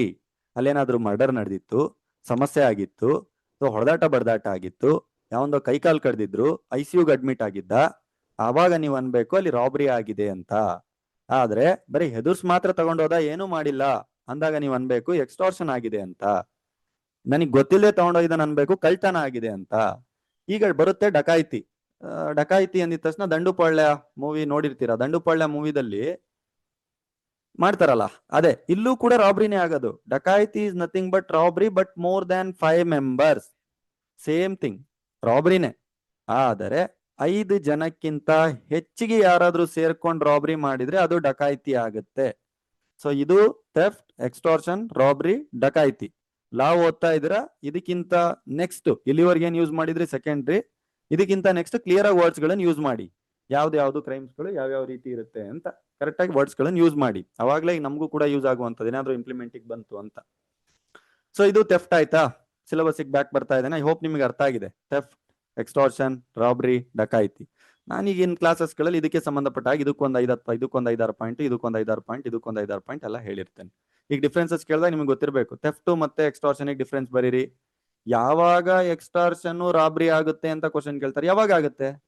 ಹಿಡ್ಕೊಂಡಿರೋ ಗನ್ ಶೂಟ್ ಮಾಡಿದಾಗ, ಬಾಡಿಗೆ ಹಾರ್ಮ್ ಮಾಡಿದಾಗ, ಸಮಸ್ಯೆ ಮಾಡಿದಾಗ, ಅಥವಾ ಹರ್ಟ್ ಮಾಡಿದಾಗ, ಗ್ರೀವಿಯಸ್ ಹರ್ಟ್ ಮಾಡಿದಾಗ. ಸಿಂಪಲ್ ಅಲ್ವಾ? ಅರ್ಥ ಮಾಡ್ಕೊಳ್ಳೋದ್ರಲ್ಲಿ ಹೋಗುತ್ತಷ್ಟೇ ಅದು. ನೆಕ್ಸ್ಟ್ ಬಂದ್ಬಿಟ್ಟು ಸ್ನ್ಯಾಚಿಂಗ್. ಸ್ನ್ಯಾಚಿಂಗ್ ಕೇಳಿದಿರಲ್ವಾ? ಸ್ನ್ಯಾಚಿಂಗ್ ಮೀನ್ಸ್ ಬೈಕಲ್ಲಿ ಗೀಕಲ್ ಹೋಗ್ಬೇಕಾದ್ರೆ ಗೊತ್ತಿರುತ್ತೆ, ಇಲ್ಲಿ ತಗೊಂಡ್ ಹೋಗ್ತಾ ಇರೋದು ಗೊತ್ತಿರುತ್ತೆ, ಹೆದರ್ಸಲ್ಲ ಬದರ್ಸಲ್ಲ. ಇದು ಎಕ್ಸ್ಟಾರ್ಷನ್ ಅಲ್ಲ. ಮತ್ ನೋಡಿ, ಸ್ನ್ಯಾಚಿಂಗ್ ಬೇರೆ. ಸ್ನ್ಯಾಚಿಂಗ್ ಅಲ್ಲಿ ಏನಾಗುತ್ತೆ ಗೊತ್ತಾ? ಇಲ್ಲೂ ಕೂಡ ದೋಚ್ಕೊಂಡು ಹೋಗುವಂಥದ್ದು. ಅವನೇನ್ ಮಾಡ್ತಾನೆ, ಬೈಕಲ್ಲಿ ಬರ್ತಾ ಇರ್ಬೇಕಾದ್ರೆ ನಡ್ಕೊಂಡು ಹೋಗ್ತಾ ಇರ್ತೀರಾ, ಅಂದ್ರೆ ನಿಮ್ಮ ಕತ್ತಿ ಕೈ ಹಾಕ್ಬಿಟ್ಟು ಸರಾನ್ ಎಳಿತಾನೆ. ಸರಾನ ಎಳಿತಾನೆ, ನಿಮಗೆ ಗೊತ್ತಾಗುತ್ತೆ ಇವನ್ ಎಳಿತಾ ಇದ್ದಾನೆ ಅಂತ. ಆದ್ರೆ ಅವನ್ ನಿಮ್ಮನ್ನ ಹೆದರ್ಸಲ್ಲ, ಆಯ್ತಾ? ನಿಮ್ಮ ಮುಂದೆನೆ ಎತ್ಕೊಂಡು ಹೋಗ್ತಾನೆ, ಗೊತ್ತಿರಂಗ್ ಎತ್ಕೊಂಡು ಹೋಗ್ತಾನೆ, ನಿಮ್ಮನ್ನ ಹೆದರ್ಸಲ್ಲ. It's called snatching. ಅದು ಥೆಫ್ಟ್ ಅಲ್ಲ. ಅದೇ ನಿಮಗೆ ಗೊತ್ತಿಲ್ದಾಗ ಎತ್ಕೊಂಡು ಹೋಗಿದ್ದ ಅಂತಂದ್ರೆ ಅದು ನಾವು ಕಳ್ತನ ಅಂತೀವಿ. ಸೊ ಈ ಒಂದು ಮೈನರ್ ಡಿಫ್ರೆನ್ಸ್ ಅನ್ನ ನೀವು ಕ್ಲಿಯರ್ ಆಗಿ ಅರ್ಥ ಮಾಡ್ಕೊಳ್ಬೇಕು. ಓಕೆ, ಸೊ ಅರ್ಥ ಆಗಿಲ್ವಾ? ರೆಕಾರ್ಡೆಡ್ ಕ್ಲಾಸಸ್ ಗಳನ್ನು ಕೊಡ್ತೀವಿ ಪೇಯ್ಡ್ ಸ್ಟೂಡೆಂಟ್ಸ್ ಗಳಿಗೆ, ಸೊ ಅವರೆಲ್ಲ ಮತ್ತೆ ರಿಪೀಟ್ ನೋಡಿ. ನೆಕ್ಸ್ಟ್ ಬಂದ್ರೆ ನಾನು ಸ್ನ್ಯಾಚಿಂಗ್ ಆಯ್ತು, ಎಕ್ಸ್ಟಾರ್ಷನ್ ಆಯ್ತು, ರಾಬ್ರಿ ಆಯ್ತು, ಡಕಾಯಿತಿ ಆಯ್ತು, ಎಲ್ಲದನ್ನು ಹೇಳಿದೆ ನಾನು ಸಿಂಗಲ್ ಲೈನ್ ಅಲ್ಲಿ. ಸೆಕ್ಷನ್ 303 ಇಂದ 312 ತನಕ ಮಾತಾಡುತ್ತೆ. ನೆಕ್ಸ್ಟ್ ಕ್ರಿಮಿನಲ್ ಕೇಸಸ್ಗಳು ಅಂತ ಬಂದಾಗ criminal miss appropriation of property ಅಂತ ಇದೆ. So criminal miss appropriation of property ಏನು ಅಂದ್ರೆ ಆಸ್ತಿಯ ದುರುಪಯೋಗ, ಆಸ್ತಿನ ದುರುಪಯೋಗ ಮಾಡ್ಕೊಳ್ಳುವಂಥದ್ದು. ಉದಾಹರಣೆಗೆ, ನಿಮ್ಮ ಕಂಪ್ನಿ, ಒಂದು ಕಂಪ್ನಿಯಲ್ಲಿ ಕೆಲಸ ಮಾಡ್ತಾ ಇದ್ದೀರಾ. ನಿಮ್ಮ ಕಂಪ್ನಿ ಓನರು ನಿಮ್ಮ ನಂಬಿಕೆ ಆಧಾರದ ಮೇಲೆ ಅವನ ಒಂದು ಪೇಟೆಂಟು, ಆಸ್ತಿ, property, Dell, laptop, mobile, phones, ಎಲ್ಲ ಪ್ರಾಪರ್ಟಿ ನಿಮ್ ಕೈಲಿ ಕೊಟ್ಟೋಗಿದಾರಪ್ಪ. ಅವ್ರ ಫೋನ್ಸು ಅಥವಾ ಆಫೀಸು, ಇಂಟೀರಿಯರ್ ಎಲ್ಲ ಕೊಟ್ಟೋಗಿದ್ದಾರೆ. ನೀವೇನ್ ಮಾಡ್ತೀರಾ ಅಂತಂದ್ರೆ ಪರ್ಸನಲ್ ಯೂಸಿಗೆ ಯೂಸ್ ಮಾಡ್ಕೊಳ್ಳೋ ಅಂಥದ್ದು, personal use. So it's called as criminal miss appropriation of property. ನಿಮ್ಮ ಕಂಪನಿಯವರು ನಿಮ್ಮ ಮೇಲೆ ಕೇಸ್ನ ಫೈಲ್ ಮಾಡ್ಬೋದು, ಅಥವಾ ನೀವೇ ಓನರ್ಸ್ಗಳಾಗಿದ್ದಲ್ಲಿ ಅವರ ಮೇಲೆ ಕೇಸ್ ಫೈಲ್ ಮಾಡ್ಬೋದು. ಅರ್ಥ ಮಾಡಿಸೋದಕ್ಕೆ ಒಂದು ಯಾವ್ದಾದ್ರು ಒಂದು ಸನ್ನಿವೇಶ ತಗೊಂಡಿರ್ತೀನಿ ಅಷ್ಟೇ ನಾನು. ಸೊ ಇದ್ರ ಡೀಪ್ ಮೀನಿಂಗ್ ಇರುತ್ತೆ. ಓಕೆ, ಆಮೇಲೆ ಕ್ರಿಮಿನಲ್ ಬ್ರೀಚ್ ಆಫ್ ಟ್ರಸ್ಟ್ ಅಂತ ಇದೆ. ಕ್ರಿಮಿನಲ್ ಬ್ರೀಚ್ ಆಫ್ ಟ್ರಸ್ಟ್ ಅಂತಂದ್ರೆ ಸೇಮ್ ಆಫೀಸಿನೇ ಬರ್ತೀನಿ, ನಿಮ್ಮ ಮೇಲೆ ನಂಬಿಕೆ ಇಟ್ಟು ಅವ್ರೇನ್ ಮಾಡಿರ್ತಾರೆ, ಲಕ್ಷಾಂತರ ರೂಪಾಯಿ ವ್ಯವಹಾರ ಮಾಡ್ತಾ ಇರ್ತಾರೆ. ಲಕ್ಷಾಂತರ ರೂಪಾಯಿ ನಿಮ್ಮ ಅಕೌಂಟಿಗೆ ಟ್ರಾನ್ಸ್ಫರ್ ಮಾಡ್ತಾರೆ, ಅವ್ರು ಟ್ರಾನ್ಸ್ಫರ್ ಮಾಡ್ತಾರೆ. ನಿಮ್ಮ ಮೇಲೆ ನಂಬಿಕೆ ಇಟ್ಬಿಟ್ಟು ಅವ್ರ ಆಫೀಸಲ್ಲಿ ನಡೆಯುವಂತ ವ್ಯವಹಾರನ ಡಿಸ್ಕ್ಲೋಸ್ ಮಾಡಿರ್ತಾರೆ, ಆಫೀಸಲ್ಲಿ ಕೆಲಸ ಮಾಡುವಂಥದ್ದು. ಅಥವಾ ನಿಮಗೆ ಡಿಸ್ಕ್ಲೋಸ್ ಮಾಡಿರ್ತಾರೆ, ನೀವು ಡಿಸ್ಕ್ಲೋಸ್ ಮಾಡಿರ್ತೀರ. ಅಲ್ಲಿ ಯಾರಾದ್ರೂ ಒಬ್ಬ ನಿಮ್ಗೆ ಮೋಸ ಮಾಡ್ದ, ನಿಮ್ಮ ಜೊತೆ ಕೆಲಸ ಮಾಡೋನ್ ಮೋಸ ಮಾಡ್ದ. ಸೊ ಅಂತ ಸಂದರ್ಭದಲ್ಲಿ ನೀವು ಅವನ ಮೇಲೆ criminal breach of trust BNS section 316 ಆಧಾರದ ಮೇಲೆ ಕೇಸ್ ಫೈಲ್ ಮಾಡಬಹುದು. ಓಕೆ, ಸೊ ನೆಕ್ಸ್ಟ್ ಬಂದ್ಬಿಟ್ಟು ರಿಸೀವಿಂಗ್ ಸ್ಟೋಲನ್ ಪ್ರಾಪರ್ಟಿ ಅಂತಿದೆ. ಸ್ಟೋಲನ್ ಪ್ರಾಪರ್ಟಿ ಅಂದ್ರೆ ಯಾವ್ದು ಗೊತ್ತಾ? ಇದು ಇಲ್ಲೇನ್ ಹೇಳಿದ್ನಲ್ಲ, ಕಳ್ತನ, ಎಕ್ಸ್ಟಾರ್ಷನ್, ರಾಬ್ರಿ, ಡಕಾಯಿತಿ, ಇದೆಲ್ಲದನ್ನು ಕೂಡ ನಾವೇನಂತೀವಿ? ಸ್ಟೋಲನ್ ಪ್ರಾಪರ್ಟಿ ಅಂತೀವಿ. ಕದ್ದಿದ್ ಮಾಲ್ ಯಾರು ತಗೊಳ್ತಾರೆ? ಸೇಟುಗಳು ತಗೊಳ್ತಾರೆ. ಬಂಗಾರದ ಬಗ್ಗೆ ಮಾತಾಡ್ತಾ ಇದ್ವಲ್ವಾ ನಾವು? ಎಲ್ಲಾ ಸೇಟುಗಳಲ್ಲ, ಯಾಕಂದ್ರೆ ಕೆಲವು ಸೇಟುಗಳು ನಮ್ ಕ್ಲಾಸ್ ಸ್ಟೂಡೆಂಟ್ ಇದಾರೆ, ಬೇಜಾರಾಗ್ತಾರೆ. ಸೊಸೈಟಿಗಳು ತಗೊಳ್ತಾರೆ ಅಂತ ಹೇಳ್ತಾರೆ. ಸ್ಟೋಲನ್ ಪ್ರಾಪರ್ಟಿ ಅಂತಂದ್ರೆ ಕದ್ದ ಆಸ್ತಿ, ಅದನ್ನ ನೀವು ಸ್ವೀಕಾರ ಮಾಡುವಂಥದ್ದು, ಅದನ್ನ ನೀವು ತೆಗೆದುಕೊಳ್ಳುವಂಥದ್ದು. ಸೊ ಅದು ಕೂಡ one type of the crime ಆಗಿರುತ್ತೆ. ಸೊ ನೆಕ್ಸ್ಟ್ ಬಂದ್ಬಿಟ್ಟು ಚೀಟಿಂಗ್ ಇದೆ. ನಾನು ನಿಮಗೆಲ್ಲ ಹೇಳ್ತಾ ಇದ್ದೆ, ಚೀಟಿಂಗ್ ಅನ್ನುವಂತ ಒಂದು ಕಾನ್ಸೆಪ್ಟ್ ಇದೆ. IPC ಸೆಕ್ಷನ್ ಅಲ್ಲಿ 420 ಕೆಲಸ ಮಾಡಬೇಡ ಅಂತ ಸಣ್ಣವರಿದ್ದಾಗ ಬೊಯ್ಯುವಂಥದ್ದು, ತಮಾಷೆ ಮಾಡುವಂಥದ್ದು ಇದೆಯಲ್ವಾ? ಸೊ ಅದೀಗ ಚೀಟಿಂಗ್ ಅಲ್ಲಿ 318, 319 ಹೋಗಿದೆ. ಸೆಕ್ಷನ್ 318 ಆಗಿದೆ. ಇದ್ರದ್ದು ಹಳೆ ಸೆಕ್ಷನ್ ಯಾವ್ದು ಗೊತ್ತಾ? IPC 420 cheating. ತಮಾಷೆಗೂ ಮಾತಾಡ್ತಾರಲ್ಲ ಆ ರೀತಿ. ಈಗ ಅಮೆಂಡ್ಮೆಂಟ್ ಆಯ್ತಲ್ಲ, IPC ಹಳೆ ಆಕ್ಟ್. ಸೊ ಅದೀಗ ಅಮೆಂಡ್ಮೆಂಟ್ ಆಗ್ಬಿಟ್ಟು 2013 ಅಲ್ಲಿ ಸೆಕ್ಷನ್ ಚೇಂಜ್ ಆಗಿ ಚೀಟಿಂಗ್ ಹತ್ರ ಬಂದ್ ನಿಂತಿದೆ. ನೆಕ್ಸ್ಟ್ ಇದೆ ಡಿಫಾಮೇಶನ್. ನಾನು ಆಕ್ಚುಲಿ ಟಾಟ್ಲಾದಲ್ಲಿ ಓದಿಸ್ತೇನೆ ನಿಮ್ಗೆ. ಮಾನಹಾನಿ ಅನ್ನುವಂಥದ್ದು ಅಲ್ಲಿ ಕಾಂಪನ್ಸೇಷನ್ ಹಾಕೊಳ್ತಾರೆ ಟಾಟ್ಲಾದಲ್ಲಿ, ಇಲ್ಲಿ ಕ್ರಿಮಿನಲ್ ಕೇಸಿಗೆ ಹಾಕೊಳ್ತಾರೆ. ಮಾನಹಾನಿ ಅಂತಂದ್ರೆ ತುಂಬಾ ಸಿಂಪಲ್ ಆಗುತ್ತೆ. ಯಾರೋ ನಾನು ನಿಲ್ಲಿಸ್ಕೊಂಡು ಎಲ್ಲ ಒಂದ್ ಕಡೆ ಬೈದ, ಆಲ್ರೆಡಿ ಹೇಳಿದ್ದೀನಿ ಅದ್ರ ಬಗ್ಗೆ. ನನಗೆ ಪಬ್ಲಿಕ್ ಅಲ್ಲಿ ಗೊತ್ತಾದಂಗೆ ಬೈದ, ನನ್ನ ಮಾನಹಾನಿ ಆಯ್ತು, ಮರ್ಯಾದೆ ಹೋಯ್ತು, ಈ concept defamation. So next concept ಬಂದ್ಬಿಟ್ಟು ಕ್ರಿಮಿನಲ್ ಇಂಟಿಮಿಡೇಷನ್ ಅಂತ ಇದೆ. ಸೊ ಕ್ರಿಮಿನಲ್ ಇಂಟಿಮಿಡೇಷನ್ ಅಂದ್ರೆ ಬೆದರ್ಸುವಂಥದ್ದು. ಕ್ರಿಮಿನಲಿ ಯಾರನ್ನೋ ಬೆದರ್ಸುವಂಥದ್ದು, ಫೋನ್ ಮಾಡಿ ಬೆದರ್ಸ್ದೆ, ಬೊಯ್ದೆ, ಹೊಡೆದೆ, ಪಡ್ತೆ, ಎಲ್ಲದೂ ಕನ್ಸಿಡರ್ ಆಗುತ್ತೆ. ಬಟ್ ಹಾಗಂತೇಳಿ ಪ್ರತಿಯೊಂದಕ್ಕೂ ಕೂಡ FIR ಮಾಡ್ತಾರೆ ಅನ್ನುವಂತ ನಂಬಿಕೆ ಇಡ್ಬೇಡಿ. ಎಲ್ಲದೂ ಎಸೆನ್ಷಿಯಲ್ ಫುಲ್ಫಿಲ್ ಆಗುತ್ತೆ. FIR ಗಿಂತ ಮುಂಚೆ NCR ಅಂತ ಒಂದು ಕಾನ್ಸೆಪ್ಟ್ ಇದೆ. ಹೌದು, ನೆಕ್ಸ್ಟ್ ಸೆಮ್ ಅಲ್ಲಿ ನಾನೇ ಎಲ್ಲ ಕ್ಲಾಸಸ್ ಮಾಡಿದೀನಿ, ಅರ್ಥ ಆಗ್ತಾ ಹೋಗುತ್ತೆ. ಫಸ್ಟ್ ಈಗ ಕ್ರೈಮ್ಸ್ ಗಳೇನೇನಂತ ನೋಡಿ ಸಾಕು. ನೆಕ್ಸ್ಟ್ ಇನ್ಸಲ್ಟ್ ಮಾಡುವಂಥದ್ದು, ಅವಮಾನ ಮಾಡುವಂಥದ್ದು. ಡಿಫಾಮೇಶನ್ ಬೇರೆ, ಅವಮಾನ ಬೇರೆ. ನೆಕ್ಸ್ಟ್ ಬಂದ್ಬಿಟ್ಟು ಅನಾಯನ್ಸ್ ಅಂತ ಇದೆ, ಕಿರಿಕಿರಿ ಉಂಟು ಮಾಡುವಂಥದ್ದು. ಇದನ್ನೆಲ್ಲ ಸೆಕ್ಷನ್ 351 ಇಂದ 356 ತನಕ ಓದ್ತೀರಾ. ಸೊ ಈಗ ಟೋಟಲ್ ಯೂನಿಟ್ 1, 2, 3, 4, 5 ಏನೇನು ಕ್ರೈಮ್ಸ್ಗಳೆಲ್ಲ ಬರುತ್ತೆ ಎಲ್ಲದನ್ನು ಕೂಡ ನೋಡಿದ್ದೀರಾ. ಓಕೆ, ಸೊ ಈ ರೀತಿಯಾಗಿ 100% ಪ್ರತಿ ಒಂದು ಕ್ರೈಮ್ಗಳಲ್ಲಿ ಈಗೇನು ಲೈವ್ ಎಕ್ಸಾಂಪಲ್ ತರ ಹೇಳಿದೆ 100% ಎಲ್ಲಾ ಕ್ಲಾಸಸ್ ಪೇಯ್ಡ್ ಕ್ಲಾಸಸ್ಗಳಲ್ಲಿ ಎಲ್ಲಾ ಒಂದೊಂದೊಂದೊಂದು ಟಾಪಿಕ್ ಮೇಲೆ ಮಾತಾಡಿರುವಂತದ್ದು. ಸೊ ಯಾರ್ಯಾರು ಈಗಿನ್ನು ಜಾಯ್ನ್ ಆಗಿದ್ದೀರಾ ಅಥವಾ ನೋಡಿಲ್ಲ ಅವರೆಲ್ಲ ಈ ನಂಬರ್ಸ್ಗಳಿಗೆ ಕಾಲ್ ಮಾಡ್ಕೊಂಡು ಆಯಾ ಟಾಪಿಕ್ಗೆ ಸಂಬಂಧಪಟ್ಟ ಹಾಗೆ ವಿಷಯಗಳನ್ನ ತಗೊಳ್ತಾ ಹೋಗಿ ಕೆಳಗಡೆ ಇರುವಂತ ನಂಬರ್ಸ್ಗಳಲ್ಲಿ. ಸೊ ಇದು ಒಂದ್ಸಲ ನಾನು ರಿವಿಷನ್ ಮಾಡಬೇಕು ಅಂದ್ರೆ, ಯಾಕಂದ್ರೆ ತುಂಬಾ ಮಜವಾದ ವಿಷಯ, ನಮ್ಮ ಆಫೀಸಲ್ಲಿ ಇದ್ರದ್ದು ಸುಮಾರು ಕೇಸ್ಗಳು ಬಿದ್ದಿದೆ, ಪ್ರತಿಯೊಂದು ಟಾಪಿಕ್ ಮೇಲೆ ಕೇಸ್ಗಳು ಬಿದ್ದಿದೆ, ಪ್ರಾಕ್ಟಿಕಲ್ ಆಗಿ ನಡೀತಾ ಇದೆ. ಸೊ ವೆನ್ಯೂ BNS ಸಬ್ಜೆಕ್ಟ್, ಕ್ರಿಮಿನಲ್ಗೆ ಸಂಬಂಧಪಟ್ಟಿರುವಂತ ಸಬ್ಜೆಕ್ಟ್, ಕಂಪ್ಲೀಟ್ ಆಗಿ ಕ್ರಿಮಿನಲ್ ಆಕ್ಟಿವಿಟೀಸ್ ಸಂಬಂಧಪಟ್ಟಿರುವಂತ ಸಬ್ಜೆಕ್ಟ್, ಕ್ರೈಮ್ಸ್ ನ ಬಗ್ಗೆ ಓದ್ತೀರಾ, ಕ್ರಿಮಿನಲ್ಸ್ ಗಳಿಗೆ ಕೊಡುವಂತ ಪನಿಷ್ಮೆಂಟ್ಸ್ ನ ಬಗ್ಗೆ ಓದ್ತೀರಾ, ಕ್ರಿಮಿನಲ್ಸ್ ಗಳು ಮಾಡುವಂತ ಕ್ರೈಮ್ಸ್ ಗಳು ಹೇಗೆ ಇರುತ್ತೆ ಅಂತ ಓದ್ತಾ ಹೋಗ್ತೀರಾ. ಯೂನಿಟ್ 1 ಅಲ್ಲಿ ಸ್ವಲ್ಪ ಪನಿಷ್ಮೆಂಟ್ ಅಂದ್ರೆ ಏನು, general exception with some meaning. Unit 2 ಅಂತ ಬಂದಾಗ ವುಮೆನ್ಸ್ ನ ಮೇಲೆ ನಡೆಯುವಂತ rape, criminal force, assault, child ನ ಮೇಲೆ ಕ್ರೈಮ್ಸ್, ಕ್ರಿಮಿನಲ್ ಕಾನ್ಸ್ಪಿರಸಿ, ಅಬೆಟ್ಮೆಂಟ್, ಈ ರೀತಿಯಾದಂತಹ ಕ್ರೈಮ್ಸ್ ಗಳು. ಯೂನಿಟ್ 3 ಅಂತ ಬಂದಾಗ human body, culpable homicide, mob lynching, murder, negligent, terrorist act, hurt, grievous hurt, kidnap, wrongful confinement, restraint, slavery, force labours, ಈ concept ಈ ಒಂದು ಕ್ರೈಮ್ಸ್ ಗಳನ್ನು ಕಲಿತೀರಾ. ಯೂನಿಟ್ 4 ಅಂತ ಬಂದಾಗ ದೇಶದ ವಿರುದ್ಧ ಮಾಡಬಾರ್ದಂತ ದೊಡ್ಡ ತಪ್ಪು, ಆಯ್ತಾ, ದೇಶದ ವಿರುದ್ಧ ಏನಾದ್ರೂ ಕ್ರಿಮಿನಲ್ ಆಕ್ಟಿವಿಟೀಸ್ ಗಳನ್ನ ಮಾಡಿದಾಗ election scam, coins, currency, duplicate notes, forgery, unlawful assembly, religious problems, religious field ನಲ್ಲಿ ದೊಂಬ್ರಿ, ಗಲಾಟಿ, public justice, evidence, harbour offender, public nuisance, mischief, criminal trespass, forgery, ಈ ವಿಷಯಗಳನ್ನು ಕಲಿತೀರಾ.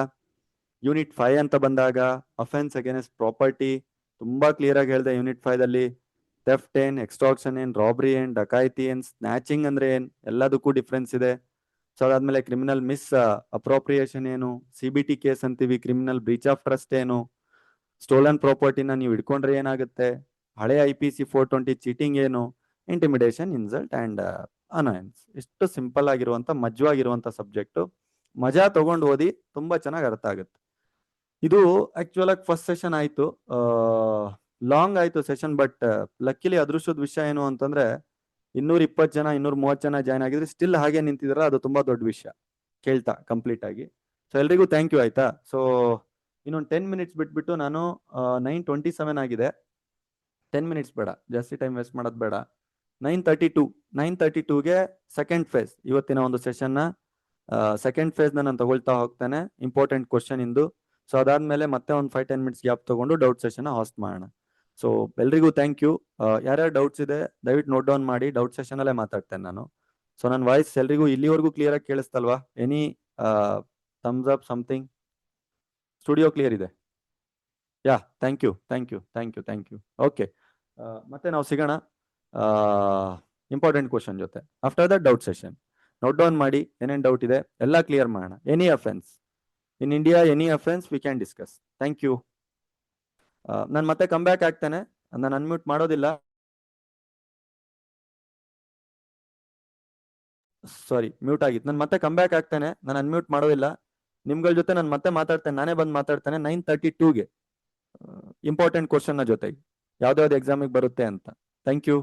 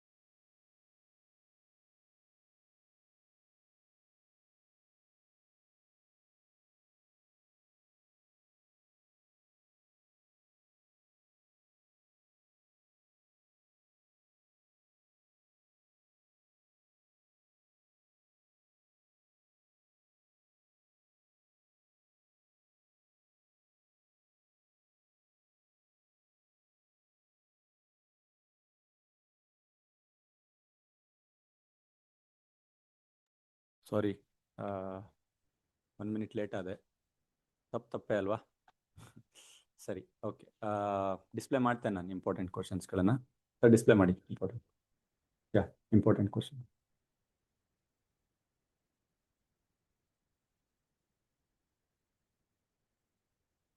But hardly 1.5 hour non stop ಅಲ್ಲ, ಅದಕ್ಕೋಸ್ಕರ.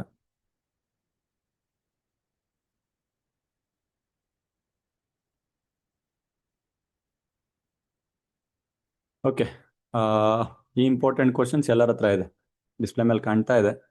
I think so. BNS criminal law. Okay, ಹೊಸ subject, ಹೊಸ syllabus. ನಾನು IPCನೂ ಕೂಡ ಮಾಡಿದ್ದೇನೆ, BNS ಮಾಡಿದ್ದೇನೆ. ಯಾರ್ಯಾರು ಹಳೆ ಸಿಲೆಬಸ್ ಅವ್ರು ಮಾತ್ರ IPC, ಯಾರು ಕೂಡ IPC ಓದಬೇಡಿ. ಈಗ ಫಸ್ಟ್ ಸೆಮ್ ಓದ್ತಾ ಇರೋರು, ಮತ್ತೆ ಹೋದ್ ಸಲ ಈಗ ಥರ್ಡ್ ಸೆಮ್ ಇರುವಂಥವ್ರು. ಉಳಿದ 5th ಸೆಮ್ ಯಾರಿದ್ದಾರೆ ಅವ್ರದ್ದೆಲ್ಲ ಬೇರೆ ಬೇರೆ ರೀತಿಯಾಗಿ ರಿಲೀಸ್ ಆಗಿದೆ. ಸೊ IPCನೂ ಕೂಡ ಕೊಟ್ಟಿದ್ದೀನಿ ನಾನು, ಅದರದ್ದು ಕ್ಲಾಸಸ್ ನಾನೇ ಮಾಡಿದ್ದೇನೆ. ಸೊ ಮತ್ತೆ IPC ಮಾಡಿದ್ರು BNS ಕ್ಲಾಸ್ಗಳನ್ನು ಮತ್ತೆ ಮಾಡಿದ್ದೇನೆ 100%. ಸೊ ನೀವೆಲ್ಲ ಓದುವಂಥದ್ದು BNS. ನೀವು ಹೇಳೋಣಲ್ವಾ ಇಂಪಾರ್ಟೆಂಟ್ ಕ್ವಶನ್. ಎಲ್ರಿಗೂ ಇದೇ ಬೇಕಾಗುತ್ತಲ್ವಾ, ಎಕ್ಸಾಮ್ ಹಿಂದಿನ ದಿನ ಒಂದು 4 ಇಂಪಾರ್ಟೆಂಟ್ ಕ್ವಶನ್ ಹೇಳಿ ಓದ್ಕೊಂಡು ಹೋಗ್ಬಿಡ್ತೀವಿ ಸಾಕು. ಡಿಗ್ರಿಯಲ್ಲೆಲ್ಲ ಮಾಡ್ಕೊಂಡು ಬಂದಿದ್ದೀರಾ. ಸೊ ಇಂಪಾರ್ಟೆಂಟ್ ಕ್ವಶನ್ ಆಲ್ರೆಡಿ ಕೊಟ್ಟಾಗಿದೆ. ಇಂಪಾರ್ಟೆಂಟ್ ಕ್ವಶನ್ ಅಲ್ಲೇ ಮತ್ತೆ ಪ್ರಿಯಾರಿಟಿ ತೆಗಿತಾ ಇದ್ದೇನೆ ನಾನು. ಅದರಲ್ಲೇ ಯಾವುದು ಮೋಸ್ಟ್ ಇಂಪಾರ್ಟೆಂಟ್ ಓದ್ತೀರಾ ಅಂತ, ಸೀರಿಯಲ್ ವೈಸ್, ಸೀಕ್ವೆನ್ಸ್ ಆಗಿ. ಓಕೆ, ಸೊ 1ರಲ್ಲಿ 10 ಕ್ವಶನ್ ಕೊಟ್ಟಿದ್ದೆ ನಾನು ಫಸ್ಟ್ ಯೂನಿಟ್ ಅಲ್ಲಿ, ತುಂಬಾ ದೊಡ್ಡದು. ಸೊ ಅದರಲ್ಲೇ ನೀವು ಮೋಸ್ಟ್ ಇಂಪಾರ್ಟೆಂಟ್ ಯಾವ್ದು ನೋಡ್ತೀರಾ ಅಂದ್ರೆ ಪನಿಷ್ಮೆಂಟ್ ನೋಡಿ. First most important punishment. First most important punishment ಬಗ್ಗೆ ನೋಡಿ. ಯಾವ ಯಾವ ರೀತಿಯಾದಂಥ ವಾಯ್ಸ್ ಇಸ್ ಆಡಿಯೋಬಲ್ನಾ? Yeah, okay. ಪನಿಷ್ಮೆಂಟ್ ಬಗ್ಗೆ ನೋಡಿ, ಫಸ್ಟ್ ಮೋಸ್ಟ್ ಇಂಪಾರ್ಟೆನ್ಸ್. ಪಕ್ಕದಲ್ಲಿ ಸೀರಿಯಲ್ ನಂಬರ್ ಹಾಕಿರ್ತೀನಿ, ಸೊ ಅದ್ರ ಪ್ರಕಾರ ನೋಡಿ. ನಾನು ಮತ್ತೆ ರಿಪೀಟ್ ಮಾಡ್ತಾ ಇದ್ದೇನೆ, ನಾನು ಕೊಡುವಂಥ ಫಸ್ಟ್, ಸೆಕೆಂಡ್, ಥರ್ಡ್ ಇದೇ ಕ್ವಶನಲ್ಲಿ ಒಂದು ಕ್ವಶನ್ ಬಂದಿರುತ್ತೆ. ಮಿಸ್ ಆದರೆ 4th 5th ಅಲ್ಲಾದ್ರೂ ಬರುತ್ತೆ. ಸೊ ಎಲ್ಲ ಇಲ್ಲಿಂದಲ್ಲ, ಇಲ್ಲಿವರೆಗೂ ಆಗಿರುವಂಥ ಎಲ್ಲ ಕ್ಲಾಸಸ್ಸಲ್ಲಿ ಹೇಳ್ತಾ ಇರುವಂಥದ್ದು. ಓದೋದಕ್ಕಿಂತ ಮುಂಚೆ ಇದು ನೋಡ್ಕೊಂಡು ಮೂವ್ ಆನ್ ಆಗಿ. ನಂದು ಉದ್ದೇಶ ಏನು ಅಂದರೆ ಇಂಪಾರ್ಟೆಂಟ್ ಕ್ವಶನ್ ಮತ್ತೆ ಕೊಡುವಂಥದ್ದು. ನೀವು ಓದ್ತಾ ಇರಬೇಕಾದ್ರೇ ಫೋಕಸ್ ಮಾಡಬೇಕಾದ್ರೆ ಟಾರ್ಗೆಟೆಡ್ ಎಕ್ಸಾಮ್, ಟಾರ್ಗೆಟ್ ಮಾಡಿ, ಎಕ್ಸಾಮಿಗೆ ಟಾರ್ಗೆಟ್ ಮಾಡಿ, ಫೋಕಸ್ ಮಾಡಿ, ಎಕ್ಸಾಮ್ ಓರಿಯೆಂಟೆಡ್ ಅಲ್ಲೇ ಓದ್ಲಿ ಅಂತ. ಸೊ ಇದೇ ರೀತಿ 6ನೇ ಸೆಮಿಸ್ಟರ್ ತನಕನೂ ಕೂಡ ಇರುವಂಥದ್ದು. ನಿಮ್ಮ 3 year LLBಗೆ 5 year LLB 10 ಸೆಮ್ ತನಕನೂ ಇದೆ. So ಎನಿಯವ್ first most important various punishment ಅಂದರೆ ಯಾವ ಯಾವ ರೀತಿಯಾದಂತಹ ಶಿಕ್ಷೆಗಳು ಇದೆ ನಮ್ಮ BNS ಅಲ್ಲಿ ಅನ್ನುವಂಥ ವಿಷಯನ ಮಾತಾಡುತ್ತೆ. ಯಾವ್ಯಾವ ರೀತಿಯಾದಂಥ ಪನಿಷ್ಮೆಂಟ್ಸ್ಗಳಿದೆ ಅಂತ. ಸೊ ನಾನು ಹೇಳ್ದಲ್ವಾ, ನಿಮ್ಮ ಏನು ಒಂದು ಫೈನ್ ಹಾಕೋದು, ಅಥವಾ ನೇಣಿಗೆ ಹಾಕುವಂಥದ್ದು, ಡೆತ್ ಸೆಂಟೆನ್ಸ್, ಅಥವಾ ಏನಾದರೂ ಜೈಲಿಗೆ ಹಾಕುವಂಥದ್ದು. ಜೈಲಲ್ಲೇ ಮತ್ತೆ ರಿಗೋರಿಯಸ್, ನಾರ್ಮಲ್, ಯಾರ್ಯಾರು ಓದಿದಾರೋ ಅವ್ರಿಗೆ ಸೆನ್ಸ್ ಆಗ್ತಾ ಇದೆ ಇದೆಲ್ಲ, ಯಾಕಂದ್ರೆ ಓದಿರ್ತಾರೆ ಒಂದು ರೌಂಡು. ಸೊ ಅದನ್ನು ಫಸ್ಟ್ ಮೋಸ್ಟ್ ಇಂಪಾರ್ಟೆಂಟ್ ತಗೊಳ್ಳಿ. Second most importance general exceptions ಬಗ್ಗೆ ಓದ್ತೀರಾ. ಜನರಲ್ ಎಕ್ಸೆಪ್ಷನ್ಸ್ಗಳೇನಿದೆ ಅದ್ರ ಬಗ್ಗೆ ಓದ್ತೀರಾ. ಸೊ ಅದರಲ್ಲಿ 2 ಬರುತ್ತೆ ಅಂತ ಹೇಳಿದೆ. ಒಂದು ಪ್ರಾಪರ್ಟಿಗೆ ಸಂಬಂಧಪಟ್ಟ ಹಾಗೆ, ಇನ್ನೊಂದು ಬಾಡಿಗೆ ಸಂಬಂಧಪಟ್ಟ ಹಾಗೆ. ಎರಡನ್ನೂ ಕೂಡ ನೋಡ್ಕೊಂಡು ಹೋಗ್ಬೇಕಾಗುತ್ತೆ. Second most important question, private defence ಅಂದ್ರೆ ಏನು? ಅದೇ ನಾನು ನಿಮಗೆ ಹೇಳಿದ್ನಲ್ಲ, ಪ್ರೈವೇಟ್ ಡಿಫೆನ್ಸ್ ಅಂದ್ರೆ ಏನು, ಯಾವ ರೀತಿ ಕಾನ್ಸೆಪ್ಟ್ಸ್ಗಳನ್ನು ಹೇಳಿದ್ನಲ್ವಾ. ಸೊ ಅದು ಪ್ರೈವೇಟ್ ಡಿಫೆನ್ಸ್ಗಳಂತಂದ್ರೆ, ನೀವು ಯಾರಾದರೂ ನಿಮ್ಮ ಮೇಲೆ ಅಟ್ಯಾಕ್ ಮಾಡಿದಾಗ ನೀವು ಯಾವ ರೀತಿ ಅದನ್ನ ನಿಮ್ಮ ಬಾಡಿಗೆ ಏನಾದರೂ ಅಟ್ಯಾಕ್ ಮಾಡಿದಾಗ ಯಾವ ರೀತಿ ಆಕ್ಷನ್ ತಗೊಳ್ತೀರಾ. ಸೊ ಆ ಕಾನ್ಸೆಪ್ಟ್ಸ್ಗಳನ್ನ ಬರಿತಾ ಹೋಗ್ಬೇಕು. ಯಾವ್ಯಾವ ಸೆಕ್ಷನ್ಸ್ಗಳು ಬರುತ್ತೆ ಅಂತ ಬರಿಬೇಕು. ಅಂದ್ರೆ ನಿಮ್ಮ ದೇಹವನ್ನ ರಕ್ಷಿಸ್ಕೊಳ್ಳೋದಕ್ಕೋಸ್ಕರ ನೀವು ಸಾವಿನ ತನಕನೂ ಕೂಡ ಆಕ್ಷನ್ ತಗೊಂಡು ಮುಂದ್ಗಡೆ ರನಿಗೆ ಹೊಡಿಬಹುದು. ನಿಮ್ಮನ್ನ ಯಾರಾದ್ರೂ ಹೊಡಿಯಕ್ ಬಂದ್ರೆ ಸುಮ್ಮನೆ ಇರಕ್ಕಾಗತ್ತಾ? ಅದು ನಿಮ್ಮ ಫ್ಯಾಮಿಲಿ ಹೊಡಿಯಕ್ ಬಂದ್ರೆ ಸುಮ್ಮನೆ ಇರಕ್ಕಾಗತ್ತಾ? ಫ್ಯಾಮಿಲಿನ ರಕ್ಷಣೆ ಮಾಡ್ಬೇಕಲ್ಲ. ಸೊ ಅವಾಗ ಅಟ್ಯಾಕ್ ಮಾಡಿರ್ತೀರಾ. ಸೊ ಅದನ್ನ ಸೆಕೆಂಡ್ ಮೋಸ್ಟ್ ಇಂಪಾರ್ಟೆನ್ಸ್ ಅಂತ ತಗೊಳ್ಳಿ. ಸೊ ನೀವು ಥರ್ಡ್ ಮೋಸ್ಟ್ ಇಂಪಾರ್ಟೆಂಟ್ ಅಂತ ಬಂದಾಗ ತುಂಬಾ ಸಿಂಪಲ್ ಆಗಿರೋ ಹೇಳ್ತೇನೆ ನಾನು. ಸೊ ಯಾವ ಯಾವ ಪಾರ್ಟೀಸ್ಗಳು ಬರ್ತಾರೆ ಅಂತ ಹೇಳಿದ್ನಲ್ವಾ. 1 ಹೊಡೆದವನು, 2 ಹೊಡೆತ ತಿಂದವನು, 3ನೇದು ಸಪೋರ್ಟ್ ಮಾಡಿದವನು, 4ನೇದು ಕ್ರೈಮ್ ಆದ್ಮೇಲೂ ಸಪೋರ್ಟ್ ಮಾಡಿದವನು. ಇವರೇ ಪಾಸಿಬಿಲಿಟಿ ಪಾರ್ಟೀಸ್ಗಳು. ಇವ್ರ ಬಗ್ಗೆ 3ನೇ ಇಂಪಾರ್ಟೆಂಟ್. ಐ ಥಿಂಕ್ ಇದು 4th ಇಂಪಾರ್ಟೆಂಟ್ ಅಂದ್ರೆ ತಗೊಳ್ಳಿ. ಥರ್ಡ್ ಮೋಸ್ಟ್ ಇಂಪಾರ್ಟೆಂಟ್ ಇದನ್ನ ತಗೊಳ್ಳಿ, ಆಕ್ಟಸ್ ನಾನ್ ಫೆಸಿಟ್ ನೆಸಿ ಮೆನ್ಸ್ ರಿಟ್ರಿಯಾನ್. ಅಂದ್ರೆ ನಮ್ಮೊಂದು ಕಾನ್ಸೆಪ್ಟ್ ಹೇಳಿದೆ, ಕ್ರೈಮ್ ಏನಾದ್ರೂ ಆಗ್ಬೇಕು ಅಂದ್ರೆ ಒಂದು ಆಕ್ಟಸ್ ರಿಯಾ ಇರಬೇಕು, ಮೆನ್ಸ್ ರಿಯಾ ಇರಬೇಕು, ಅದ್ರ ಜೊತೆಗೆ ಡ್ಯಾಮೇಜಸ್, ಸಮಸ್ಯೆ ಆಗಿರ್ಬೇಕು, ಹಾನಿ ಆಗಿರ್ಬೇಕು. ಸೊ ಅದರಲ್ಲಿ ಆಕ್ಟಸ್ ರಿಯಾ, ಮೆನ್ಸ್ ರಿಯಾ ಬಗ್ಗೆ ಕ್ವಶನ್ಸ್ ಗಳನ್ನ ರೈಸ್ ಮಾಡ್ತಾರೆ. ಸೊ ಇದು ಮತ್ತೆ ಇದು question number 2 and question number 3 ಎರಡೂ ಕೂಡ ಸೇಮ್. ಯಾಕಂದ್ರೆ ಇಲ್ಲೂ ಕೂಡ ಅದೇ ಹೇಳಿರೋದು, ಡಿಫೈನ್ ದ ಕ್ರೈಮ್. ಕ್ರೈಮ್ ಅಂದ್ರೆ ಏನು, ಬೇರೆ ಬೇರೆ ಎಸೆನ್ಷಿಯಲ್ಸ್ ಗಳನ್ನ ಹೇಳಿ ಅಂತ. ಸೊ ಇದೇ ಎಸೆನ್ಷಿಯಲ್ಸ್ಗಳು, ಆಕ್ಟಸ್ ರಿಯಾ, ಮೆನ್ಸ್ ರಿಯಾ, ಮತ್ತೆ ಯಾವ ರೀತಿಯಾದಂಥ ಡ್ಯಾಮೇಜಸ್ಗಳಾಯ್ತು ಇವನ್ನೇ ಮತ್ತೆ ಎಕ್ಸ್ಪ್ಲೈನ್ ಮಾಡುವಂತ. ಸೊ ಇದು ಥರ್ಡ್ ಮೋಸ್ಟ್ ತಗೊಳ್ಳಿ ಕ್ವಶನ್. 2 and 3 ಸೇಮ್ ಆನ್ಸರ್, ಸ್ವಲ್ಪ ಮಾಡಿಫೈಡ್ ಮಾಡ್ತೀರಾ ಅಷ್ಟೇ. ಅದನ್ನ ಥರ್ಡ್ ಮೋಸ್ಟ್ ತಗೊಳ್ಳಿ. ಫೋರ್ತ್ ಮೋಸ್ಟ್ ಆಗಿ ಯಾವ್ಯಾವ ಪಾರ್ಟೀಸ್ಗಳಿರ್ತಾರೆ, ಸಂಭಾವ್ಯ ಪಕ್ಷಗಳು ಯಾವ್ಯಾವು ಅಂತ ಫೋರ್ತ್ ಮೋಸ್ಟ್ ತಗೊಳ್ಳಿ. ಫಿಫ್ತ್ ಅಂತ ಏನಾದ್ರು ತಗೊಂಡಾಗ ಫಿಫ್ತ್ ಅಲ್ಲಿ ಫಸ್ಟ್ ಅಂತ ನಾನು ಏನ್ ಕೊಟ್ಟಿದ್ದೀನಿ ಅದನ್ನೇ ತಗೊಳ್ಳಿ. ಮೊದಲನೇದು ಫಿಫ್ತ್ ಮೋಸ್ಟ್ ಇಂಪಾರ್ಟೆಂಟ್ ಕ್ವಶನ್, ಅದನ್ನ ತಗೊಳ್ಳಿ ಫಸ್ಟ್. ಅಂದ್ರೆ ಕ್ರೈಮ್ ಅಂತಂದ್ರೆ ಏನು, ಕ್ರೈಮ್ ಅಂತಂದ್ರೆ ಚೆನ್ನಾಗಿ ಕಲ್ತ್ಬಿಡಿ ಆಯ್ತಾ. ಕ್ರೈಮ್ ಡೆಫಿನೇಷನ್, ಕ್ರೈಮ್ ಅಂತಂದ್ರೆ ಏನು, ಕ್ರೈಮ್ಗೂ ಮತ್ತೆ ಬೇರೆ ಬೇರೆ ಇದಾವಲ್ಲ ಸಬ್ಜೆಕ್ಟ್ಸ್ಗಳು. ನಿಮ್ಮ ಟಾಟ್ ಲಾ ಇದೆ, ಅದಕ್ಕೇನು ವ್ಯತ್ಯಾಸ ಇದೆ, ಕಾಂಟ್ರಾಕ್ಟಿಗೆ ಏನು ವ್ಯತ್ಯಾಸ ಇದೆ, ಮತ್ತು ಅದ್ರ ಸ್ಟೇಜಸ್ಗಳನ್ನು ಕೂಡ ಕೇಳಿದ್ದಾನೆ. ಸ್ಟೇಜಸ್ ಅಂತಂದ್ರೆ ಹೇಳಿದ್ನಲ್ಲ, ಫಸ್ಟ್ ಪ್ಲಾನ್ ಮಾಡ್ದ, ಅಟೆಂಪ್ಟ್ ಮಾಡ್ದ, ಅದು ಫುಲ್ ಅಟೆಂಪ್ಟ್ ಆಯ್ತು, ಈ ರೀತಿಯಾದಂಥ ಸ್ಟೇಜಸ್ಗಳು. ಅದನ್ನ ಫಿಫ್ತ್ ಮೋಸ್ಟ್ ಇಂಪಾರ್ಟೆಂಟ್ ಅಂತ ತಗೊಳ್ಳಿ. ಸೊ ನೆಕ್ಸ್ಟ್ ಬಂದ್ಬಿಟ್ಟು ವೇರಿಯೇಷನ್ ಇನ್ ಲಯಬಿಲಿಟಿ ತಗೊಳ್ಳಿ. ಸಿಕ್ಸ್ತ್ ಮೋಸ್ಟ್ ಇಂಪಾರ್ಟೆನ್ಸ್ ವೇರಿಯೇಷನ್ ಇನ್ ಲಯಬಿಲಿಟಿ ತಗೊಳ್ಳಿ. ಸೊ ವೇರಿಯೇಷನ್ ಲಯಬಿಲಿಟಿ ಅಂದ್ರೆ ಹೊಣೆಗಾರಿಕೆಯಲ್ಲಿ ವ್ಯತ್ಯಾಸ, ಇಂಟಾಕ್ಸಿಕೇಶನ್ ಟೈಮಲ್ಲಿ, ಅಮಲಿದ್ದಾಗ ಹೊಡೆದಾಗ, ಅಬ್ನಾರ್ಮಲಿಟಿ ಪರ್ಸನ್ ಇದ್ದಾಗ, ಈ ರೀತಿಯಾದಂಥ ಕಾನ್ಸೆಪ್ಟ್ಸ್ಗಳು ಸಿಕ್ಸ್ತ್ ಮೋಸ್ಟ್ ತಗೊಳ್ಳಿ. ಸೊ ಅದಾದ್ಮೇಲೆ ಸೆವೆಂತ್ ಆಗಿ ಇದನ್ನು ತಗೊಳ್ಳಿ, explain the nature and mistake of facts, mistake of law ಅಂತ. So mistake of fact, mistake of law ಎರಡಕ್ಕೂ ವ್ಯತ್ಯಾಸ ಇದೆ. ನಾನು ಕ್ಲಿಯರ್ ಆಗಿ ಹೇಳ್ತೇನೆ, ಇದನ್ನು ಇನ್ನೊಂದು ಸ್ವಲ್ಪ ಅರ್ಥ ಮಾಡಿಸ್ಬೇಕು ಅಂದ್ರೆ, ಮೊದಲನೇದು ಮಿಸ್ಟೇಕ್. ಮಿಸ್ಟೇಕ್ ಅಂದ್ರೆ ತಪ್ಪು. ಈ ತಪ್ಪಲ್ಲಿ ಎರಡು ತರ ಅಂತ, ಒಂದು ಮಿಸ್ಟೇಕ್ ಆಫ್ ಫ್ಯಾಕ್ಟ್ ಅಂತ, ಇನ್ನೊಂದು ಮಿಸ್ಟೇಕ್ ಆಫ್ ಲಾ ಅಂತ. ಮಿಸ್ಟೇಕ್ ಆಫ್ ಲಾಗೆ ಎಕ್ಸ್ಕ್ಯೂಸೇ ಇಲ್ಲ. ನೀವೇನಾದ್ರೂ ಲಾ ಪ್ರಕಾರ ತಪ್ಪು ಮಾಡಿದ್ರೆ ಒಳಗೆ ಹೋಗ್ತೀರಾ. ಬಟ್ ಮಿಸ್ಟೇಕ್ ಆಫ್ ಫ್ಯಾಕ್ಟಿಗೆ ಎಕ್ಸ್ಕ್ಯೂಸ್ ಇದೆ. ಉದಾಹರಣೆಗೆ ಹೇಳ್ಬೇಕು ಅಂದ್ರೆ, ಈಗ ಬೈಕ್ ಹೊಡ್ಕೊಂಡು ಹೋಗ್ತಾ ಇದ್ದೀರಾ ಅಥವಾ ಕಾರ್ ಹೊಡ್ಕೊಂಡು ಹೋಗ್ತಾ ಇದ್ದೀರಾ, ರೂಲ್ಸ್ ಇದೆ, ರೆಗ್ಯುಲೇಷನ್ಸ್ ಇದೆ. ಏನಂತ,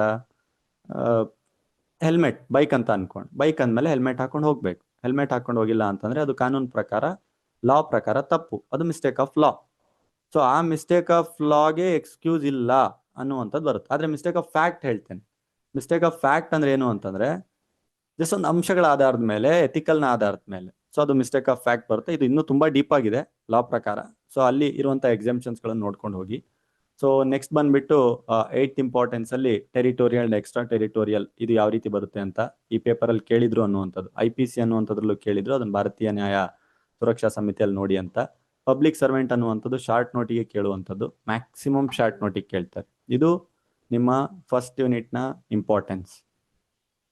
ಸೆಕೆಂಡ್ ಯೂನಿಟ್ ಅಂತ ಬಂದಾಗ, ಸೆಕೆಂಡ್ ಯೂನಿಟ್ ಅಲ್ಲಿ ಕೊಟ್ಟಿರೋದೇ 4 question, 4 question most important.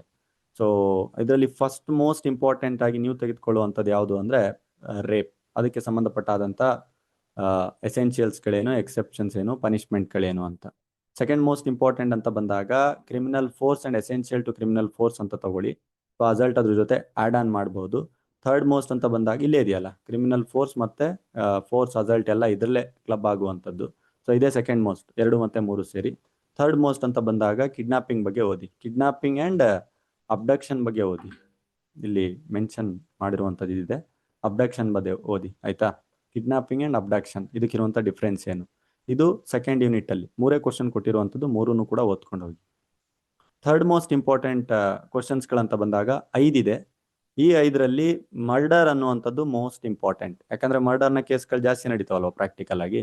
So ಅದಕ್ಕೋಸ್ಕರ ಮರ್ಡರ್ ಅನ್ನುವಂಥದ್ದು ಮೋಸ್ಟ್ ಇಂಪಾರ್ಟೆಂಟ್. ಈ ಮರ್ಡರ್ ಅಲ್ಲಿ 2 ತರ ಬರುತ್ತೆ. ಪಾಯಿಂಟ್ ನಂಬರ್ 2 ಇಂದ ಪಾಯಿಂಟ್ ನಂಬರ್ 3 ನಾನು ಏನಾದ್ರು ಕನೆಕ್ಟ್ ಮಾಡಿದೆ ಅಂತಂದ್ರೆ 2 ತರ ಮರ್ಡರ್ ಬರುತ್ತೆ.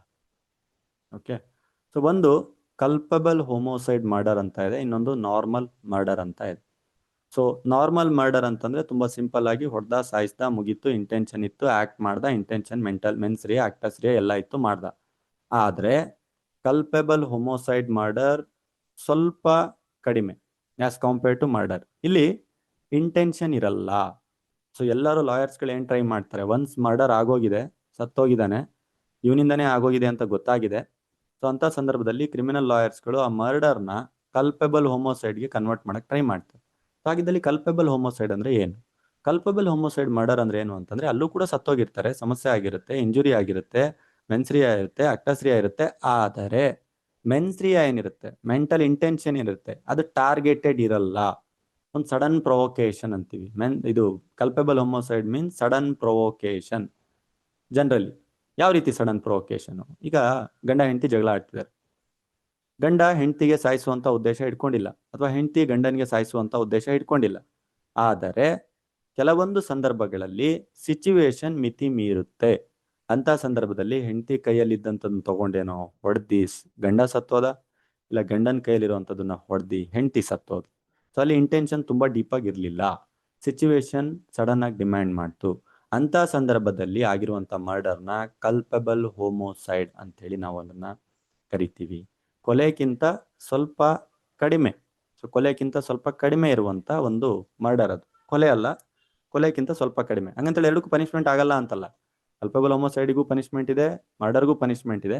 ಕಲ್ಪಬಲ್ ಹೋಮೋಸೈಡ್ಗೆ ಸ್ವಲ್ಪ ಸಿಂಪತ್ತಿಯಲ್ಲಿ ತಗೊಳ್ತಾರಷ್ಟೇ. ಓಕೆ, ಮಾಡ್ಬೇಕಂತ ಮಾಡಿಲ್ಲ ಅನ್ನುವಂಥ ರೀತಿಯಲ್ಲಿ. ಇದು ತುಂಬಾ ಚೆನ್ನಾಗಿ ಗೊತ್ತಿರಲಿ. ಫಸ್ಟ್ ಮೋಸ್ಟ್ ಇಂಪಾರ್ಟೆಂಟ್ ಕ್ವಶನ್, ಯಾವಾಗ ಕಲ್ಪಬಲ್ ಹೋಮೋಸೈಡ್ ಮರ್ಡರ್ ಅಂತಂದ್ರೆ ಏನು, ಯಾವಾಗ ಅದು ಮರ್ಡರ್ ಆಗುತ್ತೆ. ಮರ್ಡರ್ ಯಾವಾಗ ಆಗುತ್ತೆ, ಗೊತ್ತಿದ್ದೆ ಪ್ಲಾನ್ ಮಾಡಿ ಸಾಯಿಸ್ಬೇಕು ಅಂದಾಗ ಮರ್ಡರ್ ಆಗುತ್ತೆ, ಆಯ್ತಾ? ಅಥವಾ ಉಲ್ಟಾ ಕೇಳ್ಬೋದು, ಮರ್ಡರ್ ಅಂತಂದ್ರೆ ಏನು, ಯಾವಾಗ ಕಲ್ಪಬಲ್ ಹೋಮೋಸೈಡ್ ಮರ್ಡರ್ ಆಗುತ್ತೆ, ಗೊತ್ತಿಲ್ಲದೆ ನಾನು ಸಾಯಿಸ್ಬೇಕಂತ ಇಂಟೆನ್ಷನ್ ಇರಲಿಲ್ಲ, ಸಡನ್ ಆಗಿ ಪ್ರೊವೊಕೇಶನ್ ಆಯ್ತು, ಬಟ್ ಸಾಯಿಸಿದ್ ನಿಜ, ಸತ್ತಿರೋದು ನಿಜ, ಸಮಸ್ಯೆ ಆಗಿರೋದು ನಿಜ. ಸೊ ಇದೊಂದು ಡಿಫ್ರೆನ್ಸ್ ಅನ್ನ ಕ್ಲಿಯರ್ ಆಗಿ ನೋಡ್ಕೊಳ್ಳಿ. ಆಮೇಲೆ ಇದೇ ಇಂಪಾರ್ಟೆನ್ಸ್ ನಂಬರ್ 1 ಅಲ್ಲಿ ಮರ್ಡರ್ ಅಂತಂದ್ರೆ ಏನು, ಮರ್ಡರಿಗೆ ಏನೇನು ಇಂಗ್ರೀಡಿಯೆಂಟ್ಸ್ಗಳು ಇರಬೇಕು ಅಂತ. ಮರ್ಡರ್ ಅಂದಿದ ತಕ್ಷಣ ಚಾಕು ಚುಚ್ಚಿದ ತಕ್ಷಣ ಮರ್ಡರ್ ಅಲ್ಲ ಅದು. ಚಾಕು ಚುಚ್ಚಿರ್ಬೇಕು, ಅದರಿಂದ ಅವನ ಉಸಿರಾಟ ನಿಂತಿರ್ಬೇಕು, ಈ ರೀತಿಯಾಗಿ ತುಂಬಾ ಡೀಪ್ ಆಗಿ ಲಾ ಆಫ್ ಇದು ಲೀಗಲಿ ಎಸೆನ್ಷಿಯಲ್ಸ್ಗಳಿದೆ, ಅದನ್ನ ಫಾಲೋ ಮಾಡ್ತಾ ಹೋಗಿ. ಇದು ಯೂನಿಟ್ 3 ಅಲ್ಲಿ ಸೆಕೆಂಡ್ ಅಂಡ್ ಥರ್ಡ್ ಇದೆಯಲ್ಲ, ಅದು ಮೋಸ್ಟ್ ಇಂಪಾರ್ಟೆಂಟ್ ಕ್ವಶನ್, ಆಯ್ತಾ? ನೆಕ್ಸ್ಟ್ ಏನಾದ್ರು ಬಂದ್ರೆ ಸೆಕೆಂಡ್ ಮೋಸ್ಟ್ ಇಂಪಾರ್ಟೆಂಟ್ ಕ್ವಶನ್ ಅಲ್ಲಿ ಮತ್ತೆ ಯೂನಿಟ್ ಕ್ವಶನ್ ನಂಬರ್ 1, 2, 3 ಮೂರನ್ನು ಅಟ್ಯಾಚ್ ಮಾಡ್ತಾ ಇದ್ದೀನಿ ನಾನು. ಮರ್ಡರ್ ಮತ್ತೆ ಕಲ್ಪಬಲ್ ಹೋಮೋಸೈಡ್ ಬಗ್ಗೆ ತಿಳ್ಕೊಳ್ಳಿ. ಫಸ್ಟ್ ಕ್ವಶನ್ ಅದೇ ಇರೋದು, ಮರ್ಡರ್ ಅಂತಂದ್ರೆ ಏನು, ಯಾವಾಗ culpable homicide does not amount to murder. ಅಂದ್ರೆ ಮರ್ಡರ್ ಅಂತಂದ್ರೆ ಏನು, ಯಾವಾಗ ಒಂದು ಕೊಲೆ ಅದು ಕಲ್ಪಬಲ್ ಹೋಮೋಸೈಡ್ ಮರ್ಡರ್ ಆಗಲ್ಲ. ಈ ರೀತಿ ಟ್ವಿಸ್ಟ್ ಮಾಡ್ತಾರಷ್ಟೇ. Concept simple. Culpable homicide murder ಅಂದ್ರೆ ಏನು ಅಂತ ಗೊತ್ತಿರಬೇಕು, ನಾರ್ಮಲ್ ಮರ್ಡರ್ ಅಂತಂದ್ರೆ ಏನು ಗೊತ್ತಿರಬೇಕು. ಮರ್ಡರ್ ಇಂದ ಕಲ್ಪಬಲ್ ಹೋಮೋಸೈಡ್ ಯಾವಾಗಾಯ್ತು, ಕಲ್ಪಬಲ್ ಹೋಮೋಸೈಡ್ ಇಂದ ಮರ್ಡರ್ ಯಾವಾಗಾಯ್ತು. ಇದೇ ರೀತಿಯಾದಂತಹ ಕ್ವಶನ್ಸ್ ಗಳನ್ನ ಫ್ರೇಮ್ ಮಾಡ್ತಾರೆ ಮರ್ಡರ್ ಮೇಲೆ.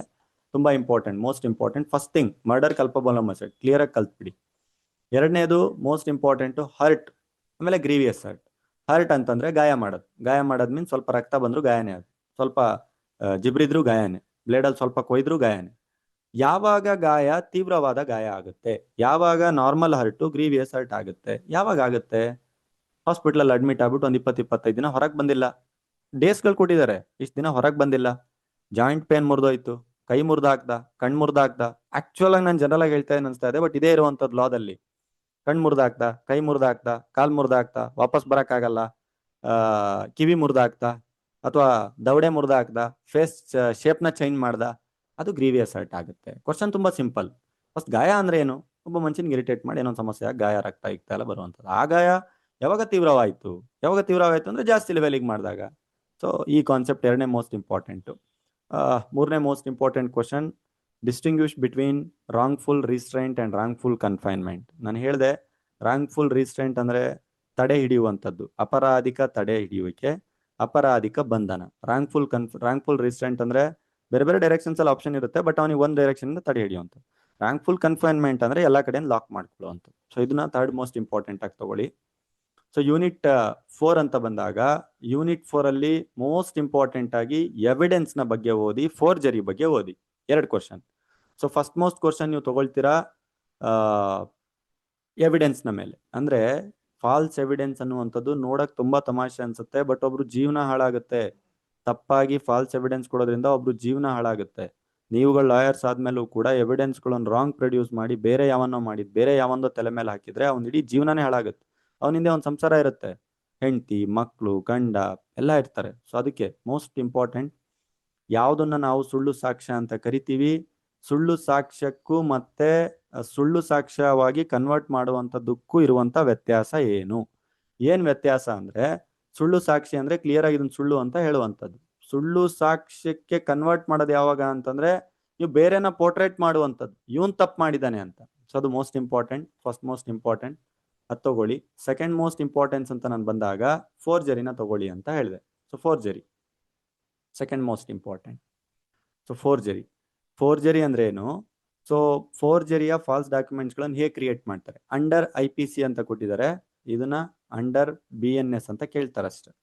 ಆಮೇಲೆ ನಾನು ಇದನ್ನು ಹೇಳಿರ್ತೇನೆ ನಿಮ್ಗೆ, ನಾನು ಲಾಸ್ಟಿಗೆ ಈ ಯೂನಿಟ್ 5 ಆದ್ಮೇಲೆ ನಾನು ಹೇಳ್ತೇನೆ, BNSಗೂ IPCಗೂ ಏನು ವ್ಯತ್ಯಾಸ ಇಲ್ಲ. ಇದ್ರಲ್ಲೂ ಅದೇ ಮರ್ಡರ್, ಅದೇ theft, robbery, extraction, forgery, false evidence, ಅದೇ ಡೆಫಿನೇಷನ್, ಜನರಲ್ ಎಕ್ಸೆಪ್ಷನ್ಸ್ ಎಲ್ಲ ಕೊಟ್ಟಿರೋದು. ಸೇಮ್ ಥಿಂಗ್ BNS ಅಲ್ಲೂ ಕೊಟ್ಟಿರೋದು. ಆದ್ರೆ ಒಂದು 5 to 10% ಸ್ವಲ್ಪ ವೇರಿಯೇಷನ್ ಇದೆ. ಆ ವೇರಿಯೇಷನ್ ಏನು ಗೊತ್ತಾ, ಅಪ್ಗ್ರೇಡ್ ಮಾಡಿದಾರೆ ಅಷ್ಟೇ. ಪನಿಷ್ಮೆಂಟ್ ನ ಅಪ್ಗ್ರೇಡ್ ಮಾಡಿದ್ರು, ಫೈನ್ ನ ಅಪ್ಗ್ರೇಡ್ ಮಾಡಿದ್ರು. ಏನಾದ್ರು ಒಂದು ಕೆಲವೊಂದು ಕ್ರೈಮ್ಸ್ಗಳು ಮಾಬ್ ಲಿಂಚಿಂಗ್ ಇರ್ಲಿಲ್ಲ ಅಂದೆ, ರಿಲಿಜಿಯಸ್ ಮೇಲೆ ಇರ್ಲಿಲ್ಲ ಅಂದೆ, ಅದನ್ನ ಆಡ್ ಮಾಡಿದ್ರು, ಅದನ್ನ ಆಡ್ ಆನ್ ಮಾಡಿ ಒಂದ್ ಸ್ವಲ್ಪ ಕೊಟ್ರು ಅಷ್ಟೇ. ಅದೇ ರೇಪ್ ಅದೇ ಮರ್ಡರ್ ಎಲ್ಲ ಅದೇ ಇತ್ತು IPC ಅಲ್ಲಿ. ಅದು ನೀವು ಪ್ಯಾನಿಕ್ ಆಗೋದ್ ಬೇಡ. ನಮ್ಗೇನೋ ಹೊಸ ಸಿಲೆಬಸ್ ಅಂತೆ, ಕಾಂಪ್ಲಿಕೇಟೆಡ್ ಇದೆಯಂತೆ, ಸೀನಿಯರ್ಸ್ ಹೇಳಿದ್ರು, ಪ್ರೊಫೆಸರ್ ಹೇಳಿದ್ರು, ಲೆಕ್ಚರ್ ಹೇಳಿದ್ರು, ನೀವೇ ಅಂತೆ ದೊಡ್ಡದೇನೋ ಸಾಧನೆ ಮಾಡ್ತಾ ಇರೋದು, ಅದೆಲ್ಲ ಫೀಲಿಂಗ್ ಬೇಡ. ಅವ್ರು ಓದಿದ್ದು ನಾವು ಓದಿದ್ದು ಅದನ್ನೇ ಓದ್ತಾ ಇರೋದು, ಜಸ್ಟ್ ಸೆಕ್ಷನ್ ನಂಬರ್ ಚೇಂಜ್ ಆಗಿದೆ. ಉದಾಹರಣೆಗೆ IPC ಅಲ್ಲಿ 420 ಅಂತ ಕರಿತಿದ್ವಿ ಚೀಟಿಂಗಿಗೆ, ಅದು ನಿಮಗೆ 318 ಅಲ್ಲಿ ಹಾಕಿದ್ರು. ಏನಿದೆ difference? Just serial number change ಅಷ್ಟೇ. Serial number means section change ಅಷ್ಟೇ. ಮ್ಯಾಟ್ರ್ ಅದೇ, ಅಲ್ಲೂ ಚೀಟಿಂಗ್ ಅಂದ್ರದೆ, ಇಲ್ಲೂ ಚೀಟಿಂಗ್ ಅಂದ್ರದೆ. ಸೊ ಈ ರೀತಿಯಾಗಿ ಚೇಂಜ್ ಆಗಿದೆ ಅಷ್ಟೇ. ತುಂಬಾ ಪ್ಯಾನಿಕ್ ಆಗೋದೇನು ಬೇಡ. ಅಡ್ವಾನ್ಸ್ ಆಗಿ ಎಲ್ರಿಗೆ ಹೇಳಿರ್ತೀನಿ.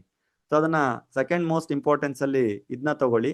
ಓಕೆ, ಥರ್ಡ್ ಮೋಸ್ಟ್ ಇಂಪಾರ್ಟೆಂಟ್ ಅಲ್ಲಿ ಸ್ಟೇಟ್ ನ ಮೇಲೆ ಆಗುವಂತ ಅಪರಾಧಗಳನ್ನು ತಗೊಳ್ಳಿ. ಅಂದ್ರೆ ರಾಜ್ಯ, ಗೌರ್ಮೆಂಟ್ಗೆ ಸಂಬಂಧಪಟ್ಟಂತ ಅಪರಾಧಗಳು. IPC ನ BNS ಅಂತ ತಗೊಳ್ಳಿ. ಎಲ್ಲೆಲ್ಲಿ IPC ಇದೆ BNS ಅಂತ ತಗೊಳ್ಳಿ, ನೋ ಇಶ್ಯೂಸ್, ಆಯ್ತಾ? ಸೊ ನೆಕ್ಸ್ಟ್ ಬಂದ್ಬಿಟ್ಟು ಫೋರ್ತ್ ಮೋಸ್ಟ್ ಇಂಪಾರ್ಟೆನ್ಸ್ ನಲ್ಲಿ ಅಸೆಂಬ್ಲಿ ಅಂತಂದ್ರೆ ಏನು, ಅದು ಹೇಗೆ ದೊಂಬಿ ಗಲಾಟೆಯಿಂದ ಡಿಫ್ರೆನ್ಸ್ ಆಗಿದೆ ರಿಯಾಟಿಂಗ್ ಇಂದ ಅಂತ ಅನ್ನೋಂಥದ್ದು ನೋಡಿ, ಫೋರ್ತ್ ಮೋಸ್ಟ್ ಇಂಪಾರ್ಟೆಂಟ್.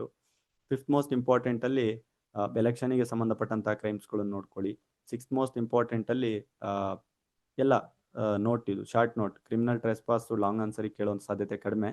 ಪಬ್ಲಿಕ್ ಟ್ರಾಂಕ್ಯಾಲಿಟಿ ಕೂಡ ಲಾಂಗ್ ಆನ್ಸರ್ ಕೇಳುವಂತ ಸಾಧ್ಯತೆ ಕಡಿಮೆ. ಶಾರ್ಟ್ ನೋಟಿಗೋಸ್ಕರ ಈ ಒಂದೆರಡು ನೋಡ್ಕೊಂಡು ಹೋಗಿ, ಎರಡೆರಡು ಮೂರು ಪೇಜ್ ತುಂಬಿಸಕ್ಕೆ ಎಷ್ಟು ಬೇಕು ನೋಡ್ಕೊಂಡು ಹೋಗಿ. ಸೊ ಇವು ಯೂನಿಟ್ 4 ನ ಮೋಸ್ಟ್ ಇಂಪಾರ್ಟೆಂಟ್. ಸೊ ನಾನು ಯೂನಿಟ್ 5ಗೆ ಅಂತ ಬಂದಾಗ, ಯೂನಿಟ್ 5ದಲ್ಲಿ ಮೋಸ್ಟ್ ಇಂಪಾರ್ಟೆಂಟ್ ಯಾವುದು ಅಂದ್ರೆ, ನಾನು ಸ್ಟೋರಿ ಹೇಳಿದ್ನಲ್ಲ, ಚಿನ್ನದ ಕತೆ. 100 ಗ್ರಾಮ್ ಇತ್ತು, ಯಾವ್ದು ಕಳ್ತನ ಆಯ್ತು, ಯಾವ್ದು ಎಕ್ಸ್ಟಾರ್ಷನ್ ಆಯ್ತು, ಯಾವ್ದು ರಾಬ್ರಿ ಆಯ್ತು, ಯಾವ್ದು ಡಕಾಯಿತಿ ಆಯ್ತು. ಅದೇ ಕಾನ್ಸೆಪ್ಟ್ ಮೇಲೆ ಒಂದು ಕ್ವಶನ್ ಬಂದೇ ಬರುತ್ತೆ. ಸೊ ಅದಕ್ಕೋಸ್ಕರ ಅದು ನಾನು ತುಂಬಾ ಡೀಪ್ ಆಗಿ ಅರ್ಥ ಮಾಡಿಸಿದ್ದು, ಯಾವುದೇ ಒಂದು ಮೀನಿಂಗ್ ಏನೇನು ಹೇಳುತ್ತೆ ಅಂತ. ಅದೇ ಮೋಸ್ಟ್ ಇಂಪಾರ್ಟೆಂಟು. ಸೊ ಅದನ್ನೇ ಕ್ವಶನ್ ನಂಬರ್ 1 and 2 ದಲ್ಲಿ ಇದೆ ನೋಡಿ. ಏನ್ ಕ್ವಶನ್ ಏನ್ ಕೇಳ್ತಾ ಇದಾರೆ, in all robbery there is either theft or extortion ಅಂತ ಇದ್ದಾರೆ. ಸೊ ನಾನೇನ್ ಹೇಳಿದ್ದೆ, ಇಲ್ಲಿ ಥೆಫ್ಟ್ ಇಟ್ಟಿದ್ದೆ, ಇಲ್ಲಿ ಎಕ್ಸ್ಟಾರ್ಷನ್ ಇಟ್ಟಿದ್ದೆ, ಇಲ್ಲಿ ರಾಬ್ರಿ ಇಟ್ಟಿದ್ದೆ, ಇಲ್ಲಿ ಡಕಾಯಿತಿ ಇಟ್ಟಿದ್ದೆ. ಯಾವಾಗ ಆನ್ಲೈನ್ ಕ್ಲಾಸ್ ಲಾಸ್ಟ್ ಫೇಸ್ ಅಲ್ಲಿ ಇದೇ ಒಂದು ಇವತ್ತಿನ ಸೆಷನ್ ಅಲ್ಲಿ ಲಾಸ್ಟ್ ಒಂದು ಫೇಸ್ ಅಲ್ಲಿ, ಫಸ್ಟ್ ಫೇಸ್ ಅಲ್ಲಿ. ಸೊ ಇಲ್ಲಿ ಏನ್ ಹೇಳ್ತಾ ಇದ್ರೆ, ರಾಬ್ರಿ ಅನ್ನುವಂಥದ್ರಲ್ಲಿ ಥೆಫ್ಟ್ ಆದ್ರೂ ಇದ್ದೇ ಇರುತ್ತೆ, ಇಲ್ಲ ಎಕ್ಸ್ಟಾರ್ಷನ್ ಆದ್ರೂ ಇದ್ದೇ ಇರುತ್ತೆ. ಈ ಸ್ಟೇಟ್ಮೆಂಟ್ ನ ಎಕ್ಸ್ಪ್ಲೈನ್ ಮಾಡಿ ಅಂತ.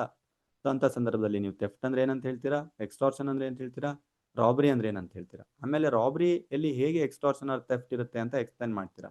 ಸೊ ರಾಬ್ರಿ ಅಂದಾಗ ಅಲ್ಲೂ ಕೂಡ 100 ಗ್ರಾಮ್ ಬಂಗಾರನ ಕದ್ದಿದ್ದಾರೆ, ಹೊಡೆದಾಟ ಬಡದಾಟ ನಡೆದಿದೆ, ಬೆದರ್ಸಿದ್ದಾರೆ.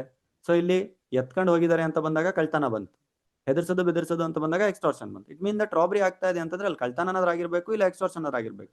ಎಕ್ಸ್ಟೆಂಡ್ ಲೆವೆಲ್ ರಾಬ್ರಿ, ಕಳ್ತನ, ಎಕ್ಸ್ಟಾರ್ಷನ್, ಅದ್ರ ಎಕ್ಸ್ಟೆಂಡ್ ಲೆವೆಲ್ ರಾಬ್ರಿ, ಈ ರೀತಿಯಾಗಿ ಎಕ್ಸ್ಪ್ಲೈನ್ ಮಾಡ್ಬೇಕು. ಇಲ್ಲ ಇನ್ನೇನ್ ಕೇಳ್ತಾರೆ ನೋಡಿ, ರಾಬ್ರಿ ಅಂತಂದ್ರೆ ಏನು, ರಾಬ್ರಿ ಯಾವಾಗ ಡಕಾಯಿತಿ ಆಗುತ್ತೆ ಅಂತ ಕೇಳ್ತಾ ಇದ್ದಾರೆ. ರಾಬ್ರಿ ಅಂತಂದ್ರೆ ಸಿಂಪಲ್ ಆಗಿ ಹೆದರ್ಸಿ ಬದರ್ಸಿ ಅವ್ರನ್ನ ಸಾಯಿಸಿ ತೊಂದರೆ ಕೊಟ್ಟು ಅಥವಾ ಹೊಡೆದು ಬಡ್ದು ಅವ್ರ ಹತ್ರ ಏನೋ ವಸೂಲಿ ಮಾಡ್ಕೊಂಡು ಹೋಗುವಂಥದ್ದು. ಯಾವಾಗ ಇದು ಡಕಾಯಿತಿ ಆಗುತ್ತೆ, 5 ಅಥವಾ 5ಕ್ಕಿಂತ ಹೆಚ್ಚಿಗೆ ಜನ ಸೇರ್ಕೊಂಡು ಮಾಡಿದಾಗ. ಸಿಂಪಲ್ ಅಲ್ವಾ? ಸೊ ಅವಾಗ ಅಲ್ಲಿ ಇನ್ನೊಂದು ಸ್ವಲ್ಪ ಸಿವಿಯಾರಿಟಿ ಎಲ್ಲವನ್ನು ತೋರಿಸ್ತಾ ಬರ್ತೀರಾ. ಇದು ಯೂನಿಟ್ 5 ಅಲ್ಲಿ first most important question. Times question number 1, 2 club ಮಾಡಿಕೊಟ್ಟಾಗ ಎರಡು ಸೇರಿಸ್ಬಿಟ್ಟು ಸೇಮ್ ಆನ್ಸರ್ ಸೇಮ್ ಕಾನ್ಸೆಪ್ಟ್ಗಳಲ್ಲಿ ನೀವು ಕಲ್ತಾಗ ಹೇಗೆ ಮಾಡಿಫಿಕೇಶನ್ ಮಾಡಿ ಕೇಳಿದ್ರು ಕೂಡ ಬರಿತೀರಾ ಅನ್ನುವಂಥ ಉದ್ದೇಶದಲ್ಲಿ ನಾನು ಕ್ವಶನ್ನ ಫ್ಲವರ್ ಬ್ರಾಕೆಟ್ ಅಲ್ಲಿ ಹಾಕಿ ತೋರಿಸ್ತಾ ಇರ್ತೇನೆ. So second most important question ಅಂತ ಬಂದಾಗ criminal breach of trust, miss appropriation, ಇದನ್ನ ನೋಡ್ಕೊಳ್ಳಿ. ಥರ್ಡ್ ಮೋಸ್ಟ್ ಇಂಪಾರ್ಟೆಂಟ್ ಕ್ವಶನ್ ಅಲ್ಲಿ ಚೀಟಿಂಗ್ ಅಂಡ್ ಇಲ್ಲುಸ್ಟ್ರೇಷನ್ ನೋಡ್ಕೊಳ್ಳಿ. ಎಲ್ಲೆಲ್ಲಿ ಬರೀ 3 ಕ್ವಶನ್ ಹೇಳಿದ್ದೇನೆ, ಅದನ್ನ ಓದುವಂಥದ್ದು ಮಸ್ಟ್ ಅಂಡ್ ಶುಡ್ ಆಗಿರುತ್ತೆ, ಮಿಸ್ ಮಾಡ್ಕೊಳ್ಬೇಡಿ. ಸೊ ಎಲ್ಲೆಲ್ಲಿ ಸುಮಾರು 5-6 ಕ್ವಶನ್ಸ್ಗಳು ಹೇಳಿದೆ, 7-8 ಕ್ವಶನ್ಸ್ಗಳು ಹೇಳಿದೆ, ಅಂತ ಟೈಮಲ್ಲಿ ಅಪ್ ಟು ಅಟ್ಲೀಸ್ಟ್ 5 ಕ್ವಶನ್ ತನಕನಾದ್ರೂ ಬರುವಂತ ಒಂದು ಪ್ರಯತ್ನ ಪಡಿ. ತುಂಬಾ ಕ್ಲಿಯರ್ ಆಗಿ ಅರ್ಥ ಆಗ್ತಾ ಹೋಗುತ್ತೆ. ಸೊ ಇದಿಷ್ಟು ನಿಮ್ಮ ಇಂಪಾರ್ಟೆಂಟ್ ಕ್ವಶನ್ಸ್ಗಳು. ಇದ್ರ ಆಧಾರದ ಮೇಲೆ, ನಿಮ್ಮ ಪ್ರಿಯಾರಿಟಿ ಆಧಾರದ ಮೇಲೆ ವಿಡಿಯೋಸ್ಗಳನ್ನು ನೋಡಿಕೊಂಡು ಎಕ್ಸಾಮ್ ಟೈಮಲ್ಲಿ ಇದನ್ನ ಸ್ವಲ್ಪ ನೋಡಿ, ಇದ್ರ ಆಧಾರದ ಮೇಲೆ ಓದ್ತಾ ಹೋಗಿ. ನಿಮ್ಮ ಫೋಕಸ್ ಯಾವ ಕಡೆ ಮಾಡಬೇಕು ಅನ್ನೋದು ತುಂಬಾ ಕ್ಲಿಯರ್ ಇರುತ್ತೆ. Okay, so doubt session hoist ಮಾಡೋಣ. ಜಾಸ್ತಿ ಏನು ಟೈಮ್ ತಗೊಳೋದು ಬೇಡ. ಡೌಟ್ ಸೆಷನ್ಗೆ ಯಾರ್ಯಾರಿಗೆ ಡೌಟ್ ಇದೆ ಅವ್ರು ಬನ್ನಿ. ಆಮೇಲೆ ಐ ಥಿಂಕ್ ನಿಮ್ಮ ಆನ್ಲೈನ್ ಕ್ಲಾಸಸ್ಗಳ ಎಲ್ಲ ಜವಾಬ್ದಾರಿಗಳನ್ನ ನಾನು ಮುಗಿಸಿದ್ದೇನೆ. ನಾನು ನಿಮಗೆ ಮಾತು ಕೊಟ್ಟಿದ್ದೆ, ಇಂಪಾರ್ಟೆಂಟ್ ಕ್ವಶನ್ಸ್ಗಳಲ್ಲಿ ಹೇಳ್ತೇನೆ, ಆನ್ಲೈನ್ ಕ್ಲಾಸಸ್ ಅಲ್ಲಿ ಬರ್ತಾನೆ ಹೇಳ್ತೀನಿ ಅಂತ. ಸೊ ಅದಾದ್ಮೇಲೆ ಇನ್ನೊಂದಿದೆ, ಟಾಟ್ಲಾ ಮತ್ತೆ ಮೇಡಮ್ ಅವ್ರು ಮಾಡಿರುವಂಥ ಕ್ಲಾಸು, ಇದನ್ನೆಲ್ಲ ನೀವು ಮಾಡಿಕೊಡಿ ಅಂತ ಹೇಳಿದ್ದೀರಾ. ಅದ್ರ ಮೇಲೆ ಸ್ಟಿಲ್ ವರ್ಕ್ ನಡೀತಾ ಇದೆ. ಆಲ್ಮೋಸ್ಟ್ ನಾನು ಸ್ವಲ್ಪ ಮಾಡಿಬಿಟ್ಟು ಸಬ್ಮಿಟು ಮಾಡಿದ್ದೇನೆ. ಅಪ್ಲೋಡಿಂಗ್ ಟೀಮ್ ಅವ್ರು ಅಪ್ಲೋಡು ಮಾಡ್ತಾ ಇದ್ದಾರೆ, ಅಪ್ಡೇಟ್ ಆಗ್ತಾ ಇದೆ. ಎನಿಯೂ ನನ್ನ ಆನ್ಲೈನ್ ಕ್ಲಾಸಸ್ ಜವಾಬ್ದಾರಿಗಳನ್ನು ನಾನು ಸಂಪೂರ್ಣವಾಗಿ ಮುಗಿಸಿದ್ದೇನೆ. ಪ್ರತಿ ವಿಷಯದ ಬಗ್ಗೆ ಮಾತಾಡಿದ್ದೇನೆ, ಪ್ರತಿ ಕ್ವಶನ್ಸ್ಗಳಲ್ಲೇ ಇಂಪಾರ್ಟೆಂಟ್ ಕ್ವಶನ್ಸ್ಗಳನ್ನು ಕೊಟ್ಟಿದ್ದೇನೆ. ನಿಮ್ಮ ನಿಮ್ಮ ಡೌಟ್ಸ್ಗಳನ್ನು ಲೇಟ್ ನೈಟ್ 11:30 12 ಆದರೂ ಕೂಡ ನಿಂತು ಸಾಲ್ವ್ ಮಾಡಿದ್ದೇನೆ. ಆಯ್ತಾ? ಈಗ ನಿಮ್ಮ ಜವಾಬ್ದಾರಿ, ನೀವು ಹೇಗೆ ಓದ್ತೀರಾ ಅಂತ. ಸೊ ತುಂಬ ಹೋಪ್ ಇದೆ ನಿಮ್ಮ ಮೇಲೆ. ಪ್ರೀ ಲಾಯರ್ಸ್ಗಳೆಲ್ಲ ನೀವು, ಅಪ್ಕಮಿಂಗ್ ಲಾಯರ್ಸ್ಗಳು, ಸೊಸೈಟಿಯಲ್ಲಿ ತುಂಬ ಚೆನ್ನಾಗಿ ಮಾಡ್ತೀರಾ ಅಂತ. ಎಲ್ಲ ಫಸ್ಟ್ ಸೆಮ್ ರಿಸಲ್ಟ್ ತುಂಬ ಚೆನ್ನಾಗಿ ಬರಲಿ ಅಂತ ನಾನು ಆಶಯಿಸ್ತೀನಿ. ಯಾರ್ಯಾರು ಎಕ್ಸಿಟ್ ಆಗ್ತಾರೆ, ಡೌಟ್ ಸೆಷನ್ ಇರಲ್ಲ, ಸೊ ಅವರಿಗೂ ಸೇರಿಸಿ ಹೇಳ್ತಾ ಇರುವಂಥದ್ದು. ಓಕೆ, ಸೊ ನಿಮ್ದೆಲ್ಲ ತುಂಬ ಚೆನ್ನಾಗಿ ರಿಸಲ್ಟ್ ಬರಲಿ ಅಂತ ನಮ್ಮ ಕಾನೂನು ಅಕಾಡೆಮಿ ಕಡೆಯಿಂದ ಆಶಿಸ್ತಾ ಇದ್ದೀವಿ. ಆಮೇಲೆ ಇನ್ನೊಂದು ವಿಷಯ, ಎನಿ ಡೌಟ್ಸ್, ಏನೇ doubts at any time until exams, after exams also. ನಿಮ್ಮ ಪರ್ಸ್ನಲ್ ಇಶ್ಯೂ ಇರಲಿ ಅಥವಾ ಸ್ಟಡಿ ಇಶ್ಯೂ ಇರಲಿ, ಅಕಾಡೆಮಿಕ್ ಇಶ್ಯೂ ಇರಲಿ, ಎನಿ ಟೈಮ್ ಕಾಲ್ ಮಾಡಿ. ಎಕ್ಸಾಮ್ ಟೈಮಲ್ಲಿ ನಾನು 1 ಮಂತು ನನ್ನ ಕೇಸಸ್ಗಳನ್ನು ನಡೆಸೋವಂಥ ಡೌನ್ ಮಾಡಿ ಬೇರೆಯವ್ರಿಗೆ ಹಿಯರಿಂಗ್ ಕಳಿಸ್ತೇನೆ. ಸೊ ರೀಸನ್ ಒಂದೇ, ನೀವು ಕಾಲ್ ಮಾಡಿದಾಗ ನಾನು ಅವೈಲೇಬಲ್ ಇರಬೇಕು ಅಂತ. ಸಣ್ಣ ಪುಟ್ಟ ಡೌಟ್ ಬಂದರೂ ಕೂಡ ಕೆಳಗಡೆ ಇರುವಂಥ ನಂಬರ್ಸ್ಗಳಿಗೆ ಕಾಲ್ ಮಾಡಿ. ನಮ್ಮ ಡಿಸ್ಪ್ಲೇ ನಂಬರ್ ಇದೆಯಲ್ಲ, ಎಲ್ಲ ಯೂಟ್ಯೂಬ್ ಚಾನಲ್ ಹೋದ್ರೆ ಸಿಗುತ್ತಲ್ಲ, ಆ ನಂಬರ್ಸ್ ಕಾಲ್ ಮಾಡಿ ನನ್ನ ಜೊತೆ ಡೈರೆಕ್ಟಾಗಿ ಮಾತಾಡಿ. ಯಾವ್ದಾದ್ರು ಕಾನ್ಸೆಪ್ಟ್ ಅರ್ಥ ಆಗ್ತಿಲ್ಲ ಅಂದರೆ ಸಿಕ್ಕಾಕೊಳ್ಬೇಡಿ. ಈ ಕಾನ್ಸೆಪ್ಟ್ ನನಗೆ ಅರ್ಥ ಆಗ್ತಾ ಇಲ್ಲ, ಅದನ್ನೇ 4 ಅವರ್ ಓದ್ದೆ, 3 ಅವರ್ ಓದ್ದೆ, ಅಷ್ಟು ಟೈಮ್ ಇಲ್ಲ ನಿಮ್ಮ ಹತ್ರ. ನನ್ನ ಜೊತೆ ಡೈರೆಕ್ಟಾಗಿ ಮಾತಾಡಿ 2 ಮಿನಿಟ್ಸಲ್ಲಿ ಡೌಟನ್ನು ಕ್ಲಿಯರ್ ಮಾಡ್ಕೊಳ್ಳಿ, ಫರ್ದರ್ ಸ್ಟಡಿ ಮಾಡಿ. ಸೊ ಇದು ನಾನು ಮತ್ತೆ ಫರ್ದರ್ ಆನ್ಲೈನ್ ಕ್ಲಾಸಸ್ಗಳನ್ನು ಎಕ್ಸಾಮ್ ಟೈಮಲ್ಲಿ ತೊಗೊಂಡು ನಿಮ್ಮನ್ನು ಟೆನ್ಷನ್ ಕೊಡೋಕೆ ಹೋಗಲ್ಲ. ನಾನು ಎಕ್ಸಾಮ್ ಟೈಮಲ್ಲಿ ನನಗೆ ಅರ್ಥ ಆಗುತ್ತೆ, ನಾನು ಓದಿದ್ರೆ ನಾನು ಏನು ಓದಿದ್ದೀನಿ ಅದನ್ನೇ ರಿವಿಷನ್ ಮಾಡಿದರೆ ಸಾಕು, ಇವ್ರೇನು ಕತೆ ಹೊಡಿತಾ ಇದ್ದಾರೆ ಅಂತ ಹೇಳ್ತಿರ್ತೀರ. ಸೊ ಅಲ್ಲಿ ನಾನು ಅದನ್ನ ಟೈಮ್ ವೇಸ್ಟ್ ಮಾಡೋಕೆ ಇಷ್ಟಪಡಲ್ಲ. ಬಟ್ ಪ್ರತಿ ಒಬ್ಬರಿಗೂ ರೆಸ್ಪಾನ್ಸ್ ಮಾಡ್ತೇನೆ ನಾನು. ಯಾರ್ಯಾರು ಏನೇನು ಡೌಟ್ ಅಂತೀರಾ ಅವ್ರಿಗೆ ನಾನು ಕಾಲಲ್ಲಿ ಮಾತಾಡ್ತೇನೆ, ಡೌಟ್ಸ್ ಕ್ಲಿಯರ್ ಮಾಡ್ತೇನೆ. ಸೊ ನಾನು ಕಾಲ್ ಮಾಡಿ ಮಾತಾಡಿ. ಎಕ್ಸಾಮ್ 9 ಗಂಟೆಗಿದೆ, 9 ಗಂಟೆಗೆ ನೀವು ಎಕ್ಸಾಮ್ ಹಾಲಿಗೆ ಹೋಗ್ಬೇಕಂದ್ರೆ 8:45 ಕಾಲ್ ಮಾಡಿ, 8:55 ಕಾಲ್ ಮಾಡಿ, ಸರ್ ನನಗಿಂತ ಡೌಟ್ ಅರ್ಥ ಆಗಿಲ್ಲ ಅಂತ. ಆ 5 ಮಿನಿಟ್ಸು ನಾನು ಹೇಳ್ಕೊಡ್ತೇನೆ. ಇದು ನಾನು ತೊಗೊಂಡಿರುವಂಥ ಜವಾಬ್ದಾರಿ, ಕಮಿಟ್ಮೆಂಟ್. ನಮ್ಮ ಕಾನೂನು ಅಕಾಡೆಮಿ ಟೀಮ್ ಜೊತೆ ನಾನು ತೊಗೊಂಡಿರುವಂಥ ಕಮಿಟ್ಮೆಂಟ್. ನೀವು ಒಳ್ಳೆ ಕಮಿಟ್ಮೆಂಟ್ ಜೊತೆ ತುಂಬ ಚೆನ್ನಾಗಿ ಓದಿ, ಹೋಪ್ಫುಲಿ ಒಳ್ಳೆ ರಿಸಲ್ಟ್ ಬರುತ್ತೆ ಅನ್ನುವಂಥ ಎಕ್ಸ್ಪೆಕ್ಟೇಷನ್ ಇದೆ. ಸೊ ಎಲ್ಲ 6 ಸೆಮ್ ತನಕ ಎಲ್ಲರೂ ಜೊತೆಗೆ ಓದೋಣ, ಜೊತೆಗೆ ಕೆಲಸ ಮಾಡೋಣ, ಜೊತೆಗೆ ಕೇಸಸ್ ಕಲಿಯೋಣ, ಒಳ್ಳೆ ಲಾಯರ್ಸ್ಗಳಾಗೋಣ. ಸೊ ಡೌಟ್ ಸೆಷನ್ ನಾನು ತಗೊಳ್ತೇನೆ. ಯಾರ್ಯಾರು ಇದರಲ್ಲಿ ಇನ್ನೂ ಕೂಡ ಫ್ರೆಂಡ್ಸಿಗೆ ಶೇರ್ ಮಾಡ್ಕೊಂಡು ಜಾಯ್ನ್ ಆಗಿಲ್ಲ, ದಯವಿಟ್ಟು ಕಾಲ್ ಮಾಡ್ಕೊಂಡು ಜಾಯ್ನ್ ಆಗಿ. ಓಕೆ, ಎನಿಯೋ 9:55 ಮತ್ತೆ ನಾನು ಕಮ್ ಬ್ಯಾಕ್ ಆಗ್ತೇನೆ. ಎಕ್ಸಾಕ್ಟ್ ಆಗಿ 10 ಸಾಕು, 5 ಮಿನಿಟ್ಸ್ ಆಯ್ತಾ? ತುಂಬ ಲೇಟ್ ನೈಟ್ ಆಗಿದೆ. ಆಮೇಲೆ ಇನ್ನೊಂದು ವಿಷಯ, ಯಾರಾದರೂ ಅಡ್ಮಿನ್ ಇಶ್ಯೂಸ್ಗಳೇನಾದರೂ ಇದ್ದರೆ, ನಾನು ಆಲ್ರೆಡಿ ಹೇಳಿದ್ದೀನಿ, ನಾವಿನ್ನೂ ಅಪ್ಗ್ರೇಡ್ ಲೆವೆಲ್ನ ಆ್ಯಪ್ನ ತರಲಿಕ್ಕೋಸ್ಕರ ಪ್ರಯತ್ನ ಪಡ್ತಾ ಇದ್ದೀವಿ. ಫುಲ್ಲಿ ಅಪ್ಗ್ರೇಡೆಡ್ ಆ್ಯಪ್, ಕಂಪ್ಲೀಟ್ ಆಯ್ತಾ? ಸೊ ಇಟ್ ಮೀನ್ ದಟ್ ಅದರಲ್ಲಿ ಡಿಕ್ಷನರಿ ಇರುತ್ತೆ, ಬೇರೆ ಆ್ಯಕ್ಟ್ಸ್ಗಳಿರುತ್ತೆ, ನ್ಯೂಸ್ಗಳು ಬರುತ್ತೆ, ಲಾ ನ್ಯೂಸು, ಆಮೇಲೆ ಕ್ಯಾಲೆಂಡರ್, ಟು ಡೂ ಲೀಸ್ಟ್ ಅಂತ ಬರುತ್ತೆ. ನಿಮ್ಮ ಕೇಸಸ್ಗಳನ್ನು ರಿಜಿಸ್ಟರ್ ಮಾಡ್ಬೋದು, ಆ್ಯಸ್ ಎ ಲಾಯರ್ ಆಗಿ ನೀವೇ ರಿಜಿಸ್ಟರ್ ಮಾಡ್ಕೊಳ್ಬೋದು. ಈ ರೀತಿಯಾಗಿ ಇನ್ನೂ ಸುಮಾರು ಫೀಚರ್ಸ್ಗಳಿದೆ ಅದರಲ್ಲಿ. ಆಮೇಲೆ ಕನ್ನಡ ಅನ್ನೋರಿಗೆ ಕನ್ನಡದಲ್ಲೇ ಆ್ಯಪ್ ನೋಡ್ಬೋದು, ಇಂಗ್ಲೀಷ್ ಅನ್ನೋರಿಗೆ ಇಂಗ್ಲೀಷಲ್ಲೇ ಆ್ಯಪ್ ನೋಡ್ಬೋದು. ನೀವು ಯಾವ ಭಾಷೆಯಲ್ಲಿ ನೋಡ್ತೀರಾ ಆ ಭಾಷೆಯಲ್ಲಿ ನೋಡ್ಬೋದು. ಈ ರೀತಿ ಅಪ್ಡೇಟ್ ಮಾಡ್ತಾ ಇದೀವಿ. ಅಲ್ಲಿ ಡಾಟಾ ಮೈಗ್ರೇಷನ್ ಆಗ್ತಾ ಇದೆ. ಸೊ ಅದಕ್ಕೋಸ್ಕರ ವೇರಿಯೇಷನ್ ಆಗ್ತಾ ಇದೆ ಅನ್ನೋದು ಬಿಟ್ರೆ ಬೇರೆ ಏನು ಸಮಸ್ಯೆ ಇಲ್ಲ. ನಮ್ಮ ಹತ್ರ plan A, B, C, D, E ಅಂತ 5 ಪ್ಲಾನ್ ಇದೆ ನಿಮಗೆ ಸರ್ವಿಸ್ ಕೊಡಕ್ಕೆ. ನೀವೆಲ್ಲ ಇನ್ನೂ ಪ್ಲಾನ್ ಎದಲ್ಲಿ ಇದ್ದೀರಾ. ಸಮಸ್ಯೆ ಆದರೆ B ಕೊಡ್ತೀವಿ, C ಕೊಡ್ತೀವಿ, D ಕೊಡ್ತೀವಿ, E ಕೊಡ್ತೀವಿ. ಯಾರೂ ಕೂಡ ತಲೆ ಕೆಡಿಸ್ಕೊಳ್ದೆ ನೆಮ್ಮದಿಯಿಂದ ಓದಿ ಅಷ್ಟೇ. ಓಕೆ, ಸೊ ಎನಿಯೋ ಮ್ಯಾನೇಜ್ಮೆಂಟ್ ಏನಾದರೂ ಇಶ್ಯೂಸ್ ಇತ್ತು ಅಂದರೆ ದಯವಿಟ್ಟು ಆ ನಂಬರ್ಸ್ಗಳಿಗೆ ಕಾಲ್ ಮಾಡಿ. ಅವರು ಕೂಡ ಮೀಟಿಂಗಲ್ಲಿ ಇದ್ದಾರೆ, ಪಾಯಿಂಟ್ ಔಟ್ಗಳನ್ನ ನೋಟ್ ಡೌನ್ ಮಾಡ್ತಾರೆ, ಸಮಸ್ಯೆ ಇಲ್ಲ. 1 to 1 ಕಾಲ್ ಮಾಡಿ ಮಾತಾಡಿ. ಯಾರ್ಯಾರಿಗೆ BNS ಸಬ್ಜೆಕ್ಟ್ನ ಮೇಲೆ, ಕ್ರೈಮ್ನ ಮೇಲೆ ಡೌಟ್ಸ್ಗಳಿದೆ ಅವರೆಲ್ಲರೂ ನನ್ನ ಜೊತೆ ಮಾತಾಡಿ. ಆಸ್ ಅ ಲಾಯರ್ ಆಗಿ, ಪ್ರೊಫೆಸರ್ ಆಗಿ ನನಗೆ ಅದ್ರ ಬಗ್ಗೆ ಮಾತಾಡೋಕ್ಕೆ ತುಂಬ ಇಂಟ್ರೆಸ್ಟ್ ಆಗುತ್ತೆ, as compared to management wise. Okay, hopefully ಎಲ್ಲರೂ ಅರ್ಥ ಮಾಡ್ಕೊಂಡಿದ್ದೀರಾ. Apart from this, subject wide ಡೌಟ್ಸ್ಗಳಿದ್ದರೂ ಹೋಲ್ಡ್ ಮಾಡಿ. ಕಮ್ ಬ್ಯಾಕ್ ಆಗ್ತೇನೆ ನಾನು 10 o'clock, ಎಕ್ಸಾಕ್ಟ್ 10:00 PM ನಾನು ಕಮ್ ಬ್ಯಾಕ್ ಆಗ್ತೇನೆ with your doubts. Thank you all of you from ನಮ್ಮ ಕಾನೂನು academy who are going to left this session. Thank you, best of luck. Thank you very much.